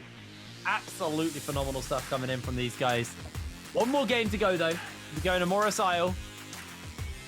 And this is going to give a massive surge of confidence and also just a good position to start the day in, depending on how these guys perform and where the points are at the end of the day. Meanwhile, and able to really put together more and more of this as Wang Liang is going to put himself all the way at the very tippity top. He was already at the top already, but now I think with this spread, he's definitely going to separate himself from the rest of the pack, which makes it a lot harder for everybody else to try to take the throne. Obviously, that's not really the point. The point is to be able to stay within the top 8. And Wang Liang just has to make sure that he puts up enough points today, knowing that tomorrow, if he has a couple of bad games, he'll be all right. Yeah. I think the big thing is while first doesn't really get you anything extra, what it does is on day 1, it just gets you so much security going into day 2. Like Wang Liang, oh god, who was in second? Was it Xjin in second? No, whoever was in second right now, they're very comfortable going into tomorrow. Into Saturday, knowing that they're going to have a big point lead over the bottom end of the table. You know, they're looking at 15 to 20 point leads, which are, you know, they have to play probably even more than that, actually. They're going to have to play pretty badly on that day to be able to fall behind that badly. So to drop into that bottom 8. So as long as they're scoring now, they're going to be A-okay. They're going to be very comfortable getting towards Worlds. It's not over till it's over, but it's going to be phenomenally hard for anybody to start to catch up to them, at least for today.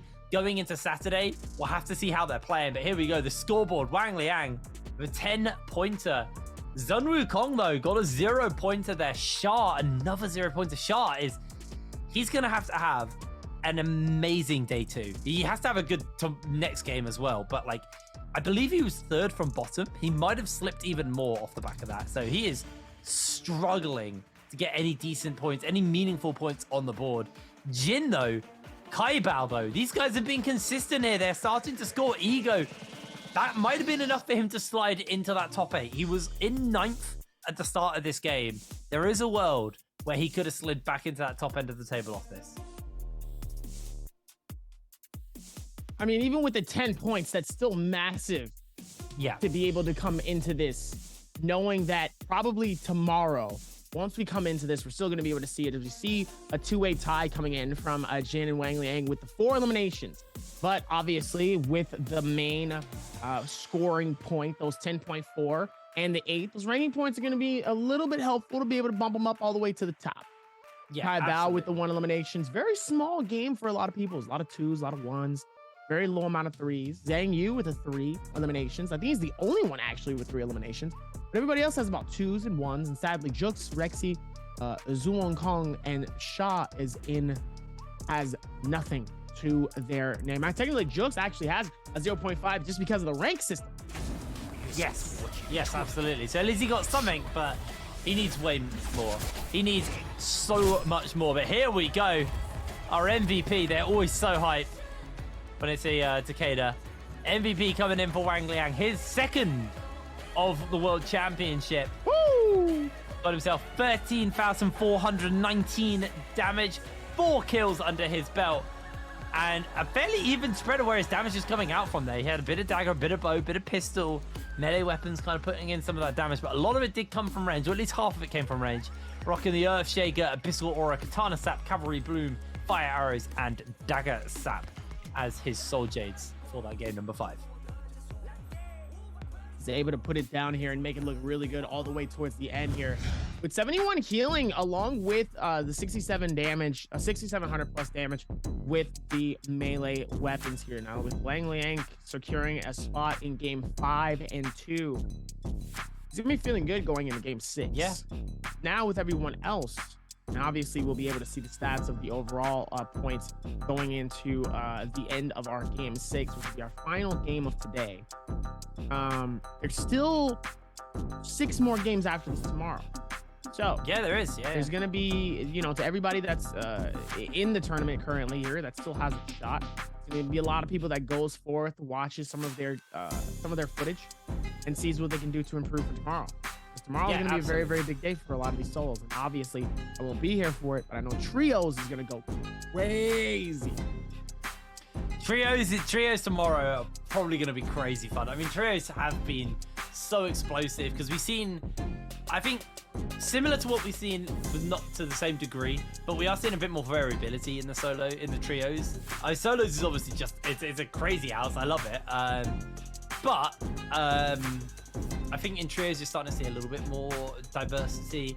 We're not seeing so much Karumi in the Monk comps, thank God, because that was just boring. I much prefer the Tammy version of the comp because it feels a little bit more proactive, a little bit more kind of chaotic. We're seeing Takeda showing up in basically what used to be Yoto comps. We've still got the Yoto comps, but we've got Takeda variants of it. It just feels that there's a lot of different styles that are kind of showing up at the moment in Trios, and I think that's leading to a very, very fun game. But we still got one more solos game for the day to go. Then obviously Saturday we'll have the final 6 games of solos. So coming into this final one, we haven't seen a hero being used more than once yet. Which, are we double or nothing on our bet? Are we going to see Zeeping in the final game? Because I got a horrible, eerie feeling eating at the back of my brain right now that there might just be a Zeeping lobby coming up, and then I will sleep. And that's gonna be my outlook on a Zeeping lobby. I don't think there's gonna be another Zeeping lobby. I wish I shared your optimism. I think this is going to be the variety. There'll be some Zeepings, there'll be some certain other ones, there'll be some of other ones, but it could be I would like to lobby. think that this next one is gonna be a variety. Yeah, it could just be a Justina lobby there as well. Because I think this is the Dusk variety map. So I'd love to agree, but I think because it's the Dusk map, that means that Zeeping and Justina jump in priority because they get the Fireflies, which means they can get the ults up quicker. That means it's going to be a Zeeping and Justina lobby. That means it will be a little bit of variety. Not the variety I want. That's like still a variety. That's like salt and nails. To say, yeah, that's variety. So I don't want to dip my hand in it. At least put pepper on it. I've got salt and nails. Why nails? So painful. Because you cut your hands and then the salt gets in the cut. Have you never heard of that? Ah. Yeah, it's horrible. Yeah, salt and nails in a jar. So which one's the salt? Which one's the nails? I'm going to say Justina's the salt because Justina makes me salty. And Zeeping is the nails because Zeeping hurts me every time I see it, and I just want to drive nails into my eyes. That's funny because Zeeping is the healer, so that's like the entirely different thing of what they're supposed to do. I know, but she causes me genuine distress. Obviously a healing doctor, not a head doctor. I'm very excited though, because there is a chance that we don't get that.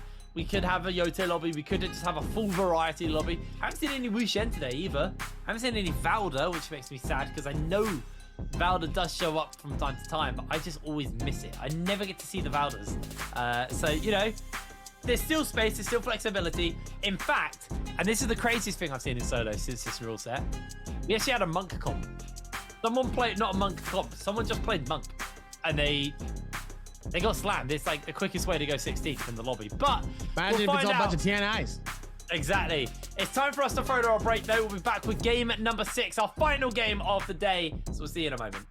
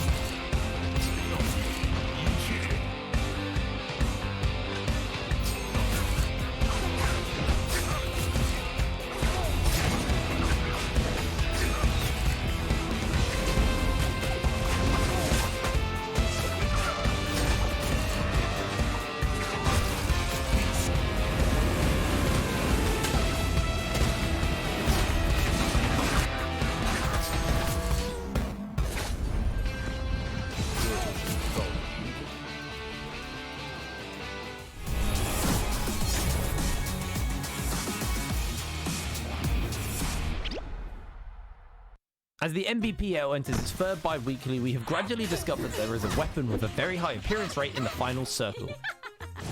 With an exaggerated visual effect and a fearful ability to deal damage in a wide range, this weapon is the Flamebringer. The Flamebringer will only appear in Mora's Blessing and is available in epic and legendary qualities. The different types of the Flamebringer will differ in their primary damage attributes but have the same passive effects. If anybody is hit by a Flamebringer and suffers damage for a certain amount of time, it will cause a burning effect on the enemy that lasts for 5 seconds. This burning effect will reduce the opponent's health by 80 hit points per second, therefore using this weapon properly will cause trouble for your opponents. In the first solo match of the second day of the NBPL's third bi-weekly, 13 Shao's full state Justina encountered Zhang Yu's half health Yotohime. Zhang Yu was knocked out into the Shadow Corruption by 13 Xiao's uppercut slash combo, and 13 Xiao confidently pulled out his legendary Flamebringer to finish off his opponent. On the verge of death, Zhang Yu surprisingly threw a perfect set of micromanagement and eventually turns the tables and defeats 13 Xiao. So you probably noticed, why didn't the burning effect work on Zhang Yu? Here comes the drawback of the Flamebringer. After suffering the burning effect, there is a period of utter immunity to the burning of the same target. However, because Zhang Yu was in the Shadow Corruption, even damaged by the Flamebringer, he had already suffered the burning effect 8 seconds ago, so the desperate Zhang Yu survived. There is no best weapon. However, being familiar with the features of various weapons and being more diligent in your practice can help you become a master of the Naraka world.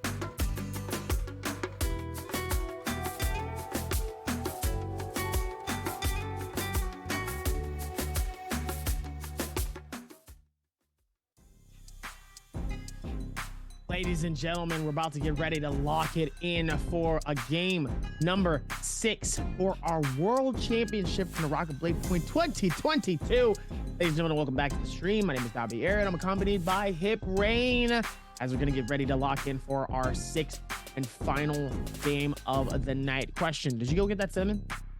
I didn't. I don't have any. And like, also, you earlier were like, yeah, just Uber Eats it. I live in the middle of nowhere. I live in a village, bro. Like in the countryside. Like I don't have Uber Eats. I get like 3 places that deliver, and none of them do cinnamon. I'll look into it. Do I have a lemon? Maybe. Maybe. I don't know. I genuinely don't know. Are you gonna ask me to eat a lemon on broadcast? Oh God. You're gonna have to film if I'm gonna go get a lemon. Because I gotta run downstairs and go to the kitchen and cut a lemon up. Listen. If this next game is a half and half, because you said it would be a full game. I said it could be Justina or zipping, so it could be both. So I said it's a variety. So if there is any, so if it's a true variety, then I'll do it. But then what defines a true variety?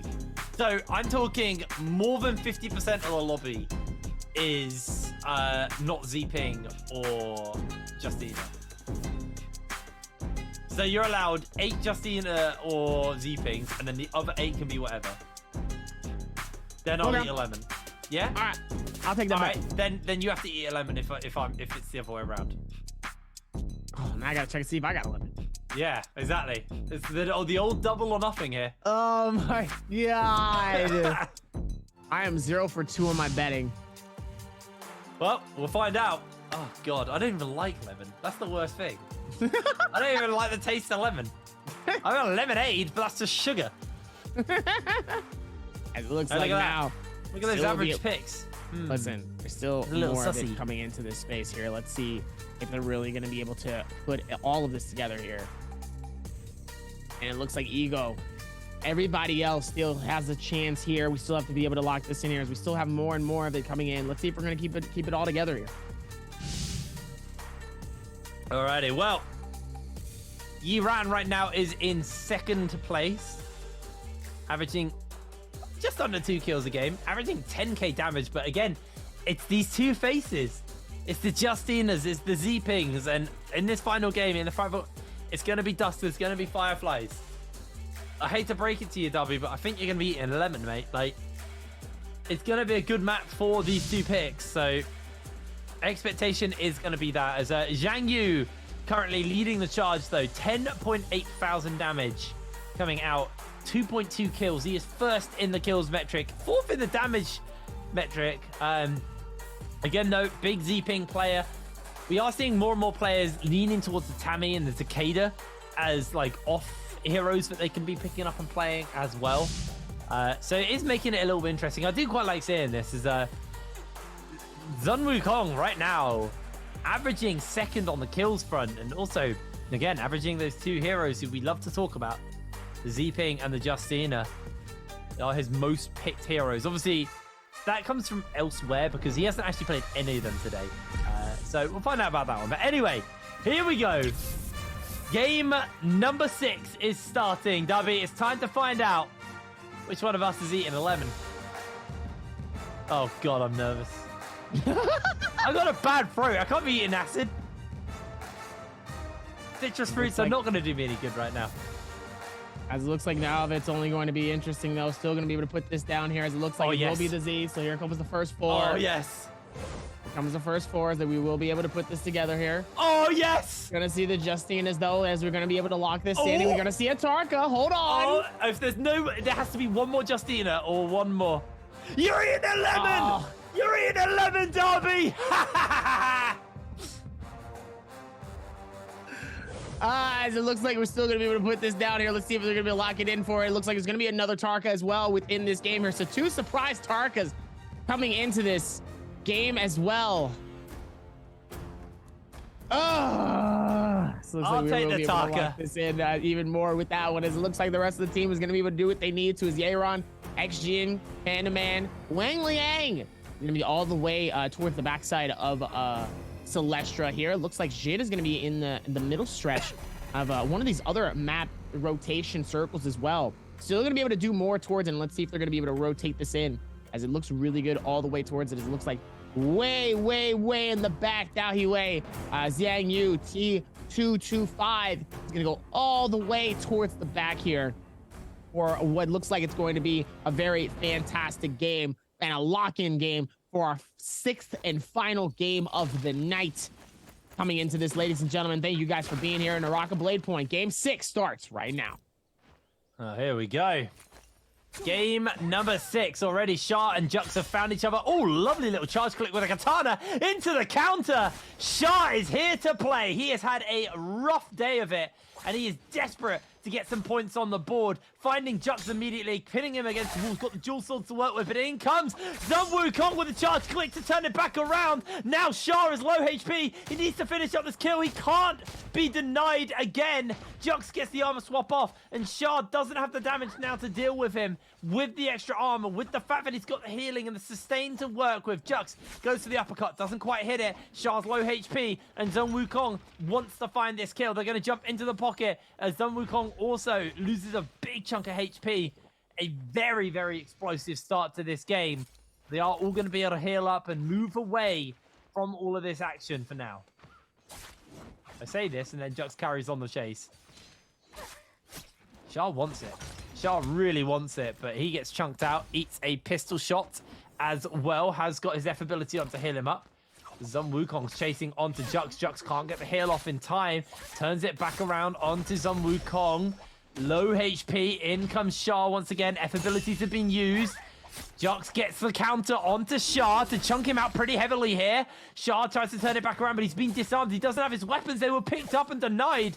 Switches back to the katana. Shah's low HP, and is actually a 4th player as well, because in comes Kaibao. The freeze from Sun Wukong to recover some armor for himself to keep this fight alive, keep this game going. As actually, I see a 5th player showing up. Daohui's here as well.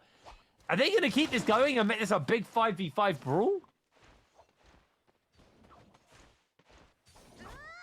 Meanwhile, even with all of this rotation, AOW, Zhu Wukong is going to be all the way up the top stretch here, as Kai Bao looks like he has his eyes set on Zhu Wukong. He looks like he wants this one. He wants to be able to get this fight going here. He has the vendetta against him. He doesn't even worry. He isn't even caring about the other people. He's not even worried about what's going on here, as it looks like he's going to be able to put this together.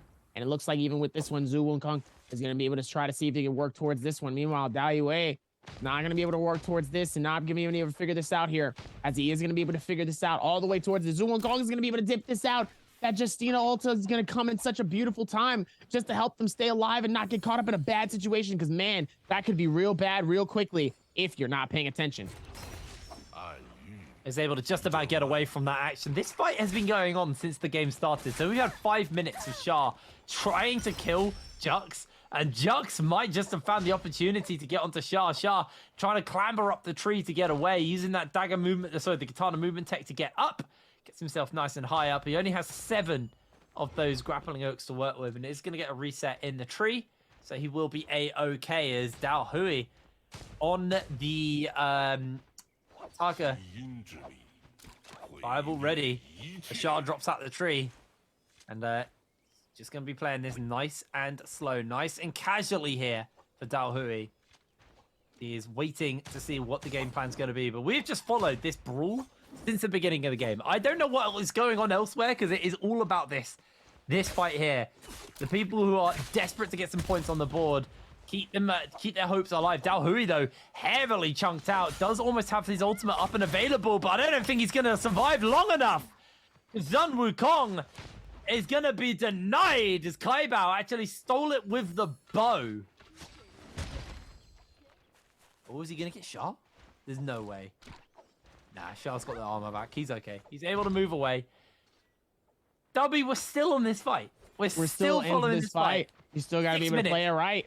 7 minutes, maybe, actually. Still got to be able to play it right. Still got to be able to play it strong here. There's still more of it that's going to be working towards this one, as now it's going to be able to figure this out here. They've still been able to do so much more towards it, and they're still able to work on to it. But hey, looks like it's only going to get better here. Let's see if they're going to be able to figure this out towards it. As they walk away towards it, they work towards it. GG Shaw is able to keep the game alive for himself. He's going to be able to figure certain things out. And able to do a fantastic job of it this far. Let's see if they can keep that same momentum pushing into it. Still working towards this one. I loved it. You love to see it.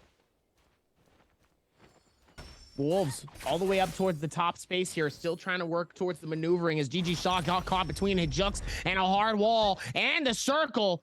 Looks like he's going to be able to dish this out, though, but the Justin is going to be able to help him keep it alive. Rexy is going to be able to go up with 2 eliminations with a 5.5. I'm very surprised by the performance of everybody that doesn't have 10 points or less. Panda Man, Lu Ren, Shozing, Zhang Yu, GG Shaw, and Rexy. Honestly, that is a top 5 team. That is a top 5 play, top 6 that I did not expect to see in the bottom of this leaderboard. Yeah, I completely agree. At least half. I'm surprised at the bottom half. I should not see at least half of these, specifically GG Shaw. No, I agree. Like, Shaw is just not having a good day at all. He's really, really struggling, unfortunately. And Wang Liang with 38.5 points, and that's not accounting for the points he's going to be earning this game. He's going to be so comfortably set up for Saturday. Not guaranteed, but man, it's going to have to go very, very wrong and very, very right. A lot of things are going to have to go against Wang Liang for him not to make it to Worlds at this point. Like, it's mathematically possible, statistically improbable that he will make Worlds. Won't make Worlds, sorry, at this point. Like, he is very, very likely to make it. As Zhang Wukong, also another player, still fighting for a chance, only got the 15 points, so 9th is 1 point behind, and all it really takes is a good game for Ego, and that, well, 6th through to 9th can shuffle around massively, so going to be a very interesting game to kind of track on that front. And XJin's already got to kill himself, so XJin's in the running. There's 3 players who are all well within top 8 for the end of the day who aren't in it at the moment, who could shuffle things around. And technically, Jux could do as well, but he's going to have a really, really solid day. Shah taking a whole bunch of damage from Zhang Wukong here. Shah just trying to keep himself alive, trying to keep in the game. Dodges away on the first freeze, can't dodge on the second. And Zhang Wukong will take him down. In comes Jux, a beautiful counter. Jux gets frozen, the charge click is off. Oh, Zhang Wukong, that was absolutely flawless with the counter and the freeze. Beautiful stuff coming in. Even with that XJin, looks like he will be able to keep it a nice wide and spread. Trying not to go forward towards anything here, as he still will be able to work towards it. Let's see if they're going to be able to figure this out, as Ego is going to be able to dish this in real close towards it. He's going to be able to go around the corner, so he do a nice little surprise. It doesn't look like he's going to be able to catch him, though. Could have been real all over the place here, as they still was able to put that down. Did a fantastic job of it the last time. The question is, I'm curious if they're going to be able to do more towards it. See if they can figure this out with it. It's still a whole lot of momentum coming into this as now. Still going to be able to rotate this in more and more and more. Like I said, you'll love to see it. And it looks like they still will be able to work towards it, though, even with all of the rotations that they've been able to do thus far here. Because now we will be able to put this together as a Wang Liang all the way up top. Like I said, man, Wang Liang has had a performance of a game so far. I'm very much hoping that he can keep the same momentum going into tomorrow, because he has had some amazing, insane games. But sadly, he has just been struggling with getting these dubs, man. He really has been struggling so far, and it sucks to see, because like I said, he's been doing so well. He gets these games, and then somehow in that next day, he just struggles, falls apart. I don't want to see him fall apart again, so I'm hoping that we don't see that coming into this next one. Meanwhile, Wang Liang looks like he's going to get some nice hits coming in onto Zhu Wukong. 4-man all the way around the surrounding side. Wang Liang trying to see if he can find anything of a fight here. Wang Liang wants this action. He wants to fight. Not going to get it, though, unfortunately, for Wang Liang. He is not going to get that fight at all. Just going to be back in this one away. About halfway through this game now. Right now, the kill lead is there to Zhang Wukong and Reki. Reki finally finding a bit of steam. Only 2 kills, though, so it's going to have to be one hell of a game for him if he wants to make some level of a recovery towards Saturday. As Dao Hui barely holding on to his top spot and actually being hunted by Reki. Insert predator noises. Dao Hui. I don't think he knows Reki's on his tail. He should see him soon, although no, he is. He ducks behind the hay bale. Very smart, actually. Avoiding away. Did Reki see him? I don't think he did. Bit of hide and seek here. Reki, I think, has lost track of Dao Hui. He's going to be a little bit confused on that one. Meanwhile, the bell gets popped, and everybody knows who's about. Couple of shots coming in, but it's been pretty quiet. Pretty chill one. Again, pretty quiet. It is a Zeeping and a Justina lobby, so you kind of expect that to be the case. If you're Justina in this final lobby, though, you're laughing because your ultimate actually does stuff. The difference is once that zone is closed, like, Zeeping does nothing. Like, all of her abilities don't do anything.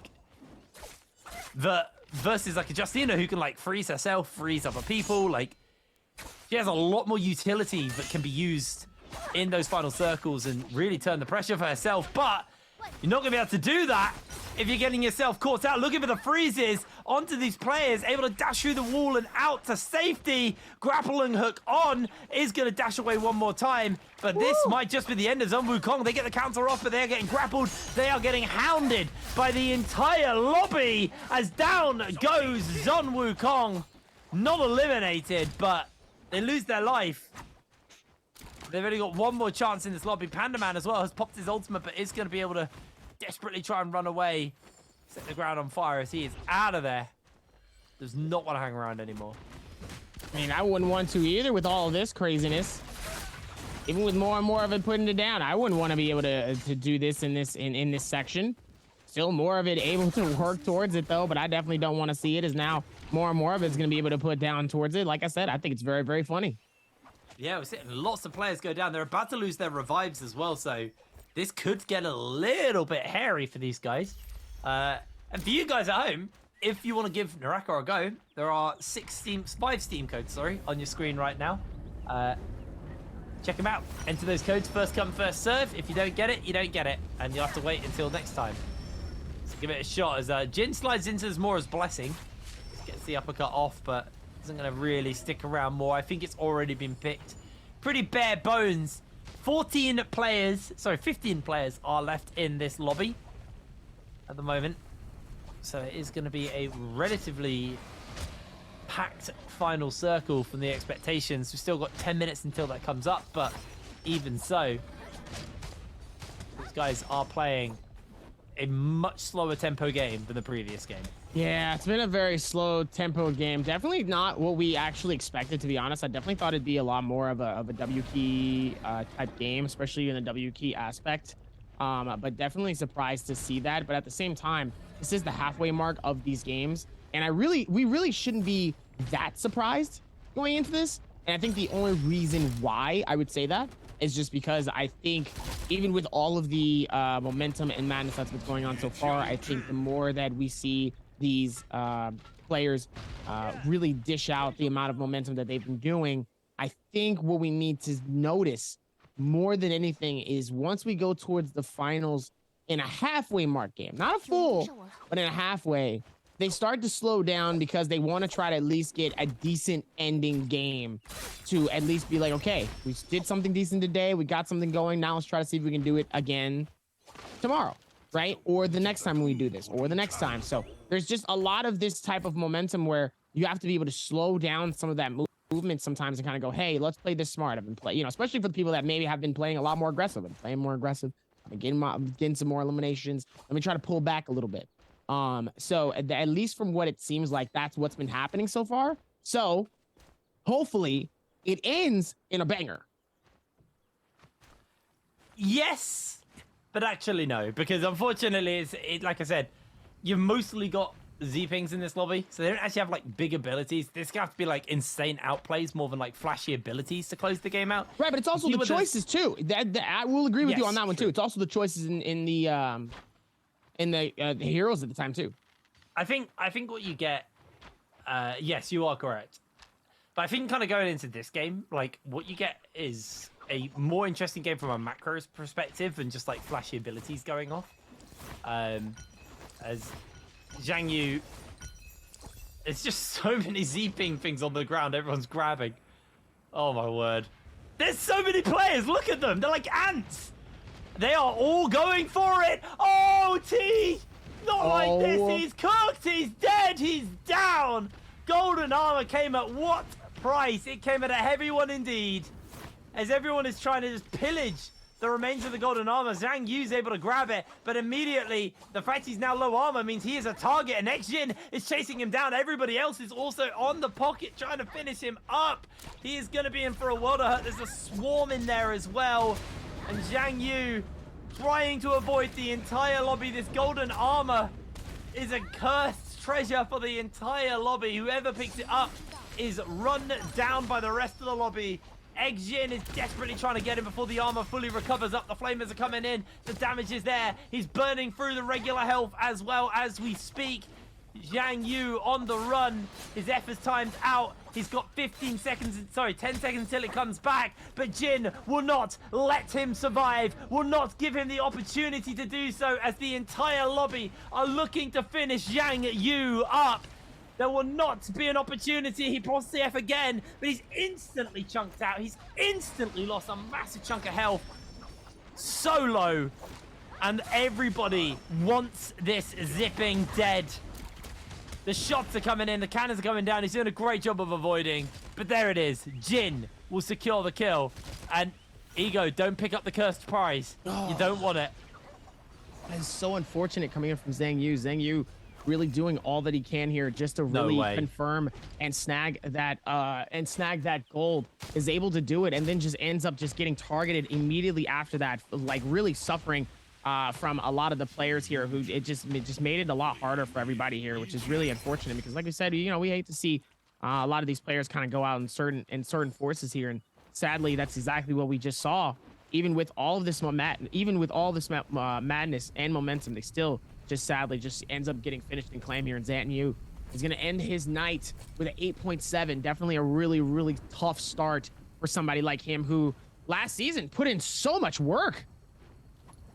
Yeah, no, he really did. Came at a big cost for him there. I mean, that armor was honestly cursed. I think it's still on the floor. I don't think anybody's picked it up yet. Yeah, it's still on the floor. Like, Xjin wants it. Ego wants it, but they know as soon as they pick it up, they basically give up their armor, and unless they can escape and grab it in time, somebody just ran into the zone to grab that. Ego? No way does he live that, but he will not survive for long. The king has cut him down and taken his prize. Dao Hui, low HP as well here, is going to have to pop the ultimate just to try and get away. Catches onto Reki for the moment, but he is just too low. Nowhere for him to go. And people are dropping like flies right now.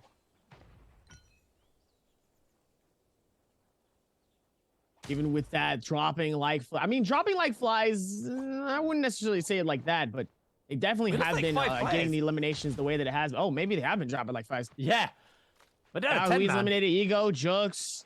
It was only like 2 at the time that actually got eliminated, so that's kind of crazy though. Coming into this is now looks like GDG Zhang gonna be able to put something together. It looks like Zhang is gonna be able to go through all of the rotations here, trying to keep it all together here. They're able to do a fantastic job. Let's see if they can keep all of it together here. Doing an amazing job of it thus far. Let's see if they can figure this out. Zhang trying to keep it all together and alive. Still going to be a lot of momentum coming into it. They're still going to have to play it to the best of their ability here, but I think they can do it, honestly. I think they can too. 5 minutes left. 10 players left. 5 minutes While left. this doesn't secure Worlds, what it does is secure a good point lead or a decent footing going into Saturday, which is the final 6 games of the solos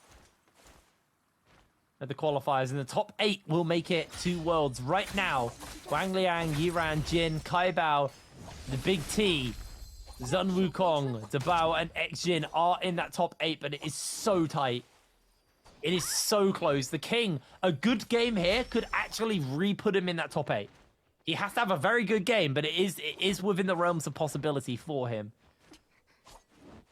And for him to climb from 11th into top 8 would be huge. 11th in the top 8 would be absolutely massive, though. But they would have to play to their advantage, and they would have to play to what they can do in terms of their strengths. And if it's not their if it's necessarily not their strengths now, it's going to be a lot harder to try to go use their strengths all the way towards the end here, as obviously the circle is going to start closing in more and more and more, and we're definitely going to have to pay attention to that, as it's only going to get more tighter and tighter. Let's see if they're going to be able to figure this out here. They've been doing so much. Let's see if they can work towards it. As now Wang Liang, Panda Man, Yeron able to keep it together. It looks like Rexy's going to be inside the No way. So the one thing that I found out, Rexy. Oh, never mind. I was going to say something. You know what? Never mind. Rexy said you better get out of my corner. You better get out. You better stay away from my corner. This is my corner. This is my blue. Oh, the massive parry. That was a vertical parry coming in from Zuwan, as Wang Liang said, all right, buddy, you want to keep that same energy? We can do that too, as he looks like he's going to be able to find him on the outside. He's down. Oh, wow. Oh, no, Wang Liang. Oh, no. And just like that, Wang Liang is officially eliminated. Mind you, he has a 10-point lead, so he can afford one game. Yep, he can. But the King has just jumped to 10th. And that's not with multipliers or placement points. That's just kills. Absolutely He's doing it. insane. He's 2 places off. He's 13 points right now. Wait. So 16.1. No, so top 8 is 15.7. He could do this. The King could jump from 11th to 8th. He could jump into that top 8 spot and at least give himself some level of comfort going into the second day of the qualifiers. Oh, has he got what it takes? Just bops Reki on the way past, but he is playing this very slow, very steady now. 1 minute and 50 seconds until this zone has fully closed up, and the action is already starting to break out. You can see everybody trading shots with each other. Kaibao and Reki actually probably got themselves in the most comfortable place where they're not taking any damage. But remember, it is a Z-ping lobby, so there's a lot of healing. There's Justinus with freezes as well. In fact, actually all the Justinus are out. There's just Panda Man on his famous Takaji. Can he make it work for himself? Gonna get the knock up onto Yuran. Just chunks him out a little bit. Panda Man, this could be your moment to be a hero. This could be your moment to show us why you were the guy who was playing this hero before everybody else was. The guy who was showing us that it is a cool pick. Can Panda Man make the miracle happen? Can he keep himself going in this game? 1 minute. The circle is closing up tighter and tighter in the next 12 seconds, and that will be it. It will be the final close of the day, as these players are all waiting to see how it's going to go down. Yuran is still leading the charge of the players who are left in here, but you got the King. You got Reki, who's put 4 points on the board. You got Chuz. You got a bunch of players who are on the bottom end of the table actually scoring here to keep things competitive going into Saturday.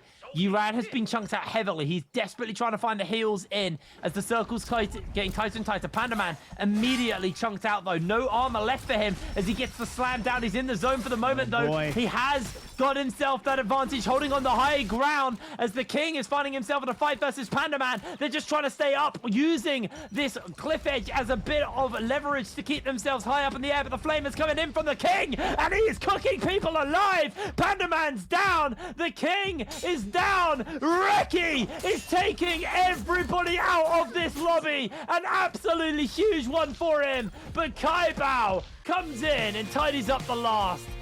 Yuran might be the last man standing, but I don't think he won that. Actually, you're wrong. It's going to be Rexy who will be able to get the win for that one, as he does claim it. That's so interesting, though, seeing it as he just was hiding all the way towards the end here. And it was very surprising, though, as Rexy all the way at the very bottom of our list. Yeah. Finally was able to surprise somebody and be able to get some eliminations and get a dub, but definitely something that he needs, and hopefully will bring a little bit more confidence to himself for the games of our solos coming in in the next day. As coming into this, looks like Lu Ren, also the king, really putting in that time and effort and absolutely decimating the rest of it. I mean, he put up an amazing show for that last game here, and that's the type of momentum that he needs to bring next time for our solos when we ended with our next 7 to 12 games. Really, really big stuff for Reki, actually, that game, because he was at the bottom of the table. He had a bad day. And to get a pretty confident win in will shoot him up the standings and shoot him up in confidence. While it doesn't put him in top 8 yet, it will at least set him in a position where he's going to be way more comfortable coming in on Saturday and prove that he has got what it takes. But that was a good day, Darby. We had some really, really fun games, actually. And you know what? As much as you have to go eat a lemon after our interview, yeah, I don't think I'd forget about our bet, mate. I will say, as far as Zipping and Justina lobbies go, that was a bloody fun one. We had a really, really good lobby there. Yeah? Really, really solid. Yeah. Doesn't mean you don't get to the lemon, though. Just because it was a lobby, it still means you lost the bet, mate. That's great. Yeah. Enjoy it, mate. I'm excited for that. I'm excited for the interview, just so you can go get yourself ready for this lemon. I also want to see the points. I also want to see the points as well. I have not won a bet yet. This is why I wore yellow today. I wore yellow because I knew you'd be eating a lemon by the end of the day. It was all planned out. It was I'm an evil genius who thinks 50 steps ahead of everybody. I really worked towards all of this just to make it a little bit easier here. You know, just to be able to just go, hey, you know, it's not a big deal, you know, all this, et cetera, whoa. But, you know, just, hey, you just got to take the wins with the losses. So far, I've had a lot of losses. You know, just what it is, you know. But it's okay. You doubled down on the bet, man. You doubled down on the bet.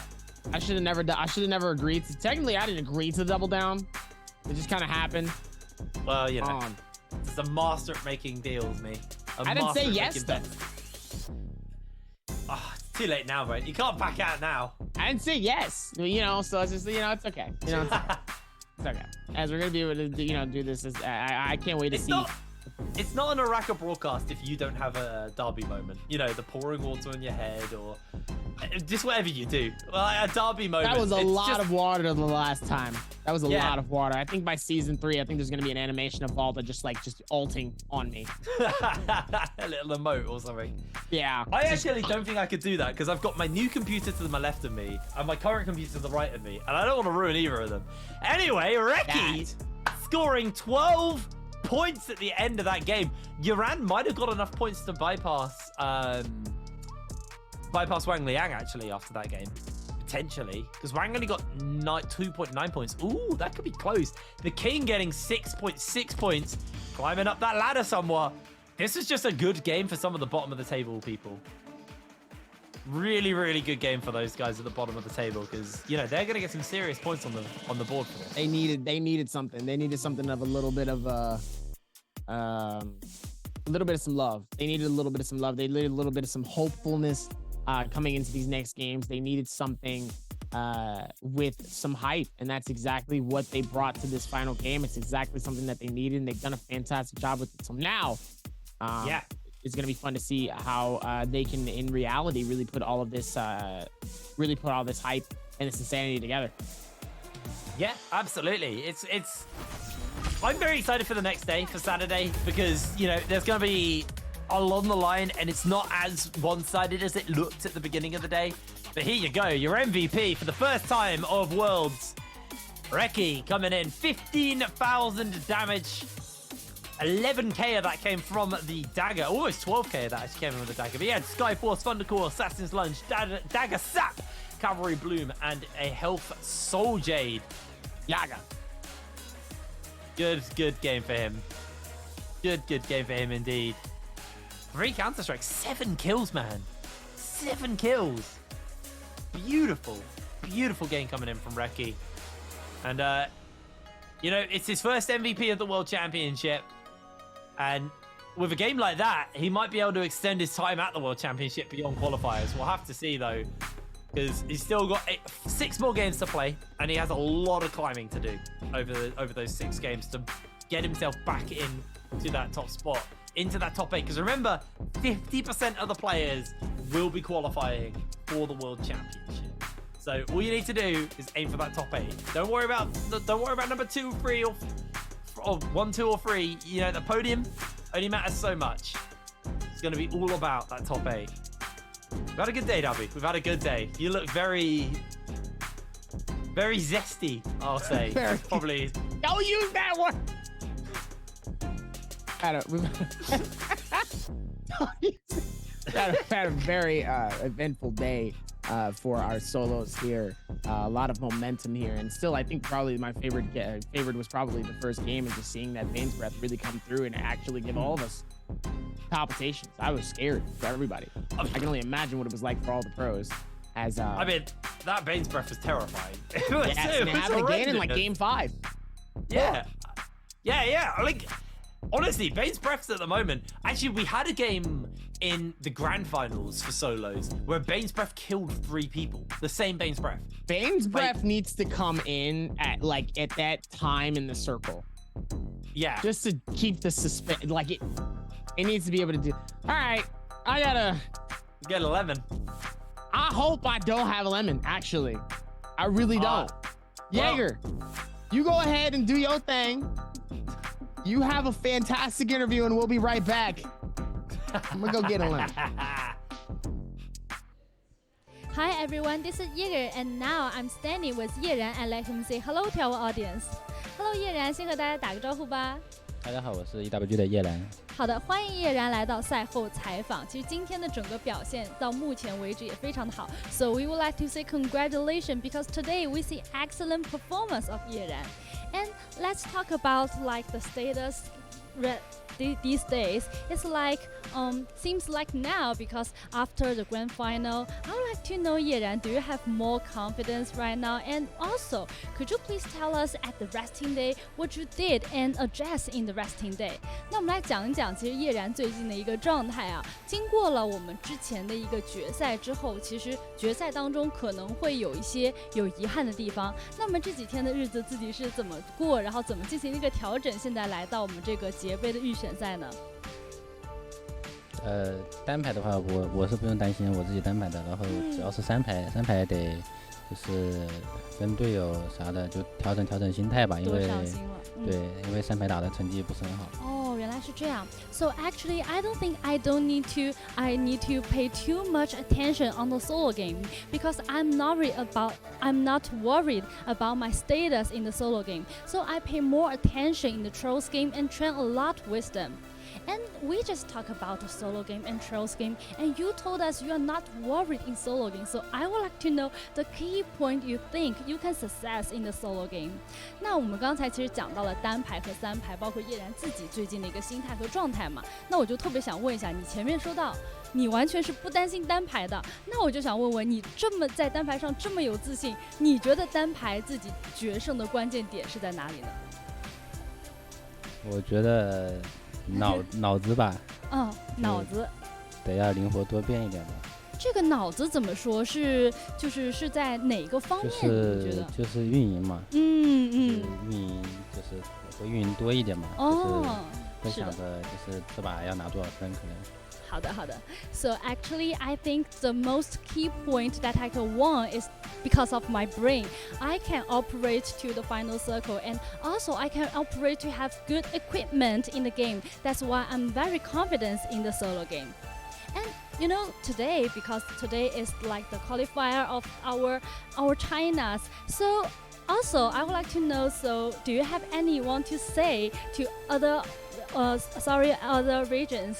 那因为今天其实是我们一个节杯的预选赛，在我们中国的赛区。那特别想问一下叶然，此时此刻，其实今天看到你的整个状态，包括应该是后面会进入我们的一个节杯当中，有没有什么话，此时此刻已经想和其他赛区的兄弟们去说一下？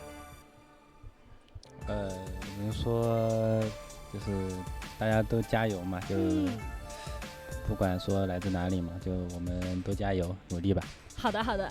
So actually what I want to say is like cheer up everyone, and I think whatever where we come, just cheer up together. 好的，谢谢叶然，感谢你接受我们今天的采访，再次恭喜你今天的整个状态发挥得很好，期待你接下来的表现。好 ，Thank you 叶然 for today's interview, and we will get back to our casters.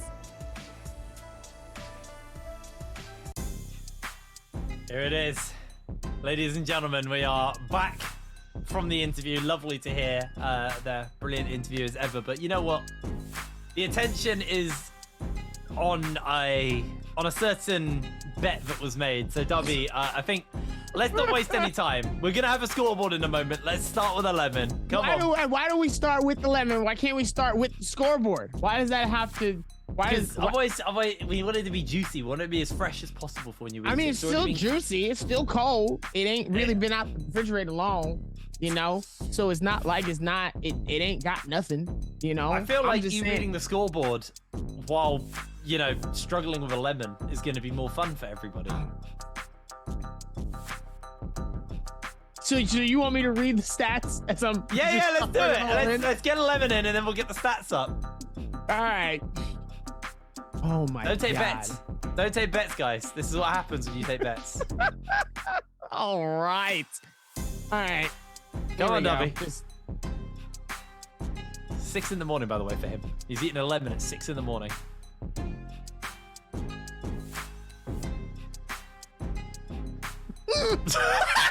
You went cross-eyed. You went cross-eyed.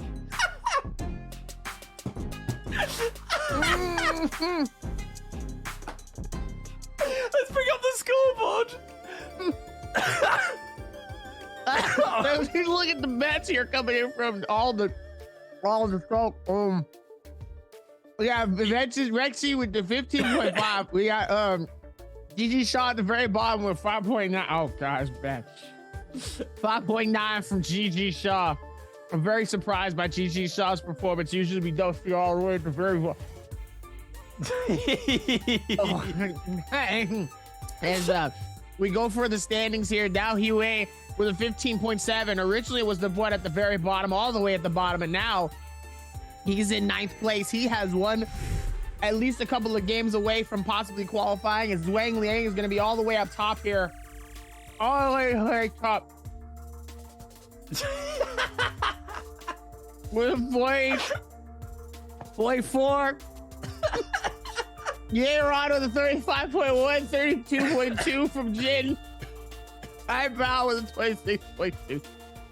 Duran just above qualification with a 15.9. X Jin following behind with a 16.6, and Zhu Wong Kong with an 18.2. And done a great job. Done a great job so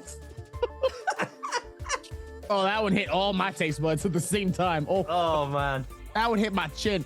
Wang Liang is gonna hold this lead. Let's hope that he holds the lead all the way towards the very end here. As Gayron and Jin looks like at this point, these are definitely the qualifications certified for it. It looks like he's still going, guys. I'm watching him on my other camera. It's amazing. As Wang Liang is going to be at the top of the leaderboard. The question is, can he hold it all the way for the rest of it? Tune in to next week. Tune in to tomorrow. Tomorrow is going to be our trios for Morris Isle. Here's the list of all the games for our dusk, midday, dawn, night, cloudy, and dusk. 2 dusk, 1 night, 1 cloudy, 1 midday, and 1 dawn. You look like you're ready to cry. You look like you're ready to cry. The next split is going to be amazing for it, so I hope all of you guys are having a fantastic one for that one. I hope you guys get ready for the next one. I mean, hats off to him, Davy. Hats off. Oh, God, he looks so upset by that. If you have ideas for bets, by the way, do chuck us some tweets, and we'll figure out some other bets that we can make. Nubby obviously really enjoys losing bets, and I really don't. I'm gonna win some bets. Watch. Okay. I'm gonna win some bets. So far, I've been on a losing streak. It's okay. Guess what? The only way from the bottom is up. Yeah, true. I mean, yeah, you can only look upwards, I guess. Dubby, it's been a pleasure.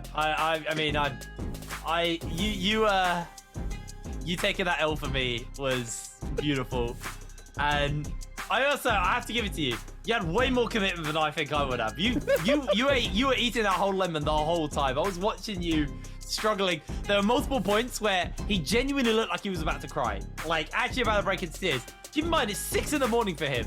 He hasn't slept all night, and he's eating. The first thing he does at 6 in the morning is eat 11. Like, ooh. Oh, that'll wake up the spine. That'll wake up the soul. That'll wake up everything. Yeah, that was. Hello.